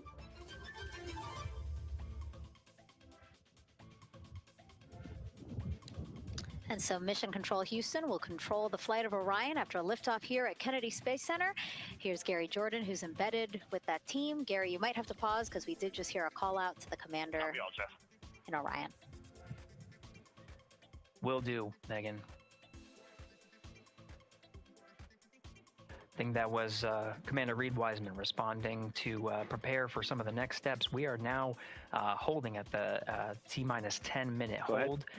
Expected a 30-minute hold. So we are well on the countdown. We are well on the timeline to meet this L- time and launch towards the beginning of the window, but continuing to track progress along the way. Again, I'm here with the Artemis 2 flight control teams in Mission Control Houston. The team in the room behind me has been monitoring the countdown and verifying their own mission-specific launch criteria of the Space Launch System, the Orion spacecraft integrity, and its crew.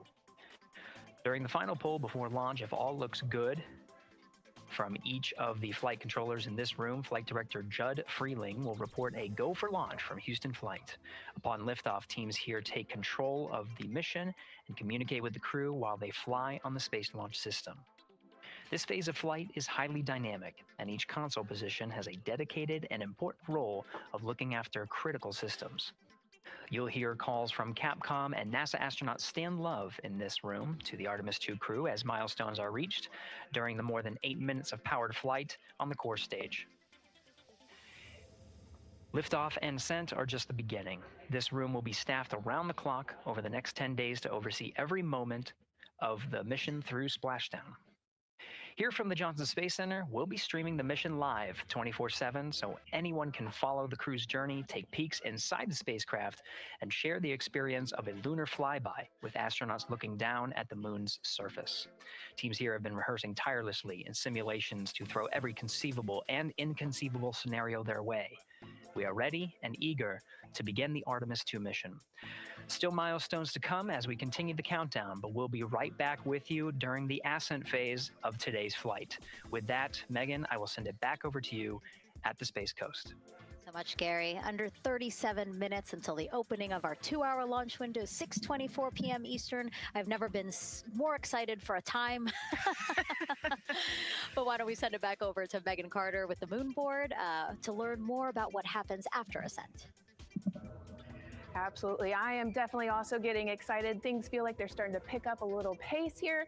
A lot is about to happen within the first 10 minutes of launch, but what happens after those first 10 minutes? Let me take you over here to my mission map so we can kind of jump ahead and let me explain a few things. So, our main engine cutoff is going to stand for MECO, and that is essentially where the rocket's job is done, and it is then going to turn the propulsion duties over to our ICPS. That stands for Interim Cryogenic Propulsion Stage.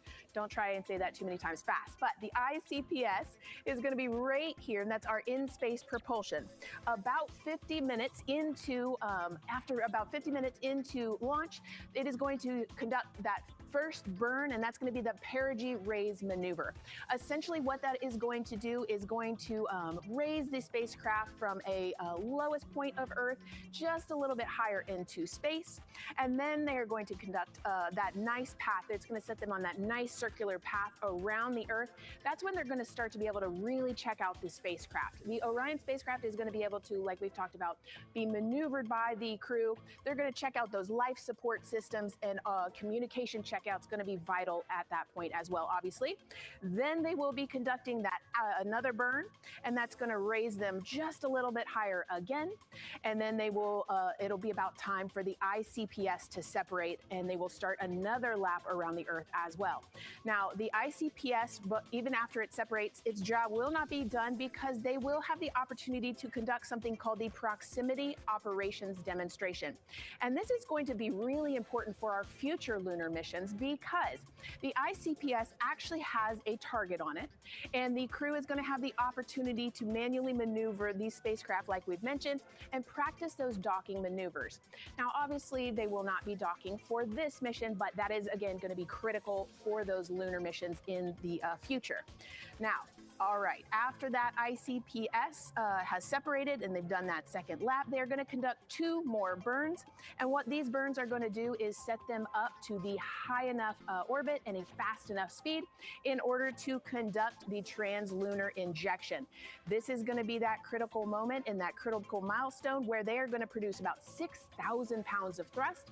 And this is that point that is going to take them out of low Earth orbit into deep space, and it's going to set them on that nice path towards that lunar flyby. And I know we have talked a little bit about why this could be a record-breaking flyby and journey to the moon. And with that, I'm going to turn it back over to Megan so she can tell us just why. Yeah, she's talking about the distance record set by the Apollo 13 astronauts in 1970.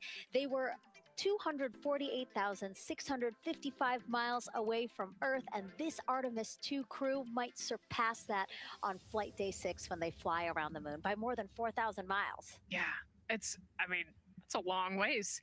It's tough to fathom 250,000 miles from Earth, right? I mean, space, the space station is only 250 miles. And so we're going, I don't want to do the public math, but we're going much further than that. But it's important, right? Because we want to get back to the moon. We want to see the surface. We want to see the far side of the moon. And the way we do that is by breaking distance records. Yeah, and the exact distance record depends on exactly when they launch, like the time, the day. So we'll learn more as we go into this 10-day mission with the Artemis 2 crew. But here we are, 32 minutes, 50 seconds and counting from the opening of our launch window. Feels really, really surreal here as more and more people come to gather on the press site lawn here at Kennedy Space Center.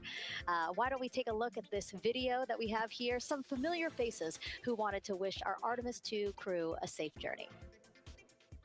Reed, Victor, Christina, and Jeremy, you are the real deal. You're flying to the moon for all of us, and we are in awe. You're the true heroes. You are not just astronauts. You are pioneers, venturing deeper into the unknown. But you are not alone. We will be all cheering you on from planet Earth. Hey, I'm Victor Wembanyama, and I play basketball in the NBA. But I'm not only interested in shooting hoops. I'm also interested in shooting stars, dark matter, and all other types of astronomical phenomenon. And to the Artemis 2 astronauts who are shooting for the moon, I wish them good luck and Godspeed. Hi everybody, I'm Ryan Gosling and I play a biologist who goes to space to save the planet in the film Project Hail Mary. But the Artemis 2 astronauts are going to space for real, and they will travel farther from Earth than any humans in history. Sending all our best wishes to the Artemis 2 crew. I just want to say how proud I am of each of you and how inspired you make me. But it's not just about me. Your mission is going to inspire future generations of scientists, engineers, athletes, and dreamers to do something that they never thought possible. Hey, it's Roy Wood Jr., and I want to wish the Artemis 2 crew a happy and safe journey to the moon, well, around the moon. To go around, I know what you're doing. You got to look for a parking space. This is to go around the moon, make sure it's somewhere to park, and then you park journey. Good luck.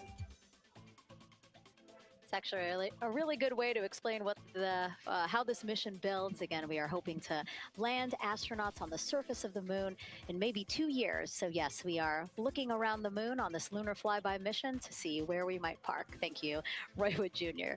Okay, and as we look at this live view of the rocket on the pad, there is a spectacular place here at Kennedy Space Center to watch launch from, and that's the Banana Creek viewing area. Why don't we go back there where the crowd is excited, and Leah has the best assignment ever talking to people who are super excited about being here for Artemis 2.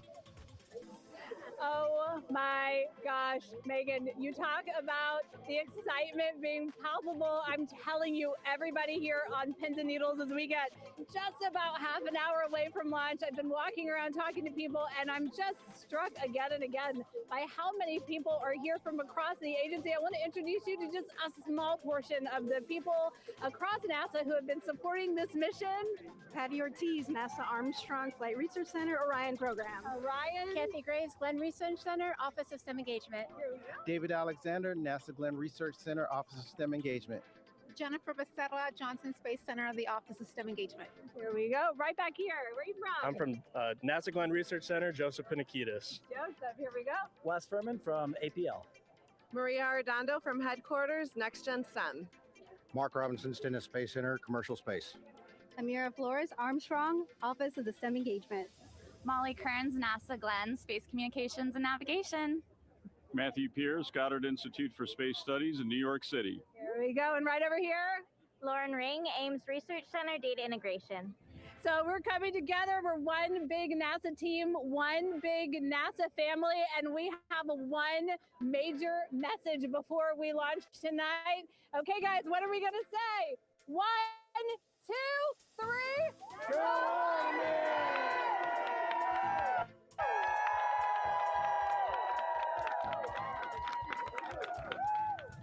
Oh my gosh, that made me so emotional. That was so inspiring to see. I mean, wow, yeah, that was great.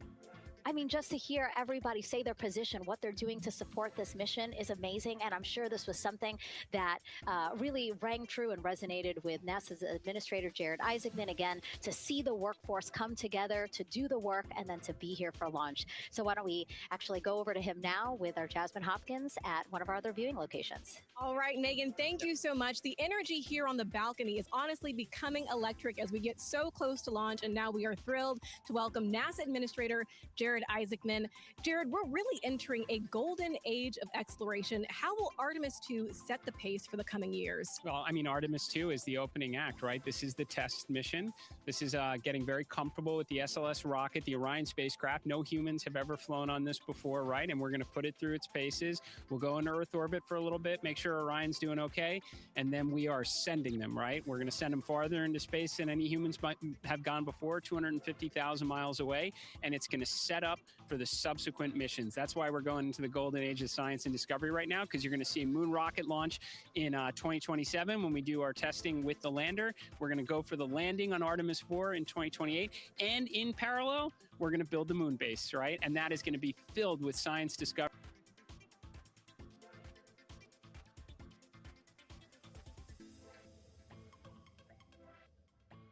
Artemis 3 and 4, but first is Artemis 2. What will be our single greatest takeaway from this mission?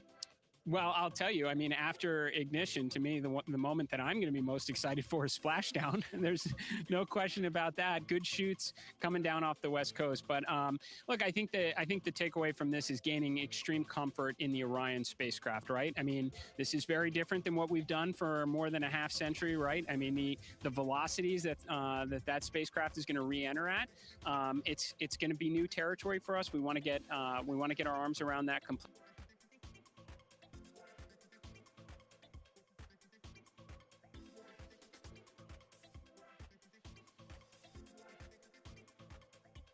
Here, bring our crew back, learn as much as we can from the vehicle, set up for Artemis 3 in 2027. Right. And Administrator, we've actually had a pretty young audience today here, some kids running around the balcony. How do you hope Artemis 2 inspires that next generation? You know,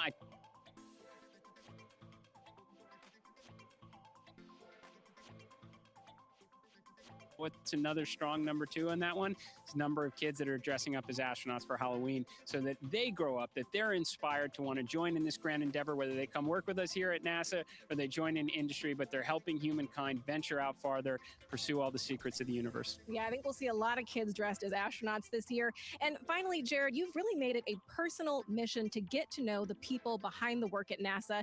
Do you have any final thoughts, any final words before today's history-making launch? Yeah, well, one, I want to express a lot of appreciation. I'll tell you what, the 4 astronauts on top of Artemis 2 know this. It takes an army to pull a mission together like this, right? Across all 10 of our centers, all of our commercial partners, the international partners that come together to make this possible. My sincere appreciation for everyone who is currently working the mission.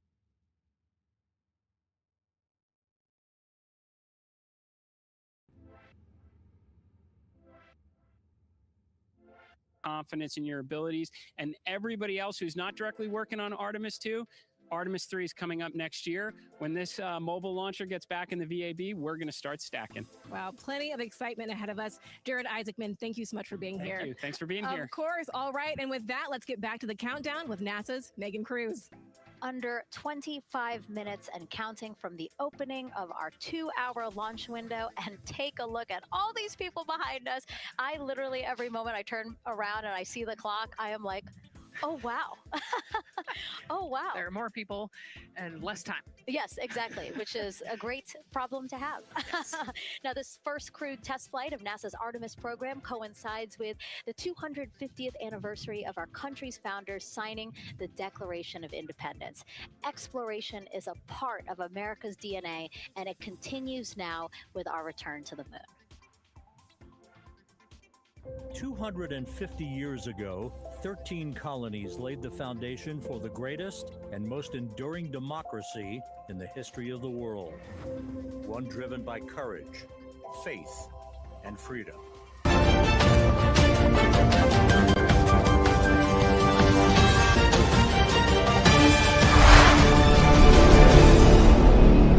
conquered vast frontiers, invented tools that shaped a modern world. We found light in the dark, and we rose from the earth. Faster, higher, farther. We pushed beyond the sky and into the Bom, muito bem, 19 horas chegando por aqui. 19 horas e 1 minutinho. Os britânicos. Estamos desde 4 horas da tarde, né? Você que está chegando agora vai acompanhar às 19h25 minutinhos, está programado ali, então. Vamos lá, vamos tirar um pouquinho aqui. O som lá da transmissão da NASA, há menos de 23 minutos aí, então, para o lançamento do foguete, que vai aí, segundo o Artemis 2, né, o primeiro sobrevoo lunar tripulado do programa Um Passo Fundamental rumo ao retorno ao longo prazo da Lua e a futuras missões a Marte. Olha aí, ó. Então está programado. Vamos colocar aqui, Joãozinho. Você que vai chegar aí agora, né? São 19h02, nos ajude a ajudar o Brasil, curte, compartilhe, se inscreva no canal e acione o sininho das notificações aí. Muito bem. Lembrando, ó, e estamos ali com imagens ao fundo da sede da NASA, no lançamento da missão Artemis 2, a Lua, o foguete que vai hoje, então, sobrevoar, né? Vai fazer o sobrevoo aí, lunar, tripulado. Eles mandaram o primeiro, que não tinha tripulação. Agora esse segundo com tripulação, para chegar no terceiro, então, e pousar e fazer os estudos aí todos que precisam ser feitos, né? Que bacana, né? Então, eu, inclusive, separei algumas coisinhas aqui. Então, é isso aí, né? É o primeiro sobrevoo lunar tripulado do programa Um Passo Fundamental rumo ao retorno a longo prazo aí, né? Da visitação à Lua e a futuras missões a Marte. Aí, ó, o homem tentando novamente, a NASA, através da NASA aí. A gente até brinca, né? O brasileiro tem que ir para a NASA, tem que ser feito um estudo na NASA. A gente brinca muito, né? Disso. E aí a gente sabe que é um grande centro científico do mundo, né? A NASA. Então, estamos aqui, pessoal, tá? Depois eu tenho algumas atualizações para fazer, tá? Atualizações políticas. Tem muita gente... O YouTube está daquele jeito, né? Não está entregando o nosso conteúdo, infelizmente. Eu não sei o que a gente fez.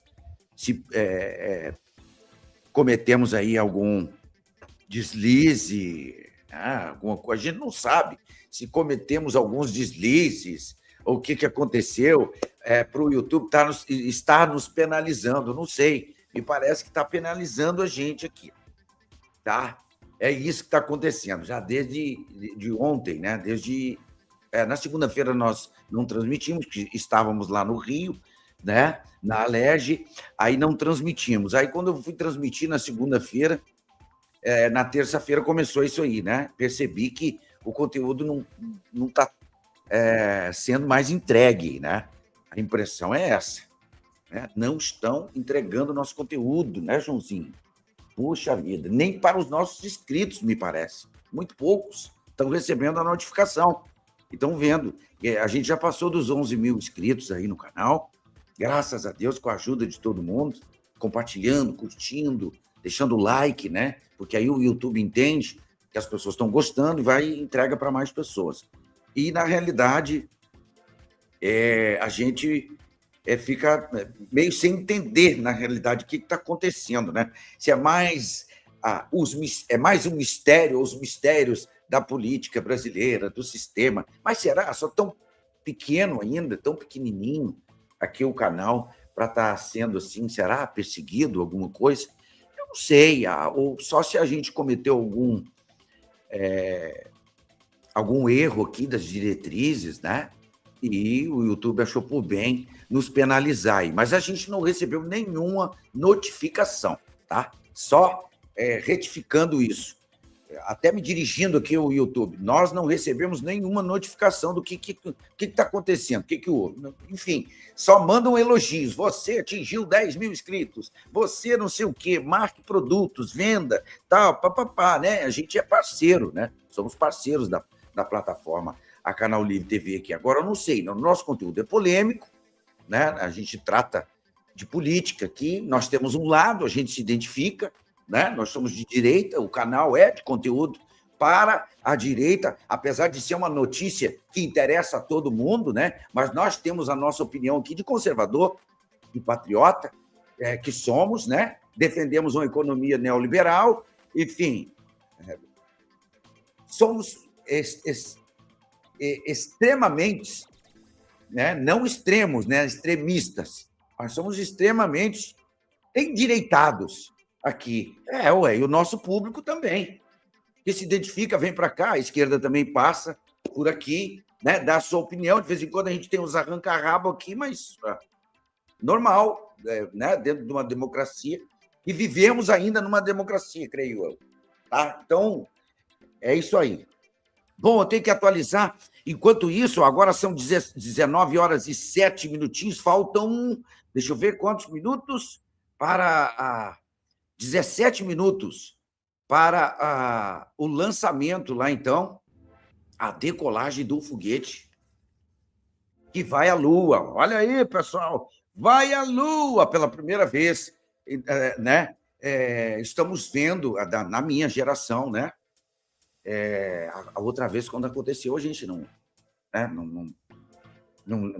lembra direito, só outras gerações aí mais antigas, né, do que a gente vai lembrar quando os americanos estiveram, né, enfim, na Lua. E agora mais essa ação aí da NASA, então, anunciando para hoje, para daqui um pouquinho, o lançamento do foguete aí, que vai em direção à Lua. Rapaz, tá aqui, ó. Para você que está chegando agora, ó, é o Artemis 2, né?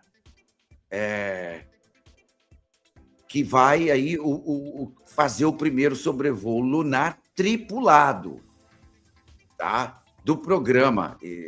Porque teve o primeiro que não tinha tripulação, né? Foi só o foguete. Agora é com tripulação. Me parece que 4 pessoas, né? Uma mulher, um negro e 2 astronautas, né? Acho que 3 homens e uma mulher, né? Eu acho que é isso. 3 homens e uma mulher. Um é negro. Então, fizeram questão, né? Por causa dessas coisas todas, né? Enfim, o mundo está cheio de mimimi, né? A real é essa, cheio de mimimi, né? Eu acho que esqueceram um índio, tinha que ter colocado um índio também, um LGBT, para ninguém reclamar, né? Faltou o LGBT, faltou um índio. Que mais que faltou? Um MST Terra, esse aí, um MST, né? Podia mandar lá para a Lua, né? Então, para não ter preconceito. Ai, foi preconceito. Não, olha, mano, ai, não foi a minha classe. Ai, não foi gay, não foi negro, não foi índio, não foi GGG, LGBTQI, não foi nada, né? Então, botava todo mundo dentro do foguete e mandava para a Lua, né? Pronto, aí ninguém reclamava. Mas, enfim, a NASA está acima disso tudo, né? Dos mimimis do mundo. Colocou lá, acho que 4 astronautas, não é isso? 4. Um é uma mulher e 3 astronautas homens, um negro. Eles fizeram questão de divulgar isso, né? Vai ser esses 4 astronautas aí, então, na tripulação. Pela primeira vez, sobrevoando o espaço aí lunar, né? Um avanço aí, um passo fundamental, segundo eles, a NASA, para rumo ao retorno ao longo da Lua, né? No longo prazo aí, chegar para futuras missões, inclusive em Marte. Eles querem chegar da outra vez. Dessa vez parece que vai ser só sobrevoação, né? Vai sobrevoar. Depois eles querem pousar e provavelmente a tripulação descer, como foi feito da outra vez, que muita gente duvida. Mas vamos ver se vai ter conversa agora, vai ter gente duvidando. Da outra vez lá, duvidaram, né? Que os americanos estiveram na Lua, que o homem não esteve na Lua. Teve uma polêmica danada com relação a isso, né? Vai estar lá o foguete já? Olha, tá ali, ó, tá tudo. Nós estamos no link direto da NASA, tá? Não, eu não tenho tradutor aqui, né? Outros canais têm tradução. Eu não tenho, sou pequenininho aqui. Então, é tudo em inglês lá. A gente vai liberar o som. Depois, tá? Dessa decolagem desse foguete, eu quero trazer algumas atualizações aqui. Cara, tem deputado do estado do Rio de Janeiro, veja bem que eu vou falar aqui. Tem deputado do Rio de Janeiro, fecha para mim aqui, deputado do Rio de Janeiro defendendo redução de idade para dirigir no Brasil, para tirar carteira de motorista. Vou trazer, se você não sabe dessa novidade, eu vou te trazer agora. Então, tem aí políticos defendendo, e é daqui do Rio de Janeiro. Agora, eu queria saber se ele defende, por exemplo, a redução da maioridade penal, né? Porque se um menino com 16 anos pode dirigir, pode assumir riscos no trânsito, porque o carro é uma arma, não é? Se tiver irresponsabilidade com bebida, com droga, qualquer coisa, e estiver dirigindo, mata uma pessoa, um abraço, é uma arma.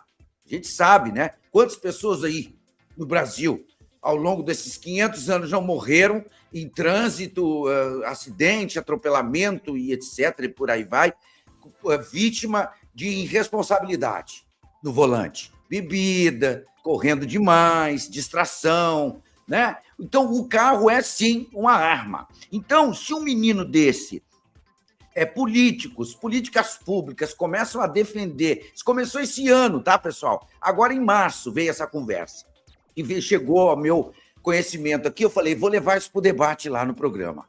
Quero saber, está ali a enquete, você é a favor da redução da maioridade para dirigir, de 18 para 16 anos? Então, o debate, a comissão, que está discutindo isso na Câmara, em Brasília, questiona que, se um menino tem responsabilidade para votar e escolher até um presidente com 16 anos, por que não pode dirigir? E aí nós fizemos aqui uma pergunta, já junto, por que não pode assumir os crimes também como um adulto, com 16 anos? Por que quando é para reduzir a maioridade penal, é um mimimi danado, né? A gente viu agora a oportunidade que tinha dentro do projeto do DERIT, estava incluso lá a redução da maioridade penal, o governo fez tirar, não tira do debate, tira do projeto, porque não tem nada a ver, e tiraram.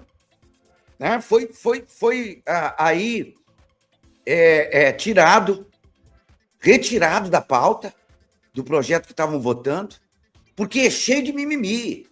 Quando toca do menino desse assumir os seus erros, as suas responsabilidades criminais, os crimes que comete, aí começa o mimimi. Aí começa o blá, blá, blá, aí porque não pode, onde já se viu, não tem cadeia direito para eles quando menor, imagina eles se tornando maior com a maioridade penal, vão jogar esses meninos no meio de bandido, vai ser pior que isso, que aquilo, né? É uma série de coisinhas aí que a gente ouve. A gente ouve muito. Aí eu fico aqui me perguntando, se um menino desse tem política pública para ele começar a dirigir com 16 anos, tirar a carteira, para um pouquinho. Aí eu quero saber se esses mesmos políticos defendem a redução da maioridade penal. Por que uma coisa... Que baita incoerência se isso passar, né? Eu sou contra.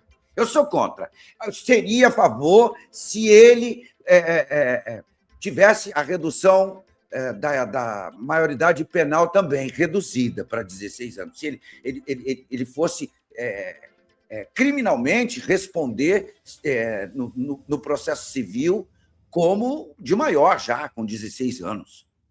Aí tudo bem. Mas não, quando toca de fazer isso, aí ninguém quer. Que engraçado. É claro que a gente sabe que isso aí é um projeto eleitoreiro, né? Projeto eleitoreiro, sim. Daqui a pouquinho eu vou falar o nome do deputado e vou botar a fotinho dele aqui, porque o estado do Rio de Janeiro tem que saber.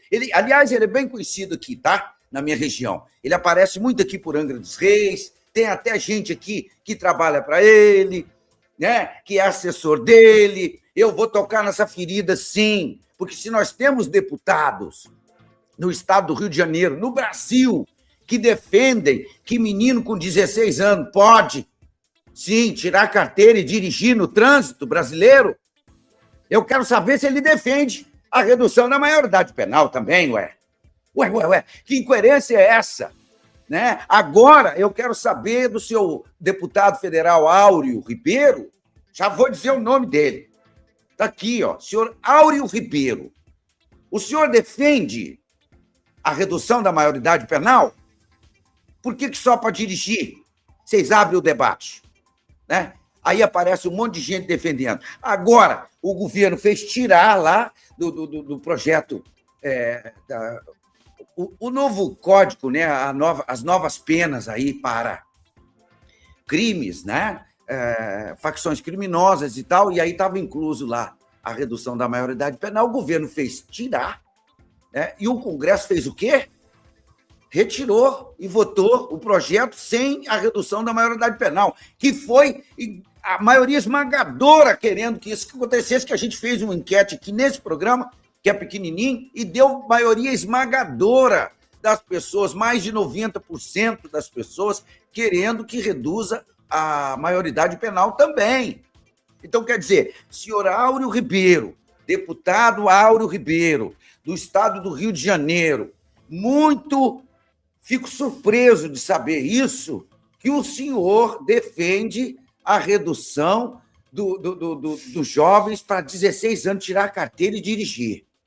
Porque vota em presidente, vota para governador, não pode dirigir. Tá, e para responder os crimes, deputado, o senhor defende o quê?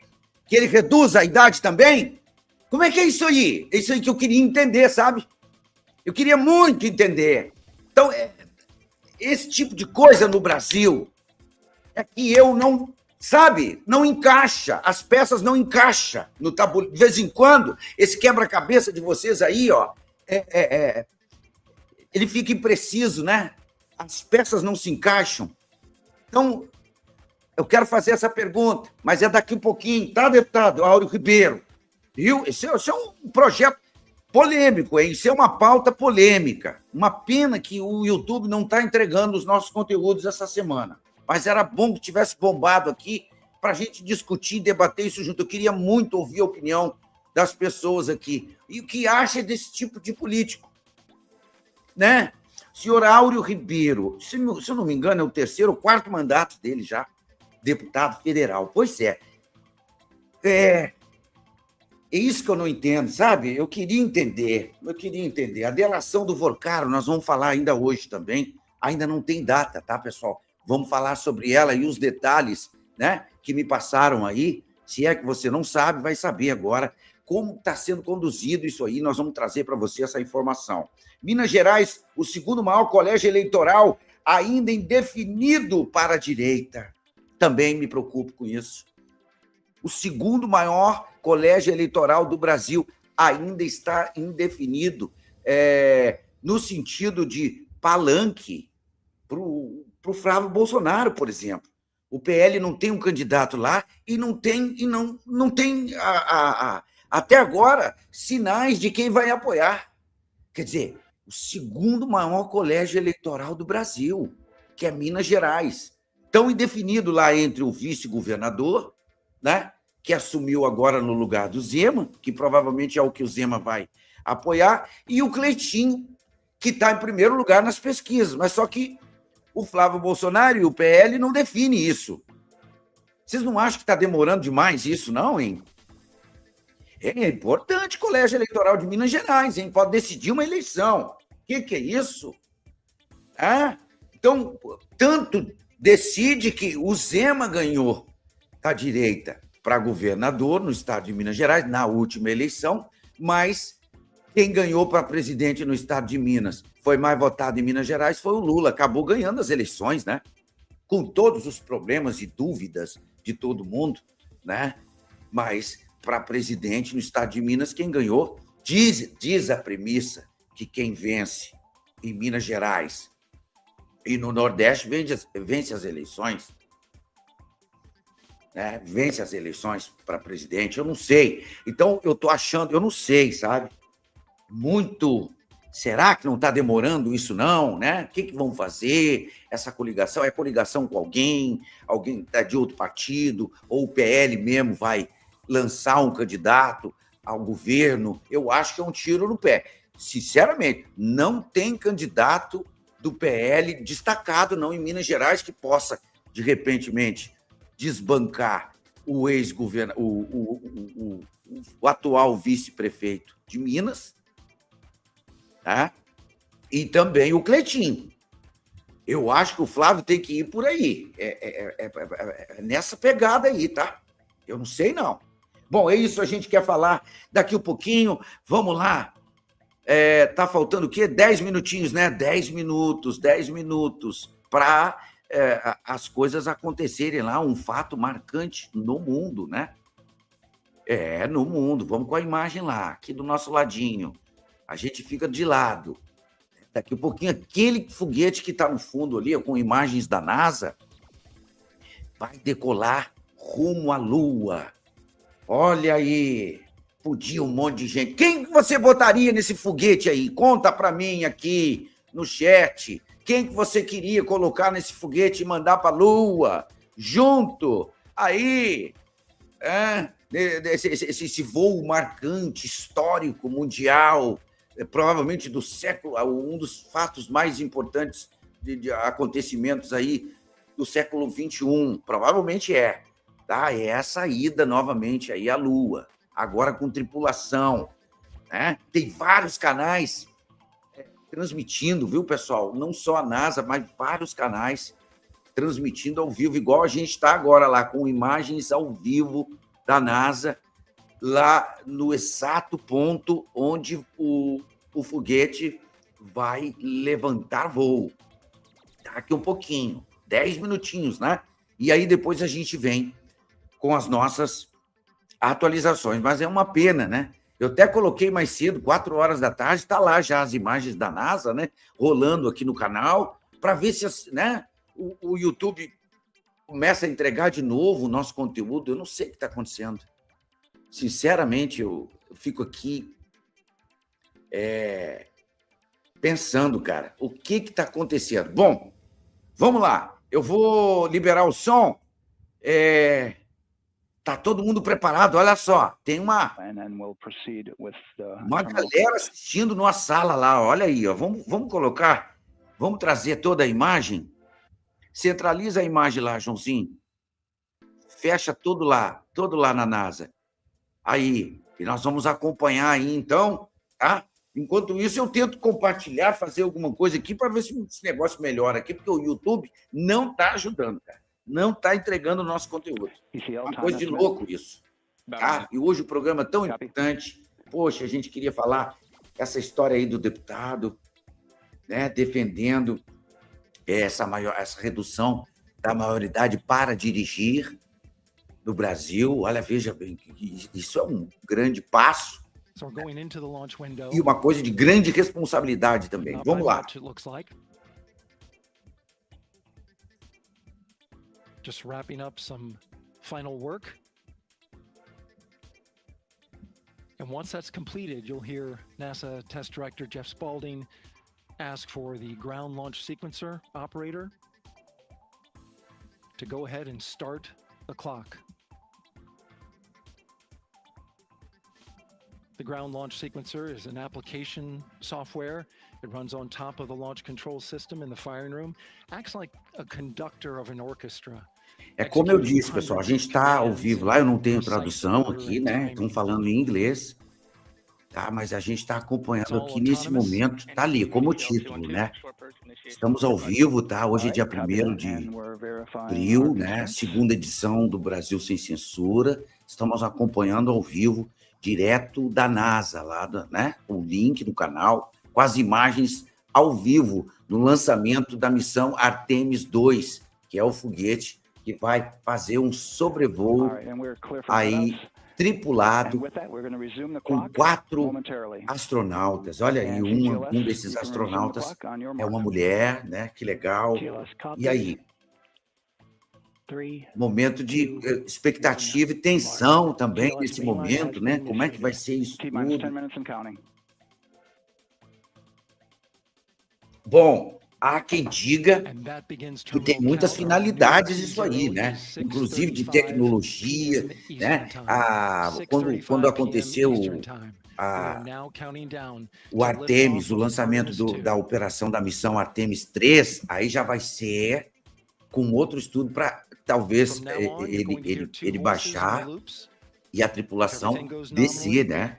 E ficar por lá algumas horas, alguns dias. Né? Provavelmente é isso que vai acontecer. Mas é importante, né? É importante que o resultado disso científico, né, deve ter uma significância muito grande aí para a NASA, né? Para o futuro lá da revolução humana, a evolução humana, né? O futuro da humanidade deve ter alguma coisa aí, né? Muito especial para eles trazerem aí de informação, né? Será que tem vida em outros planetas aí, hein? Será que, depois dessas experiências todas, será que tem um planeta melhor para viver que esse da Terra aqui, hein? Gente, é uma curiosidade, né? É muita pergunta para fazer para esses astronautas, hein? Mas como é que é, hein? Tem vida aí em Marte, Júpiter, Plutão. Outro dia descobriram outro planeta aí também, né? Me parece que apareceu aí.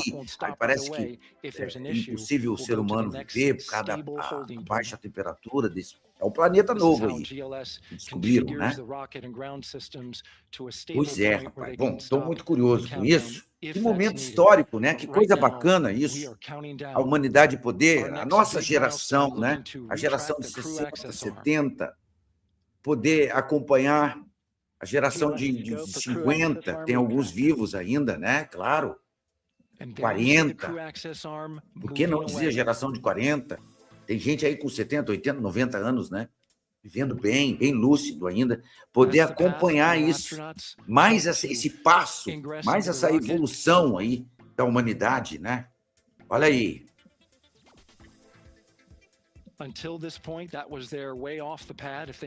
Deixa eu ver. 7 minutos e 29 segundos. Olha aí, olha o tamanho do bichão, rapaz. É grande, né? É grande. Olha aí.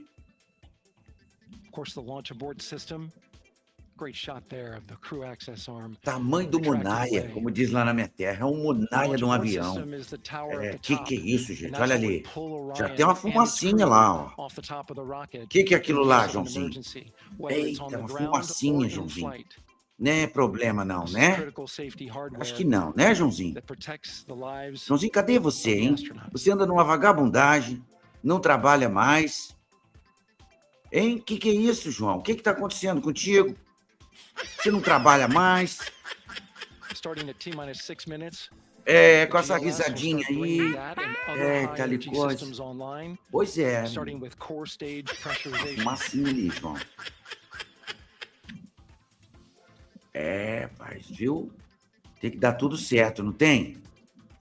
Viu? Duvido que tenha uma narração dessa em outro canal, igual esse aqui. Não tem, não, de jeito nenhum. E com pergunta ainda no ar. Quem que você queria botar nesse foguete aí, mandar para a Lua? Para os quintos, para a Lua. Põe aí no chat. É uma pena que está hoje ruim, né? Não tem público aqui. Puxa vida, o YouTube tá me sacaneando, cara. Mas põe aí, se tiver alguém aí, põe aí. Quem você queria colocar nesse foguete que está indo para a Lua agora, daqui um pouquinho, e mandar lá e falar para os caras, ó, deixa lá, não traz de volta, não. Aí, ó, oportunidade agora, única. Tá saindo uma fumacinha lá, João. Tá saindo uma fumacinha. Hein? Duvido que tenha tradução aqui igual. Essa é a minha tradução, viu? O cara tá falando lá e eu falo aqui. Tradução aqui do canal. Chique, né, João? Que coisa. Maravilha. É chique demais, João.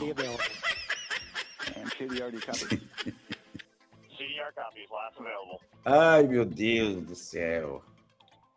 Vou te contar, viu, rapaz?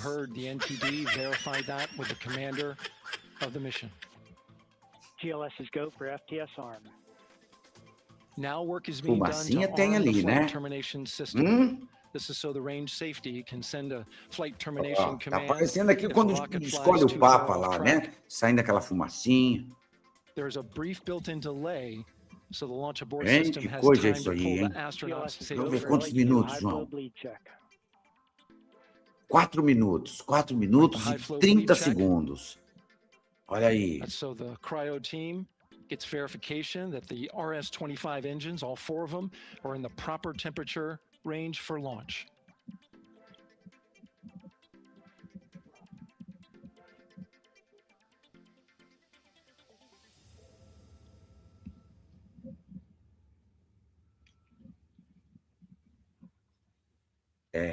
Agora são 19 horas e 31 minutinhos, né?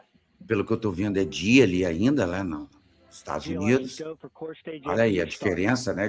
Core stage APUs start, those are auxiliary power units. E daqui a pouquinho, a 3 minutos e 50 segundos da decolagem aí, então, do foguete, né?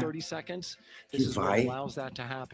Artemis 2. Já teve o 1, né, pessoal? Só recapitulando aí.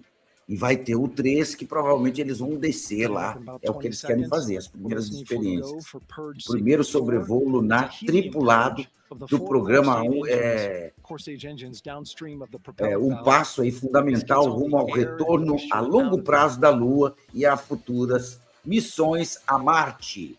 Isso é a NASA que está dizendo aí. Olha aí, ó. Vai lá, ó. Tá preparando.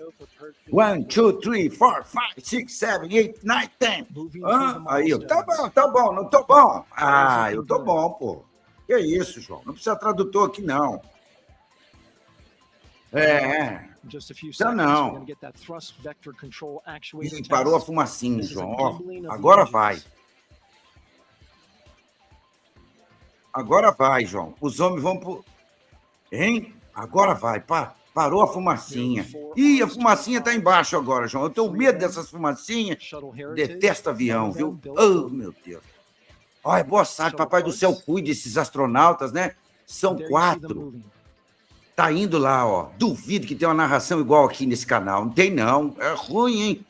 Tem nada. 1, 2, 3, 4, 5, 6, 7, 8, 9, 10. Tchum! Vai logo. Vai. Bem que podia botar o Lula aí dentro, não? Hein? Botar alguns aí, essas tranqueiras aqui do Brasil, e mandava largar lá e não trazer de volta, não. Não, deixa aí. Deixa aí. Fala pra mim no chat quem que você queria que fosse nesse foguete aí, ó. E largasse lá. 1 minuto e 57 segundos para a decolagem do Artemis 2, o primeiro sobrevoo lunar tripulado da NASA. Olha aí que beleza. Você assiste aqui, ó, de uma forma diferente, em canal Livre TV no YouTube.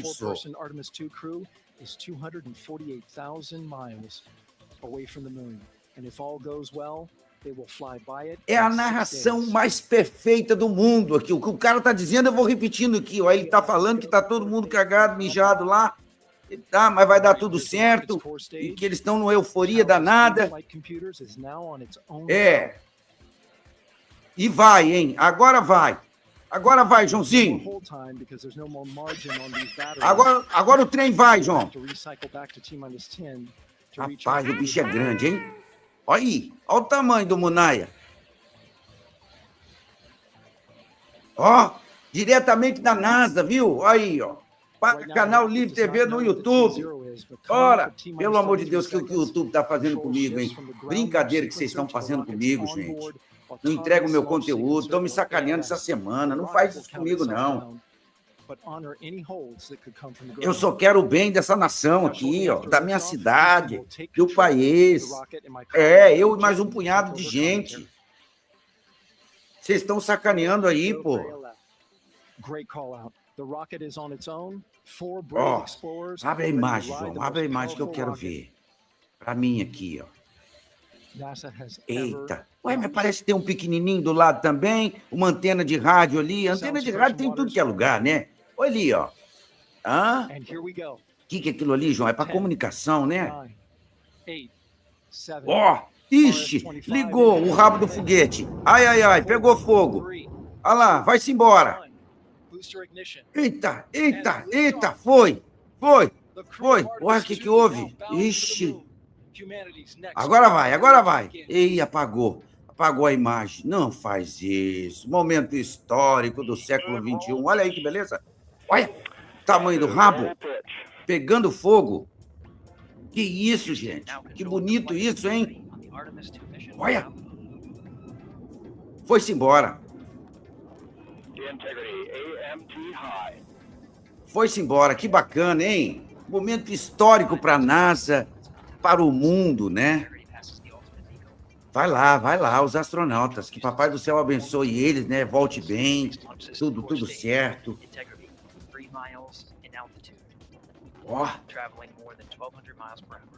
E tem um rabo grande, hein? Olha aí. E vai soltando uma fumaça e vai-se embora. O bicho fuma. Olha lá. Ó. 1.200 milhas. Olha. Isso é a velocidade, Joãozinho? Olha. Eita, peste. Ó. Que bacana, João. Olha aí, que bacana, Joãozinho, ó. Olha o tamanho da fumaça que o bicho vai deixando no caminho. Muito bem, estamos ao vivo, com imagens lá da NASA, trazendo para você aqui, então, um momento histórico aí da decolagem do Artemis 2, o primeiro sobrevoo lunar tripulado do programa aí da NASA. Que legal, né? Vamos torcer que tudo dê certo com essas pessoas que estão lá. São 4 astronautas, né? 3 homens e 1 mulher, me parece. Que é isso? Olha aí, João. Que medo, hein, João? Eu não entrava num trem desse aí, mas nem que a vaca tussa, nem por bilhões. Eu não ia. É ruim, é o pessoal tudo vendo lá, ó. Hein? As lentes mais famosas do mundo estão ali, ó. Que coisa, hein? Agora é 2? Dividiu em 2? É aquilo. Que isso, Joãozinho, que lindo, né? Muito bonito. Ó, as imagens já tá trazendo lá, ó. Tá vendo? Olha que legal, é lá de dentro, é. Olha que chique.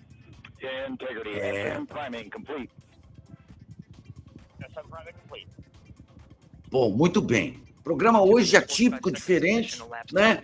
O horário do nosso programa que veio a calhar com o lançamento do foguete aí. O mundo inteiro está cobrindo isso, né? Mas nós, infelizmente, aqui o YouTube não está dando uma força.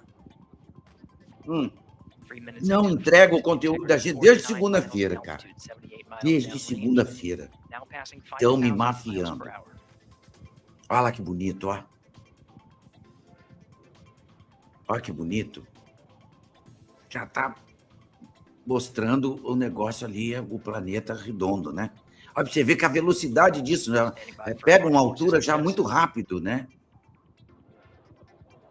Houston Integrity, good last jettison, great view.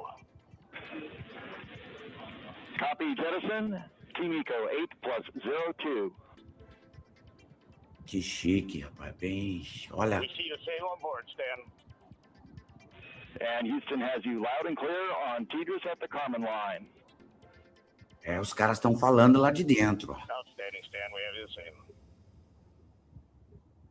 3 minutes 50 seconds into the flight of Artemis 2, Wiseman, Glover, Estão em contato aí com provavelmente a torre deles lá de controle. Não sei se isso aí tem torre de controle, deve ter, né? Flight Dynamics Officer analyzed the time of main engine cutoff, confirmed at 8 minutes 2 seconds, time a velocidade do trem, olha, vixe Maria, ó. Ai, não, olha, rapidez, né? Pegou altura. Muito bem, tá aí. Rádio, TV, Canal Livre, no YouTube, presente nesse acontecimento aí. Uma pena, né? Como eu disse, o YouTube, né, nos mafiando, entregando para poucas pessoas, e a gente aqui. Mas estamos com 2, 3, 4, 5 pessoas, não importa. 5 mil, 1.000, 100, 50, 20, vai ser a mesma coisa, né? Não arredamos o pé das nossas opiniões, estaremos aqui firmes sempre com o nosso propósito, que é abrir os olhos da população. Trazer a informação verdadeira, que muitas vezes as grandes TVs não trazem. E a gente vai continuar insistindo, mesmo não querendo entregar o nosso conteúdo. Vamos lá. Segue o baile. Integrity, 3 engine press. 3 engine press. On time, now passing 5 minutes, 20 seconds of mission elapsed time into the Artemis 2 mission. At this point, 3 good main engines are all that's needed to carry Integrity to a nominal main engine cutoff target. Though at this time, we're seeing 4 good engines here in Mission Control Houston. Integrity, 75 miles in altitude, 330 miles downrange, approaching 10,000 miles per hour.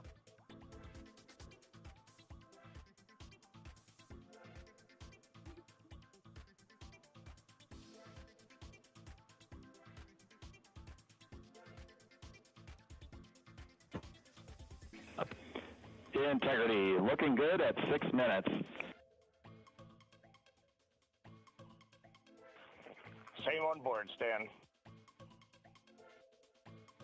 Good trajectory and engine performance. Booster officer will soon report the shutdown plan to Flight Director Judd Friedling, expected at the 7-minute mark. Integrity, 78 miles in altitude, 460 miles downrange. Integrity, expect nominal shutdown. Integrity copies, nominal shutdown. Ah, que legal, né?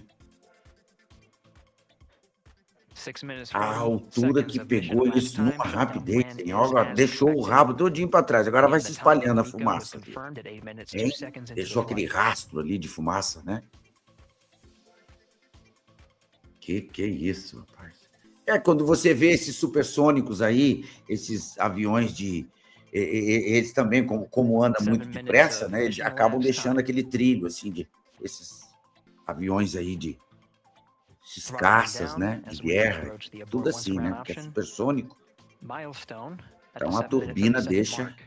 Imagina um foguete desse. Tamanho do bichão, né? Subiu aí. Depois. Integrity, AOA open. AOA open. The window is now open for an abort once around option that would target splashdown in the Pacific Ocean. Still following nominal ascent at this time. É, tá indo.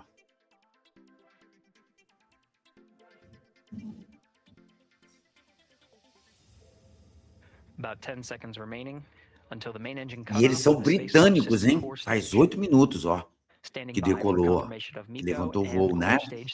E eles são britânicos, hein? Eles marcaram 7h25 e foi 7h25. O foguete ligou ali e decolou. Que coisa, hein?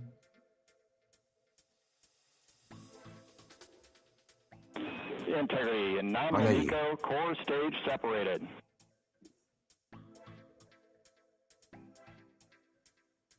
We see the same on board, Stan.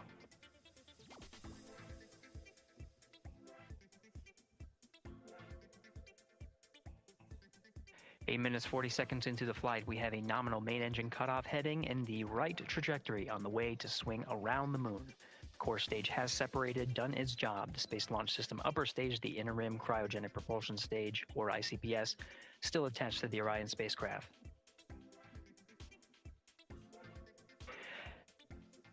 Nine minutes of mission elapsed time. Integrity crew of Reed Wiseman, Victor Glover, Christina Cook, and Jeremy Hansen now in orbit around the Earth. Será que vai mostrar eles? Com certeza eles vão que equipamentos aí, né? Vai mostrar eles sobrevoando a Lua aí, com certeza, né? Looking ahead to PRM numbers so far per the pad.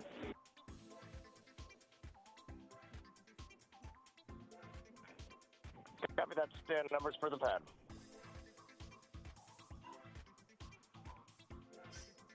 Capcom Stan Loves now reminding the crew that the perigee raise maneuver time of ignition is as expected prior to booster ignition.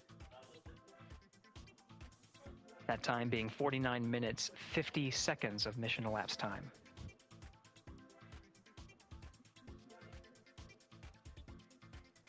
Bom, o programa hoje está diferente, né? Então, estamos aqui, ao vivo, tá? Acompanhando há 10 minutos atrás, e decolou o Artemis 2, então estava todo mundo esperando, as televisões do mundo inteiro aí estão transmitindo isso, né? Uma pena que nós ficamos para trás aqui, né? Porque o YouTube resolveu me sacanear essa semana. Estou indignado com vocês, YouTube.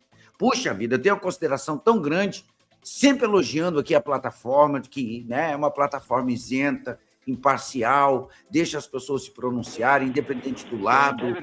Eu estou sempre falando isso, que é a rede social aí mais popular, né, nesse sentido, que nos dá a liberdade, né, de poder transmitir. Você vê várias televisões aí surgindo na web, na internet, porque o YouTube dá essa oportunidade, agora vem com isso aí. Eu não estou entendendo, porque o meu conteúdo de política é o quê? Puxa vida. Isso que é o ruim da internet, né? O rádio, de onde eu venho, que é a comunicação do rádio, é diferente, né? As pessoas ligam o rádio, ninguém faz pressão, ninguém vai lá na casa do cara, desliga o rádio aí, senão eu te mato, né? Não faz pressão nenhuma. Agora, esse negócio de tecnologia aí, botão e coisa, eles sacaneiam a gente, né? Aí não chega nas pessoas. Agora, antigamente, no rádio, não. Tu tinha audiência ou tu não tinha. Não tinha armação. Não tem armação. O cara liga o rádio dele na casa dele, no carro, e ele está te ouvindo. Não tem como ninguém mafiar ninguém. Agora, esse negócio aí de internet é um problema, né? A gente depende da boa vontade da plataforma, enfim, né, das frescuras, é muito mimimi, né? O Brasil está cheio de mimimi, cheio. Qualquer coisinha eles se sentem ofendidos, denuncia a gente, cheio de frescura. E aí, a 10 minutos, então, é exatamente isso, né? 10 minutos que saiu o voo, 12 minutos, a 12 minutos e 16 segundos, o Artemis 2 levantou voo, né? Rumo à Lua, e então, né? Ao sobrevoo da Lua com tripulação, 4 astronautas.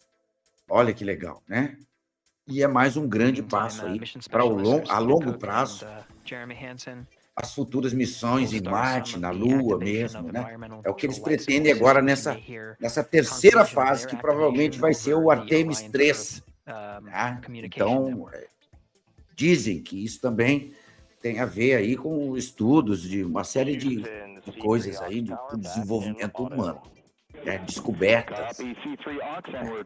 Esperamos que seja para coisas boas, né, pessoal? Que de coisa ruim a gente já está cheio. Inventa todo dia. Não precisa trazer coisa ruim da Lua agora, né? De Marte. Não precisa, né? Já tem demais aqui. E no Brasil, então, misericórdia. Não, deixem tudo aí. Aliás, a melhor coisa que poderia acontecer era alguém levar alguns aqui do Brasil, né? Botar dentro desse foguete, levar junto. E já deixava lá, fazer um favor para nós, né? Oh, meu Deus. Pois é, tá precisando que alguém leve dentro de um foguete e solte por lá, sabe? Que não dá para aguentar, mas não. Tem umas figuras aqui que eu vou te falar no Brasil. Ninguém está aguentando mais. Ninguém aguenta mais. Se tivesse bastante audiência, hoje eu ia perguntar. Escreve no chat aí, quem é que você queria que botasse dentro do foguete e levasse para a Lua e deixasse por lá. Aqui do Brasil, fala aí. Mas não, né? Um pouquinho, pessoa aí. Yeah, Gary, for people are just joining us, welcome back to the Space Coast, where we just saw Artemis 2 lift off 14 tá um dia minutes bonito ago. lá, né? Wow, what an amazing launch, and o céu tá an emotional one, too. azulzinho. As soon as the rocket lifted off, Nicole, you had tears in your eyes, I had tears in my eyes, and we had all these people around us cheering. It was amazing. Aí eu tô sem tradutor aqui, né? Nessa rapidez aí não dá para entender muito. Até se arranha alguma coisinha, mas eles falam rápido demais. Não tem como, não. E hoje a minha amiga não está aqui, senão eu ia botar ela do meu lado aqui para ela só... que ela é professora. Aí era o canal, né? Mas hoje ela não está aqui, não. They are truly breaking some barriers, and hopefully, as Gary just said, they've got a long day ahead of them, so wishing them well on Bom, everything. tá aí, so far. pessoal. What a beautiful launch to watch. Que legal, né? Deu tudo certo. O troço só pegou fogo lá embaixo para subir mesmo e foi bonito. Foi uma beleza. O mundo inteiro assistiu e a Canal Livre também estava presente. Olha só, quem sabe daqui uns 50 anos isso aqui não vai estar no ar. Meus filhos, meus netos não vão estar mostrando, né? O morto já e eles mostrando. Olha o que meu avô fazia aqui, ó. Transmitia isso aqui na TV dele, web aqui, ó. Até o foguete indo para a Lua, ele cobriu. Olha aí, do jeitão dele, mas cobriu. A tradução minha aqui. Olha lá, pegou, pum, vai, agora vai, João. Pegou fogo no rabo. Isso, foi o foguete. Pronto. Tá bom. Agora vamos voltar para cá, né? Para nossa realidade, né? Muito bonito isso no mundo. Agora traz para cá, João. Vamos para nossa realidade.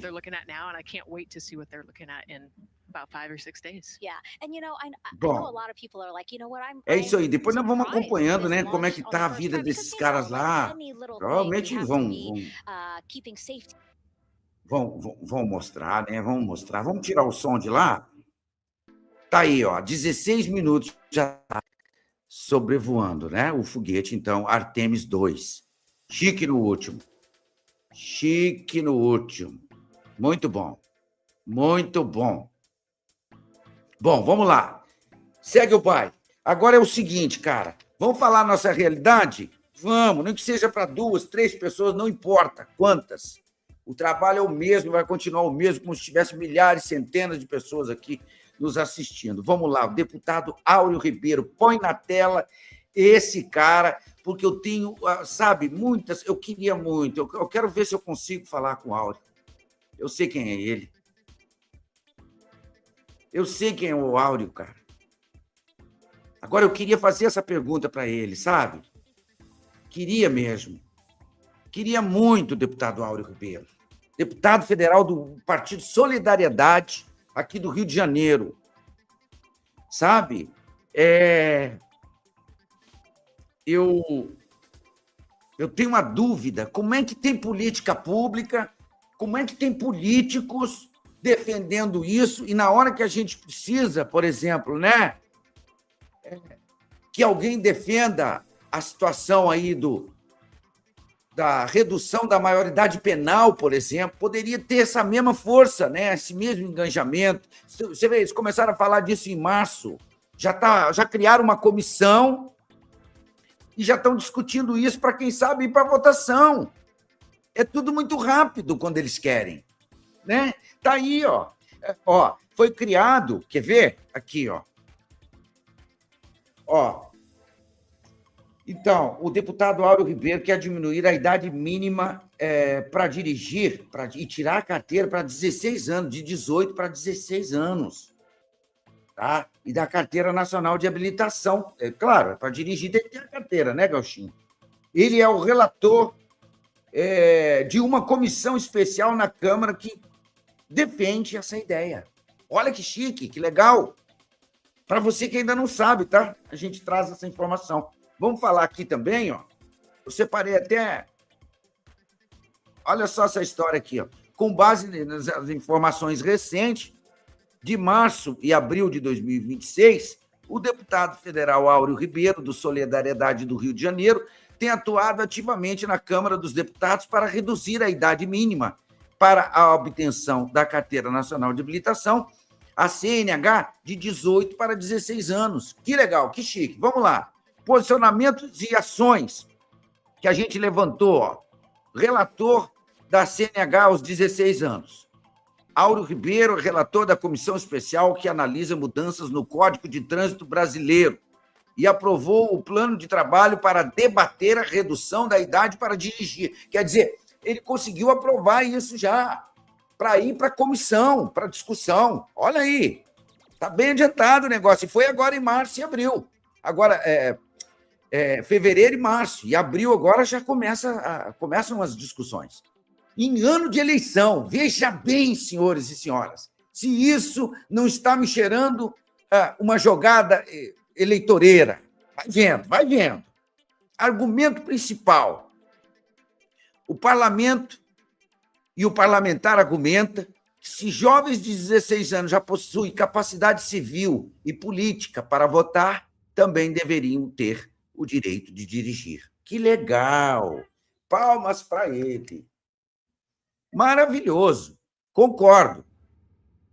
Foco na emancipação. A defesa do deputado centra-se na ampliação da responsabilidade e direito dos jovens a partir dos 16 anos. Tá, mas precisa saber se, com isso, amplia também para a responsabilidade civil e penal. Seria uma boa, aí eu concordo. Já que ele quer dirigir, ele pode tirar a carteira de habilitação com 16 anos, ele pode responder pelos crimes também, pelo Código Civil Penal, né? Quem sabe já não emenda tudo, fica numa coisa só, né, deputado? É isso que a gente precisa entender desse projeto. Será que estende isso ou não? Aí a gente foi fazer uma pesquisinha ali aqui, não achamos nenhuma defesa do deputado com relação à redução da maioridade penal, por exemplo. Tá?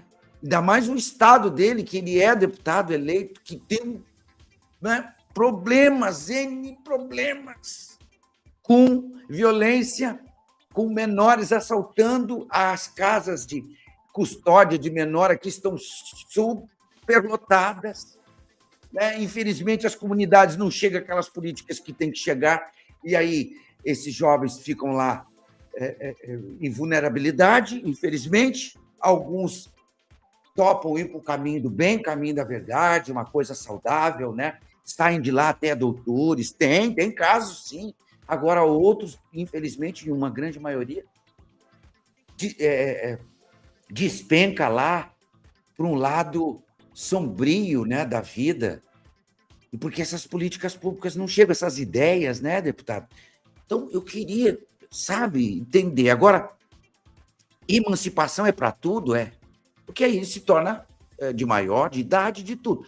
Então, seria para responder também por crimes, né? Maioridade penal também. Será que é isso? É isso que eu queria muito conversar com o deputado, para entender o projeto dele. Embora o debate atual liderado por ele na comissão seja focado na redução da idade para dirigir, a discussão se insere no contexto mais amplo de aumentar a responsabilidade legal de jovens de 16 e 17 anos no Brasil, acompanhando projetos apensados ao CTB, né, que é o Código de Trânsito Brasileiro, e debates sobre a capacidade civil. Tomara! Mas eu estou aqui ansiosamente esperando essa extensão. Quem sabe não é por aí o caminho, né? Para poder chegar na esquerda lá, né? E botar na cabecinha deles que a gente precisa diminuir a maioridade penal aqui no Brasil, porque senão não dá, né? O crime está jogando esses meninos com 16, 17 anos aí, com 18 anos incompletos, como bucha de canhão, porque sabe que são outras penas, são outras... são outras conduções, né? Vamos dizer assim melhor, né? Não vou falar nem de pena, porque me parece que a casa de custódia não é bem uma pena, né? Fica recolhido, tal, mas sei lá. Me parece que as conduções são diferentes, né? Então aí eles pegam esses meninos, acabam selecionando, né? Vira soldado do crime, bem novinho. Me parece que abaixo de 16 anos ainda é mais facilitado ainda a vida dele, se ele for pego no crime, né? De 16 para cima, aí já tem uma outra legislação também, me parece. Mas, enfim, a discussão é ampla, como diz ali, né, no projeto. A dúvida se encaminha para isso? Se abre uma prerrogativa, ou melhor dizendo, se abre um precedente para diminuir a maioridade penal, quem sabe? Se for, joia, maravilhoso. É o que a gente quer e muito, né? E muito. Não é pouco, não. A ansiedade brasileira com relação a isso, né? Eu acredito eu que é isso mesmo. Ah, que coisa, né, gente? Que coisa terrível isso. Bom, vai estar aí, então. Ele está aumentando, né? Está levando isso para discussão, porque quer, então, que menino de 16 anos... Agora vem um outro comentário aqui que é importante que a gente faça. Também não podemos esquecer da responsabilidade que é dirigir aos 16 anos. Aliás, dirigir em todas as idades, né? Adulto, não importa a idade. O carro é uma arma, gente, é uma grande responsabilidade. A gente vê coroas aí, ó, com a minha idade, um pouco mais jovem, mais velho do que eu, fazendo porcaria aí, muitas vezes no trânsito, né? Bebe, dirige. Isso a minha geração fez demais. Continua fazendo. De vez em quando pega um aí, desgarrado. As penas endureceram, foi endurecida e tal, mas ainda se pega gente fazendo isso. E é a minha geração. Infelizmente, pouquinho ali, anos 70, 80, 90, fazendo isso ainda. 70, 60, né? Final de 60, igual eu, 70, iniciozinho de 70, você vê os caras fazendo isso ainda, né? Infelizmente, é uma coisa, assim, complicadíssima. Bom, antes de vir para o ar aqui, né, eu estava com as imagens lá da NASA, para depois vir aqui, eu estava acompanhando um programa ali que estava entrevistando o Ronaldo Caiado e perguntaram várias situações, várias visões aí do Ronaldo Caiado com relação a... Me chamou muita atenção uma frase que o Ronaldo Caiado falou, que o grande desafio não é vencer o PT, é governar o país depois do PT. Ele falou uma grande verdade, né? Eu não tinha pensado nisso.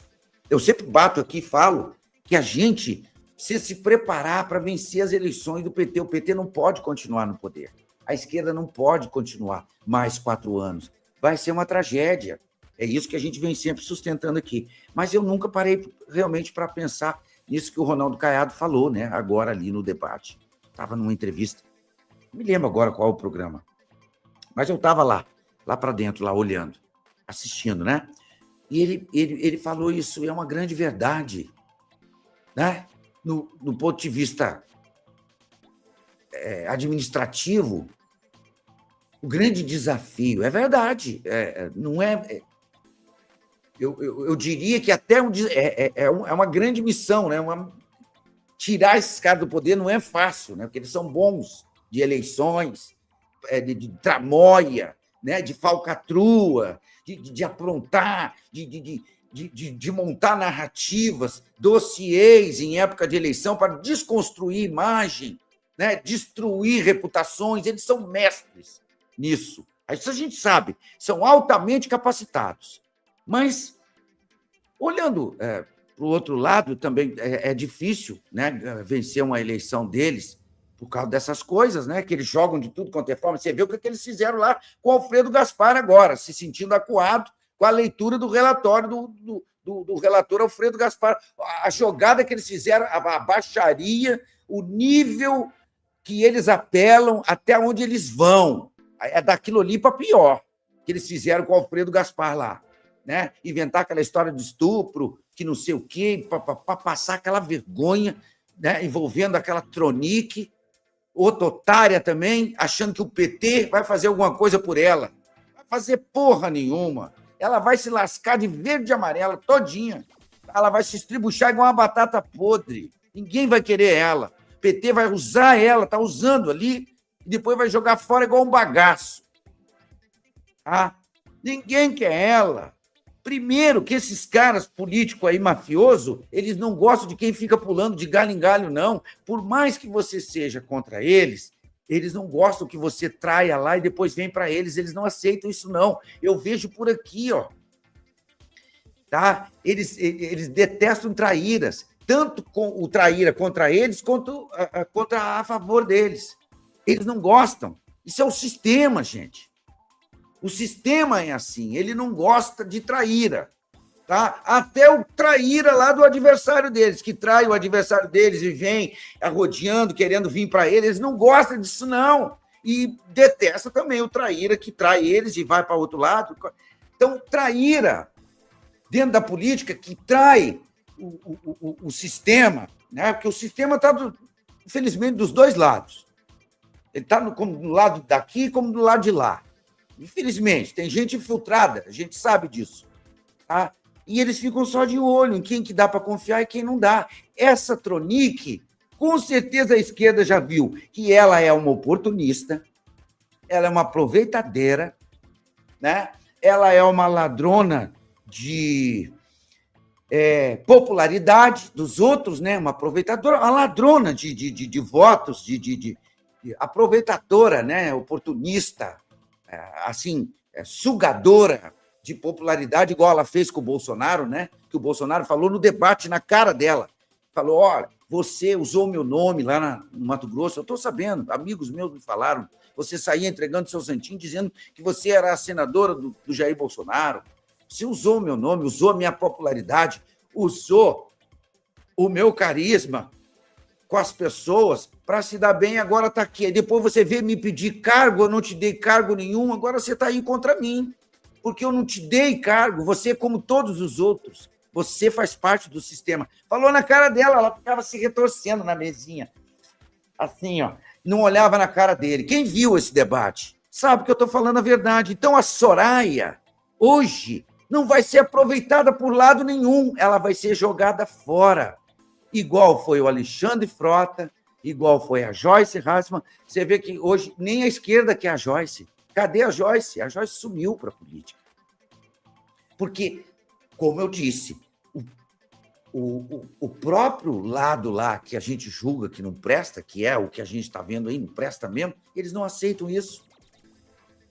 Tá? Não aceitam. Eles usam ali até um determinado momento, até aquele momento ali que eles estão precisando, na hora da forca e tal, para ajudar eles a livrar da forca, e depois eles dão um chute, porque sabe que não presta, não dá para confiar. Então, e isso é o que acontece na política podre, essa velha política, tá? Que a Soraya inventou de aventurar de um lado, agora do outro. Não vai sobrar nada para ela. Essa é a história da Soraya, tá? Que foi usada pelo PT para fazer essa vergonha aí com o Alfredo Gaspar. E o Lindbergh, a gente já sabe que falta caráter, falta hombridade, falta ética, moral, vergonha na cara, tudo isso ele não tem. Todo mundo sabe, quem é aqui do Rio de Janeiro sabe disso que eu estou falando, né? Então, para o Lindinho, não o da Odebrecht, né? Estava lá o nome dele, Lindinho da Odebrecht, na lista. Todo mundo sabe que isso aí não é nada para ele, tá? Então, quem sabe que perdeu com isso aí foi a trouxa, a bestalhada, como diz a Bia Kisses, a sirigaita, né? Foi ela só que perdeu. Mas ninguém. Então, infelizmente, é isso. E eles têm projetos populistas, projetos politiqueiros, provavelmente como esse daí, ó, que está na tela aí, o senhor Áureo Ribeiro. Eu gostaria de saber, mais uma vez eu quero lhe perguntar aqui, não sei se isso vai chegar no senhor um dia, né? Mas se estende a redução da maioridade penal? Se for, ó, uma boa. Agora, como é que incoerência seria essa? Um jovem respondendo a partir dos 18 anos pelo Código Penal, né, crimes, e podendo dirigir com 16, votar. Votar já é um absurdo, né? Escolher o presidente, inclusive, com 16 ele pode, mas não pode responder os seus erros aí no Código Civil, no Código Penal e etc. Isso é um absurdo já, né? Aí agora querem deixar eles dirigirem, tirar a carteira de habilitação com 16, mas não pode diminuir a maioridade penal. Olha que chique, que baita incoerência, deputado. É isso que eu queria só entender, sabe, do projetinho de vocês. Isso se estende, abre o precedente, abre a discussão para a redução da maioridade penal, é isso que a gente quer saber, sabe? Porque ninguém aguenta mais essas coisas populistas aí que vocês inventam em ano de eleição, tá? Esses projetinhos sem pé, sem cabeça, né? Que vocês, ó, a toque de caixa, igual essa história aí, ó, dos 20 dias, agora, no ano de eleição, inventaram de aprovar o tal dos 20 dias para licença paternidade. A gente sabe que isso é um negócio politiqueiro. não fizeram nem o cálculo. Quanto que o Tesouro vai ter que bancar disso? Qual é o déficit que fica para a Previdência? Ninguém fala disso. Isso é um absurdo, né? Pois é, mas eles fazem em ano de eleição. É igual aí o senhor Áureo Ribeiro querendo fazer essa papagaiada. Até que me provem o contrário, é uma papagaiada. Menino começar com 16 anos, se bem que já tem uns aí com 10, 12 anos dirigindo, né? Mas legalmente, dentro do país, poder tirar com 16 anos a carteira, tal, legal, desde que ele responda pelos crimes dele. Concordo plenamente. Tá? E aí, por isso que eu coloquei a enquete lá, né? Para as pessoas responderem. Mas, infelizmente, o YouTube está nos sacaneando aí, não entrega o nosso conteúdo. Eu estou doidinho com isso. YouTube, pelo amor de Deus. Ô, seu YouTube, dá licença, né, mano? Falar igual o paulista agora. Ô, mano, dá licença, né, mano? Entrega bagulho aí, mano. Ô, entendeu? Puxa vida, vocês chamam a gente para parceria, eu fico me dedicando noite e dia aqui, dele conteúdo, aí monetizam o canal da gente, vira parceiro, oferece isso, oferece aquilo, e a gente, vocês, uma denuncinha aqui, outra ali, vocês já travam o conteúdo da gente, travam o canal. Puxa vida, cara. Não dá para entender isso, não. Devolve o meu pessoal aí, cara. Entrega o meu conteúdo. Fala que eu estou ao vivo aqui. Mostra para eles. Entrega lá para eles. Quem tiver ao vivo agora vai ver. Não é não? Fazer isso comigo aí, cara. Puxa vida. O que a gente tem que destacar também? Bom, já destacamos o foguetão, né? Foguetão subiu. Vamos ver como é que tá lá, João. Rapaz, tá uma bolinha de nada lá em cima. Mas, menino... Ó, traz de novo, João. Vamos botar de novo aqui, só um cadinho, para o povo ver. Olha como é que está agora, pessoal.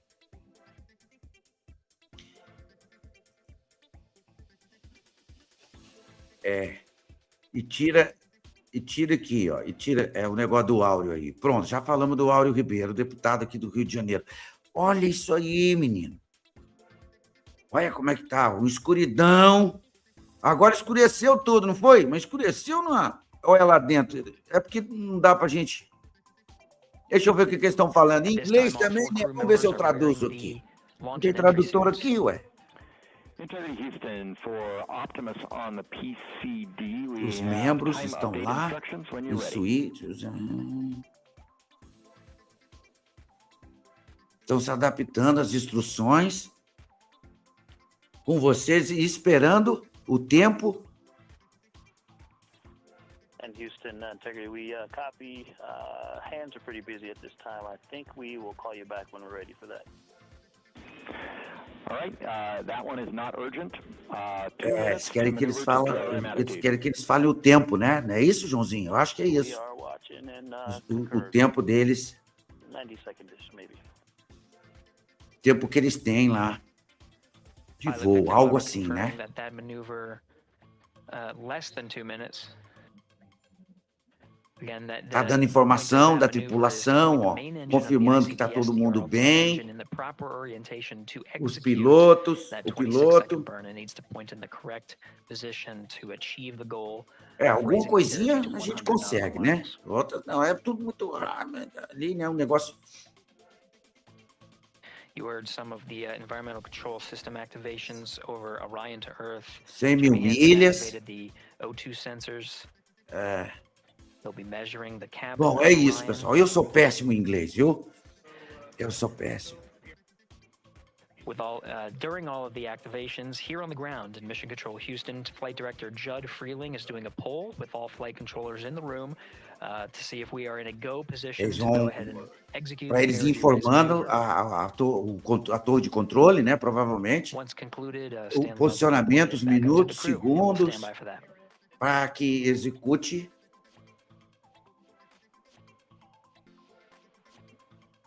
Se reportem a eles lá. Por enquanto é informação, né? De que...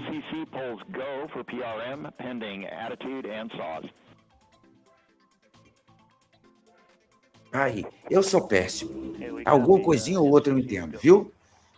Bom, mas tá aí, você viu? Escuridão, eu queria só saber, o que é isso aí, João, hein?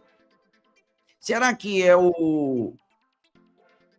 40 minutes of mission elapsed time, the maneuver to the burn o attitude interior has lá begun. do foguete, The maneuver que tá also assim is na paired imagem? with, Porque lá reorientation estava of de the dia, solar né? O array sol wings estava that have been bem deployed. azulzinho, bem tranquilo. They will have O que será various que... positions throughout the duration of the flight. Bom, Of course, solar array is meant to enfim, maximize voltar para the cá, né? draw of power from the sun. So when deployed, we're in a Vamos biased voltar para cá. solar array wing Isso, tira o som lá, João. configuration that was called solar.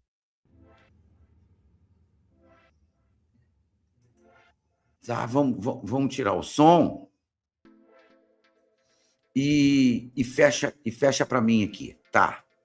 Isso aí. Cara, tu viu que legal? Então, acompanhando ali, provavelmente durante a semana vai ficar mostrando essas imagens, né? Vamos ver se a gente consegue, né, trazer alguma coisinha aqui em tempo real, né, João? Quando a gente estiver transmitindo, não sei quantos dias esses caras vão ficar por lá. Que legal, né, cara? Que legal. Tem um negócio interessante. Eu só não gosto de voar, nem de avião. Imagina num negócio desse aí. Não dava eu, não. Para astronauta não servia, não, João. Dava, não. Vamos lá. Eu acho que para comunicação mesmo, né? Deixa eu aqui, quieto. Deixa o velhinho aqui. Ó, a delação do Vorcaro.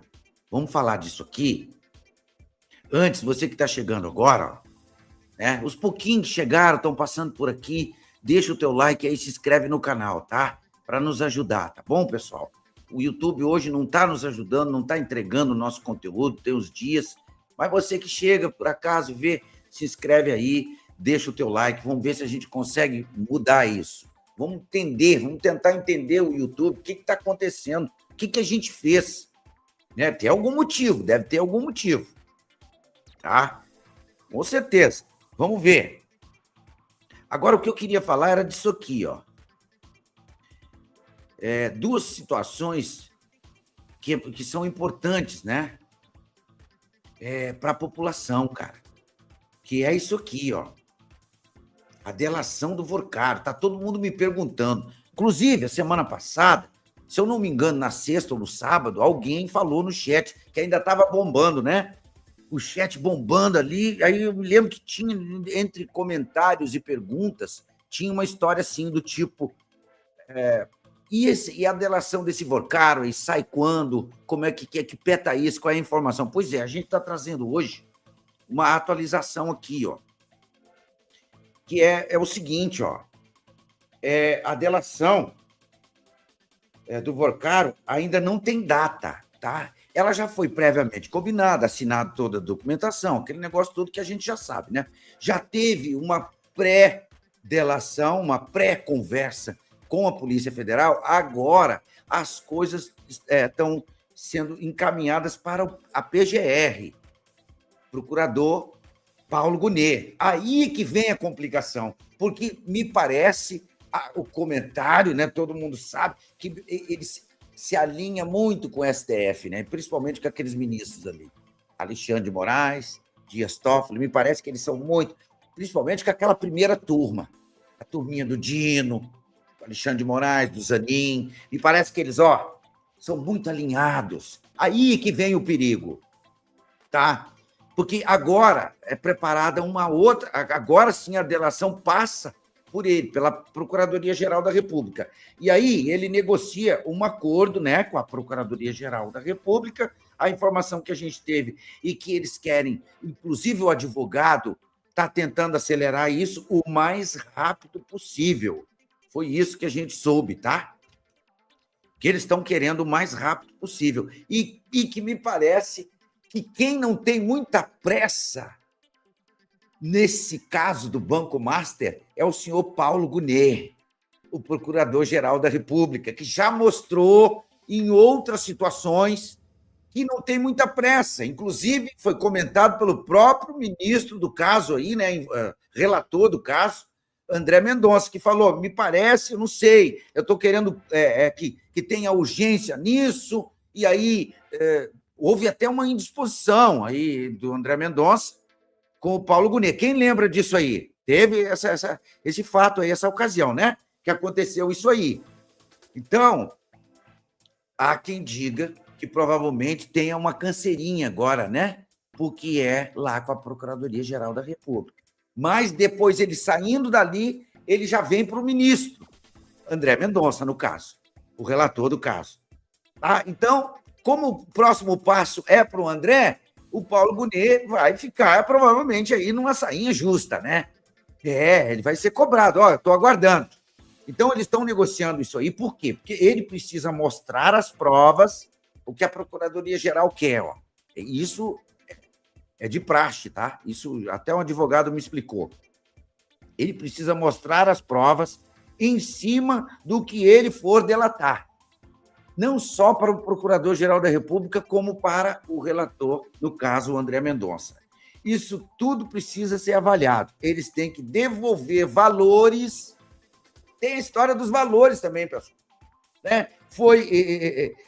Só com o pai dele foi encontrado mais de 2 bilhões de reais. Então, isso tudo vai para a conta da negociação. Tá? Tem a história da casa, que ele transferiu depois que o rolo já estava acontecendo. Eu não sei nem se essa casa lá em Miami de 500 milhões, que ele transferiu para o nome da ex-noiva e tal, que ele saiu distribuindo aí o patrimônio para um, para outro, né? Tem essa história aí? Pois é, eu não sei se isso aí não vai entrar na jogada. Por quê? Porque ele tem que devolver isso aí, porque junto a esse acordo, eles pegam esses valores, jogam lá no agregado para poder devolver para as pessoas. Aquelas pessoas ficaram no prejuízo, porque o fundo lá do Banco Central não vai cobrir tudo. O cara deu um golpe de mais de 40 bi. Só no Banco de Brasília foram 12 bilhões. Então, não é assim, né? Isso aí é uma delação muito complicada, porque vai envolver cifras, aí ele tem que devolver. Provavelmente, tanto o procurador como o ministro André Mendonça vão querer saber onde é que ele botou o dinheiro que sumiu, para onde vai parar, em que paraíso fiscal está. Tem que estar em algum paraíso fiscal. Isso aí não some assim, não, né? Esses valores absurdos, porque ele não gastou isso tudo. Por mais que ele era um homem gastador, chique, ostentador, né? Só no noivado ele gastou 200 milhões. Aí, depois, numa degustação de uisquinho lá com os ministros, ele pagou a conta 4 milhões. Ele fazia umas festinhas lá em Trancoso, na casinha na Bahia, custava alguns milhões. Ele gastou 25 milhões na festa de 15 anos da filha. Ele comprou uma casa em Brasília de 35 milhões. Aí você vai fazendo a conta. Isso tudo virou patrimônio. Pode ser revertido para dinheiro, né? Pode-se fazer dinheiro, leilão e tudo, né? Se a justiça tomar. Essa casa em Trancoso também. Ele tem como reverter uma parte disso tudo, desse prejuízo que ele deu nas pessoas, se conseguir aí recuperar alguns patrimônios, algum dinheiro que ele escondeu fora aí, poder ressarcir boa parte dessas pessoas. Bom, esse dinheiro aí, da história do pai dele aí, quase 2,5 bi, né? 2,5 bilhões de reais, estava com o pai dele. E aí o pai dele disse, não, isso aqui não tem nada a ver com meu filho, não, é meu. Mas da onde o velho tirou 2 bilhões? Tá maluco? Né? Deve ter perguntado para ele, a Polícia Federal, mas vem cá, o senhor tirou da onde 2,5 bilhões? Que é isso? Então, ninguém, pelo que se sabe, os pais não eram tão ricos assim, não. Ele vem de uma família razoável, né? Filhinho de playboyzinho, mais ou menos. Também não eram essas coisas todas, não, que falam aí, né? De onde é que esse velho tirou 2,5 bi? É claro que é dele, transferiu para o velho, fez alguma coisa aí. Vai dançar isso aí também. Então, é uma série de coisas que precisa ser ajustada aqui, ó. Tá? E aí, depois, isso passa para o André Mendonça, e aí sim vem a delação premiada. Aí ele vai chegar e vai falar, ó, eu quero falar sobre isso, eu quero delatar isso, porque isso, eu tenho aqui, ó, as provas. Ó. Pá. Né? Então, eu vou falar e vou mostrar fatos. Pronto, para a delação ter força, né? Argumentos. Bom, a delação minimamente que se espera, né? conduzida pelo André Mendonça. Vai ser uma coisa com fortes argumentos, não vai ter como escapar. Podem ter certeza disso, que o André Mendonça deve estar preparando um inquérito, um processo muito bem feito, meus amigos. Ele não vai deixar nenhuma brecha, não. Uma brechinha para Gilmar, Dino, Zanin, qualquer um tentar salvar aí Alexandre de Moraes e Toffoli, que provavelmente vão aparecer nessa delação. A esposa do Moraes vai aparecer, vai, com certeza. Eu não sei, não vai ter como, porque as conversas que estão pegando nas mensagens são muito fortes. Agora saiu que o Alexandre e a esposa, doutora Vivi, andavam nos aviãozinhos da empresa dele para cima e para baixo, a troco de trabalhos advocatícios. De pagamento de honorário de trabalho advocatício. Ela falou isso aí em nota. Ou seja, tinha uma parceria. Né?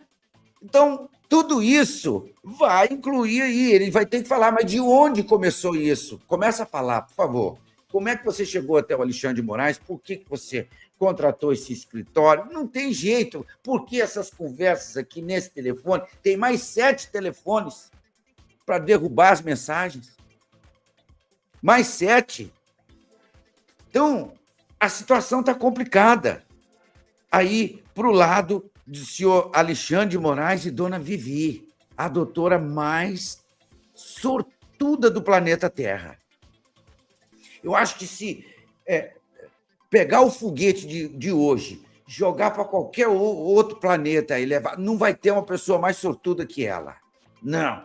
A mulher que faz um negócio desse, são 4 ou 5 Mega Sena acumulada ali naquele contrato. Ela conseguiu num servicinho só, o Banco Master, sem defender uma causa. Pense numa mulher sortuda, uma mulher que, não posso falar o nome, né? Já estou travado aqui, mas nasceu com o bumbum virado para a lua.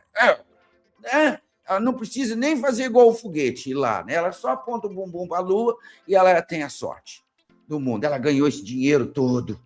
Outra mulher competente, sortuda, a doutora Vivi, que, por sinal, esposa do Alexandre de Moraes. Veja bem, quanta intimidade, quanta coincidência, né? Ou coisas da vida. Mas vamos lá, seguindo aqui o nosso raciocínio. Vamos lá. Então, isso tudo vai ter que ser avaliado. Tá? E, inclusive, eu não sabia dessa história, não, da grana. Ele tem que dar conta também do dinheiro, de algumas coisas aí.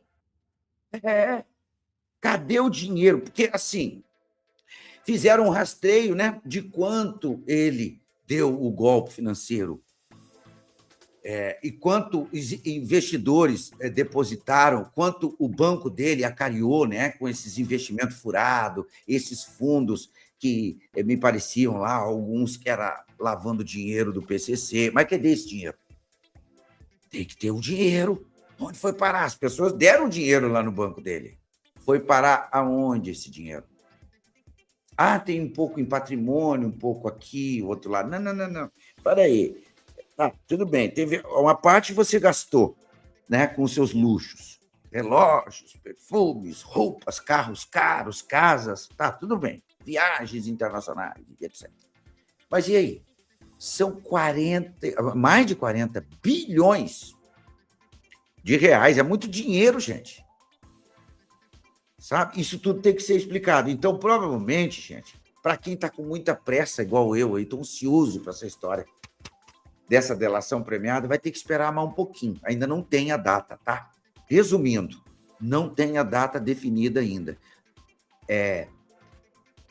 Há quem diga que provavelmente mais uns 15 dias aí ainda, para sair alguma coisa, tá? Algum acordo direitinho, formalizar tudo certinho, né? Acertar todos os pontos da delação, tá? Com documentos, provas, ainda demora mais um pouquinho. Mas uma coisa tá certo, a delação premiada não tem como voltar mais atrás, ela já está definida, só estão definindo aí as diretrizes, as conduções de como vai ser isso. Não adianta. A porca vai torcer o rabo, de um jeito ou do outro. Pode demorar 15 dias, mais um mês, mas não vai ter jeito. vai ser uma vergonheira. Ó, e quando abrir esse bueiro aí, o cheiro vai passar o oceano lá para o outro lado, viu? Vai atravessar os oceanos aí, Pacífico, Atlântico. O negócio vai ser feio, tá? Vai ser feio. Estou escutando... Tá vazando aqui? Estou escutando o cheiro de um nenezinho. Tá chorando por aqui. Será que é visita? Aí aqui na rádio? É um nenezinho chorando. Vou acabar logo, porque eu não posso ver criança. Eu sou apaixonado. Que horas são agora? 21h31. Minas Gerais. Quero encerrar falando isso aqui, ó. Tira o Vorcaro aí. Tá? Tira o Vorcaro.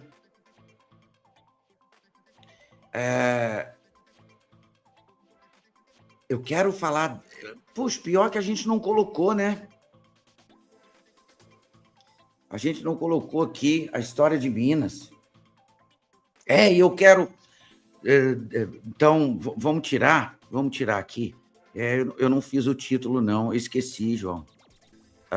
Eu esqueci. Te esqueci. Como diz te esqueci. Mas vamos lá, vamos falar assim mesmo. Sem o título. Estou muito preocupado com a história de Minas Gerais, que eu falei no começo do programa aqui, tá? Estou muito preocupado. Minas Gerais ainda não definiu o candidato do Flávio, do PL, da direita, que vai compor junto com o Flávio Bolsonaro aí, né? O candidato a governo, que vai ter o palanque lá, tudo, né? Uma campanha correndo por dentro de Minas Gerais, dando aquele suporte que né, o candidato a presidente precisa, e tem que ser uma pessoa forte, porque Minas Gerais é o segundo colégio eleitoral do Brasil, o segundo maior colégio eleitoral, só perde para São Paulo. Sabiam disso? Então, eu estou achando muito amarrado isso, muito devagar ainda. Sério, eu estou preocupado. Estou muito preocupado. Por quê? Porque está uma indefinição aí, ó. Tá... Não sabe se... O Flávio não sabe se apoia o cara lá que era vice do Romeu Zema, que é o que o Zema quer apoiar, né? O vice dele, que é um cara que já conhece o sistema de gestão do Zema, está por dentro dos problemas, o que tem que fazer, qual é o trabalho que tem que seguir ser feito em Minas Gerais, para as coisas darem certo, que deram até agora com o Zema, tem tudo isso. Mas me parece que o Flávio não simpatiza muito com essa ideia, né, de ser esse cara, o cara dele lá em Minas Gerais. Diz que parece que quer lançar outro. Aí tem a história do Cleitinho, que é de direita, veio nessa bandeira, tem uma gratidão enorme pelo Bolsonaro. De vez em quando, ele dá uma desfilada ali pelo lado do populista, né? Projeto populista, né? Está do lado desse negócio do fim da escala 6x1. De vez em quando, ele dá umas guinadas aí, meia populistas, né? Ele surfa por ali também. A gente não sabe se é para garantir também uma certa simpatia do outro lado, de alguns, né, que não são tão radicais, centro-esquerda, ele pegar uns votinhos também lá em Minas. A gente não sabe o que é, afinal de contas, né, o que está acontecendo com o Cleitinho. Mas a gente sabe que ele é um cara de caráter, né, ele é um cara de família boa, ele veio de um bom berço, é um menino bom. O Cleitinho é um menino bom. Eu tenho amigos que se dão muito bem com ele, tá? Me falam muito bem dele. Eu não o conheço pessoalmente. Eu conversei com ele numa ligação que um amigo meu fez, que estava com ele lá em Brasília, fez uma ligação de vídeo. Aqui, eu no estúdio, eu conversei com ele. Olha quem está comigo aqui. Dá bom dia para ele, Gauchinho. Aí virou, era o Cleitinho. Eu falei, ô, Cleitinho, que prazer.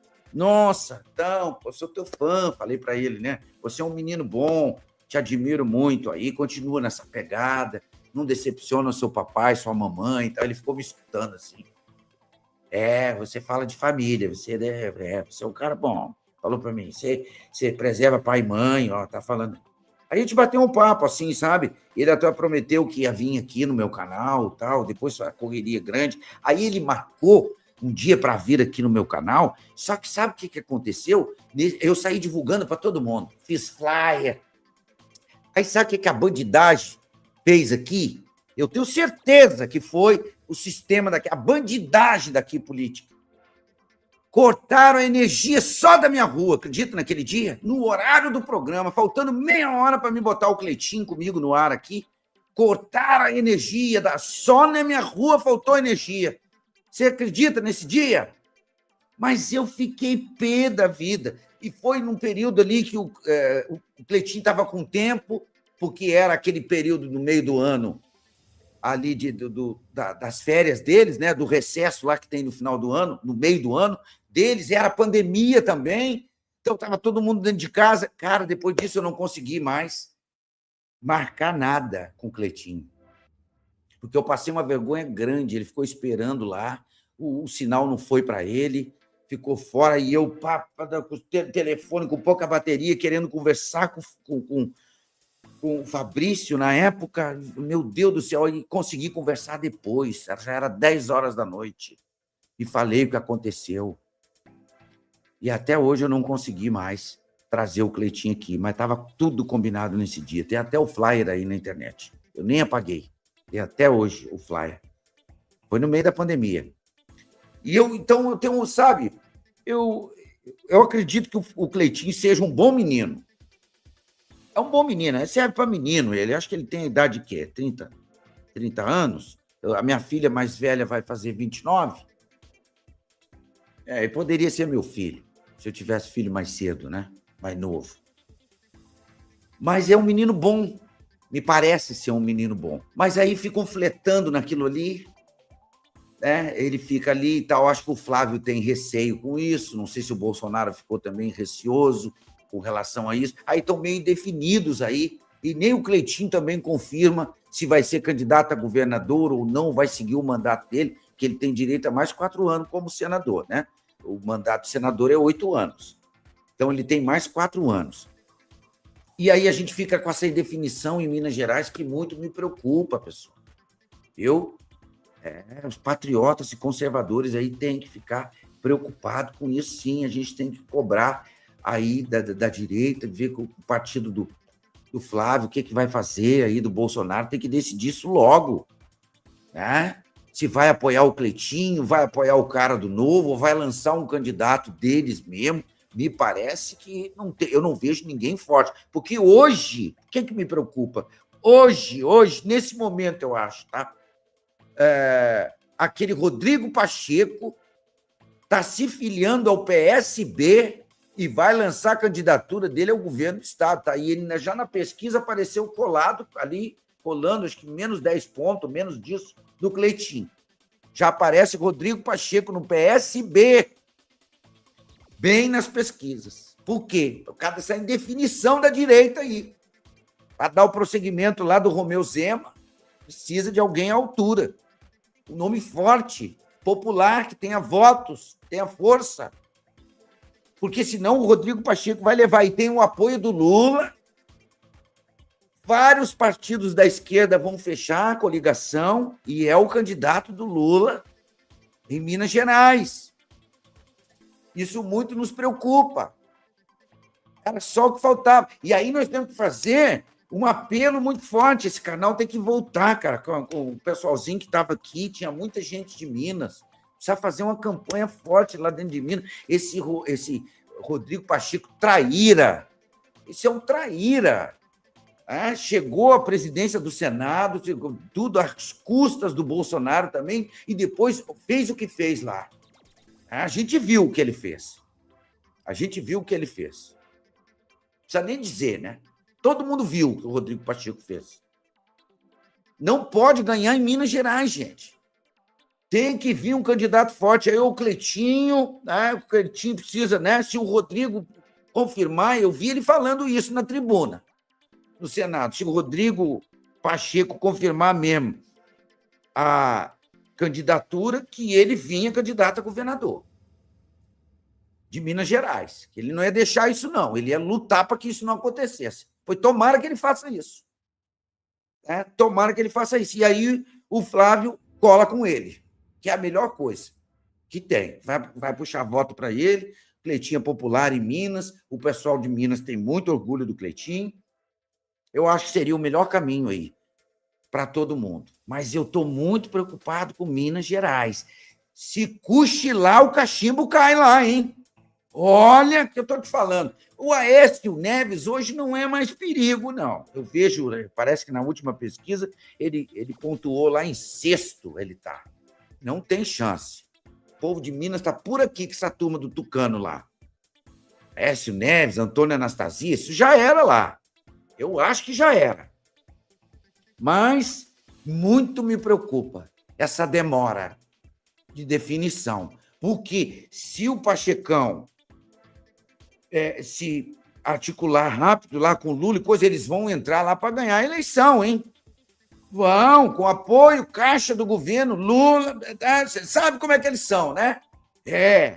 Então, gente, cuidado. E é o segundo maior colégio eleitoral do Brasil.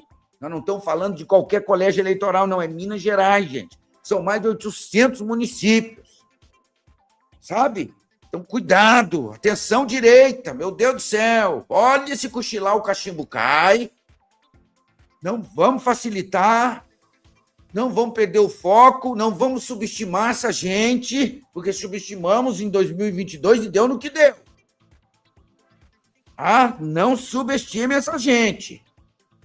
Vamos lá, tá dado o aviso aí, então. Vamos agilizar, gente, pelo amor de Deus. Alô, Minas Gerais. Alô, direita de Minas. Vamos para cima dessa turma aí, para definir logo isso. É para ontem a história. Bom, vou ficar por aqui em 20 horas e 42 minutinhos. Depois eu vou tentar uma resposta aqui do deputado Áureo Ribeiro a respeito disso. Ver o que eles estão falando. O que está rolando lá, ó? Estão dentro da nave, ó. Tá falando o quê? Ó, vamos botar aqui, ó. Olha só. Me parece que é a bunda do bicho ali. Não é, não? Hein, Joãozinho? Põe aqui, põe. Vamos ver, deixa eu ver. Me parece ser até... aquilo ali não é a traseira do trem? Tô achando que é, viu? Ó, tá falando, ó, João. Bota aí, bota aí. Põe na tela. Ué, não apareceu? O que houve?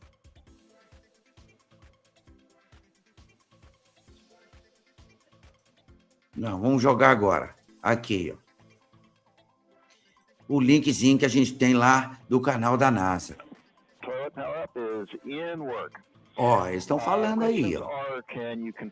Ali me parece... É dentro, é o interior da nave, né? Do foguete, não é? Bom, mais uma imagem aí, então, ó. Aí a central, a torre de controle do foguete, provavelmente. Vamos ver o que está rolando aí. Thank you. And Stan, we are wrapping up PWD right now. Jeremy will get the HHB cameras after that. There was a tremendous amount of back pressure on all those settings, so it's taken a little bit of all the connectors, so it's taken a little bit of time.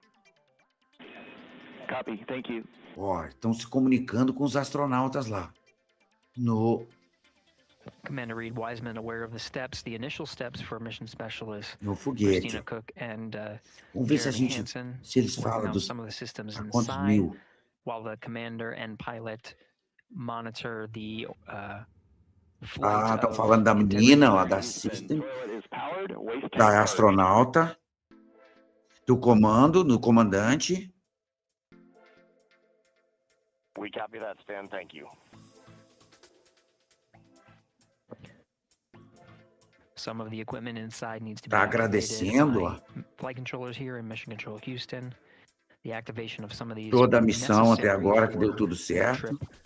On their first day in orbit Houston, as part of the Artemis 2 o controle.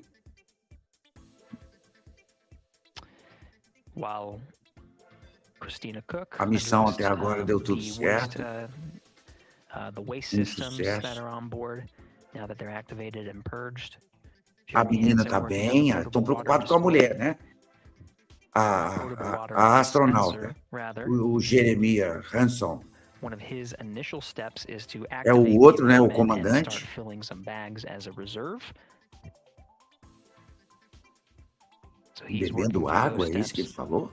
The HHP camera is one Eu of não the entendo internal direito, né? cameras Mas eu acho que é, inside viu? A bagagem of, tá tudo integrity. certo.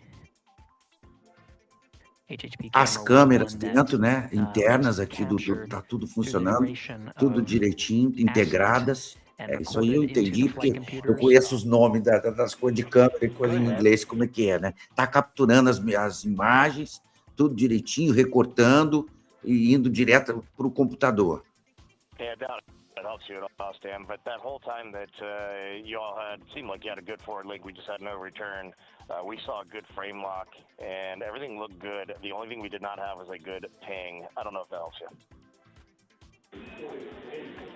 That helps a lot, Reed. Thank you for that report. É, rapaz, é isso aí. Estão pedindo um helpzinho lá, né? Para vocês, para se reportarem e tal. É porque tem um delay, né? Demora um pouco para chegar. Tem que dar o tempo. Ó, é a imagem lá do foguete, sim, viu? Que eles estão colocando, é. Que legal, né, cara? Puxa vida, tudo em tempo real, ó. Eles lá no controle, na torre de controle. Agora, eu não fiquei sabendo quantos dias, né, que eles vão ficar aí, será, hein? Bom, a gente vai saber, né? A passar as horas aí, os dias. Não sei se é dias ou como é que é. Só vão sobrevoar e vão retornar. We saw the SAW 3 brake go into error position. We're confident it engaged, but we saw more motion than we expected during the burn. Estão dando um tempo On that SAW. para acertar. Teve um erro de posição, aí estão acertando as posições. A expectativa é que agora acerte a posição. Aí, assim que acertar, eles dão o ok. É. HHP cameras are off, PUP 1 switches are off, Stan. Copy HHP and PUP, thank you. As câmeras ainda estão em off, né? Depois vai...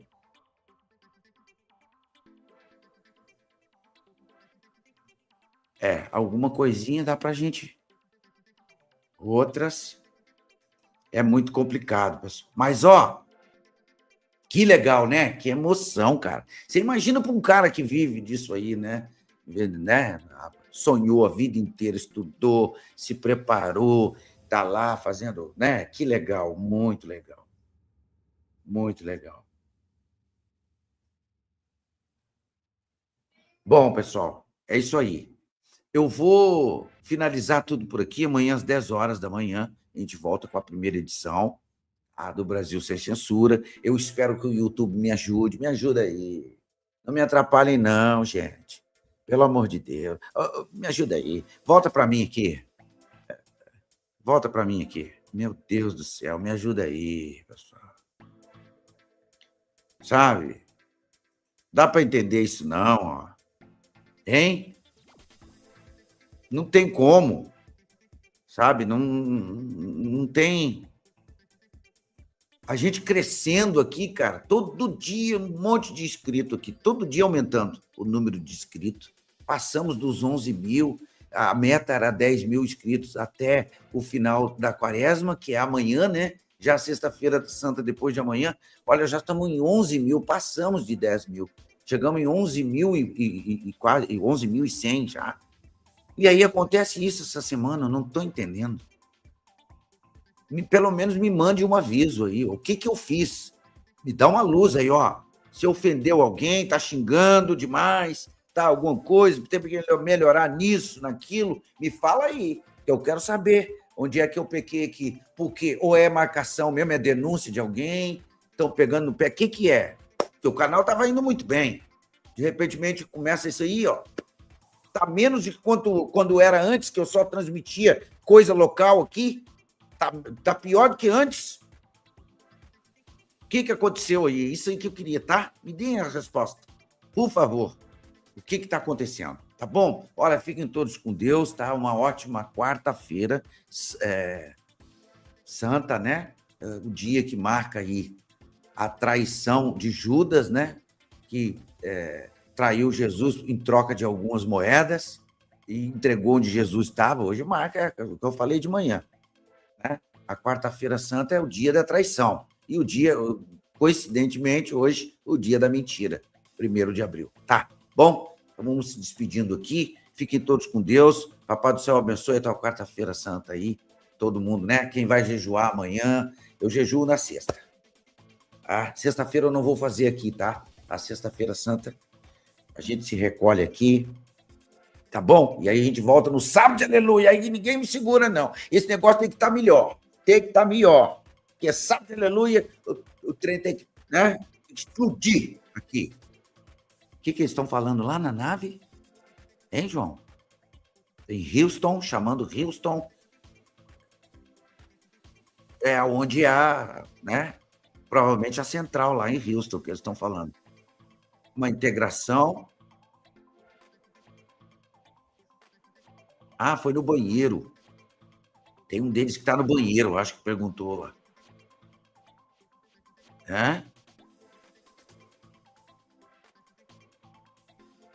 Bom, é isso aí, pessoal. Muito bacana. Acompanhamos de perto. Fiquem todos com Deus. Uma ótima noite. Hasta la vista, baby. Até amanhã, se Deus quiser, 10 horas da manhã, com a primeira edição do Brasil Sem Censura. Mais informação para você. Sempre. Canal Livre TV. Diferente. A TV da gente. Valeu.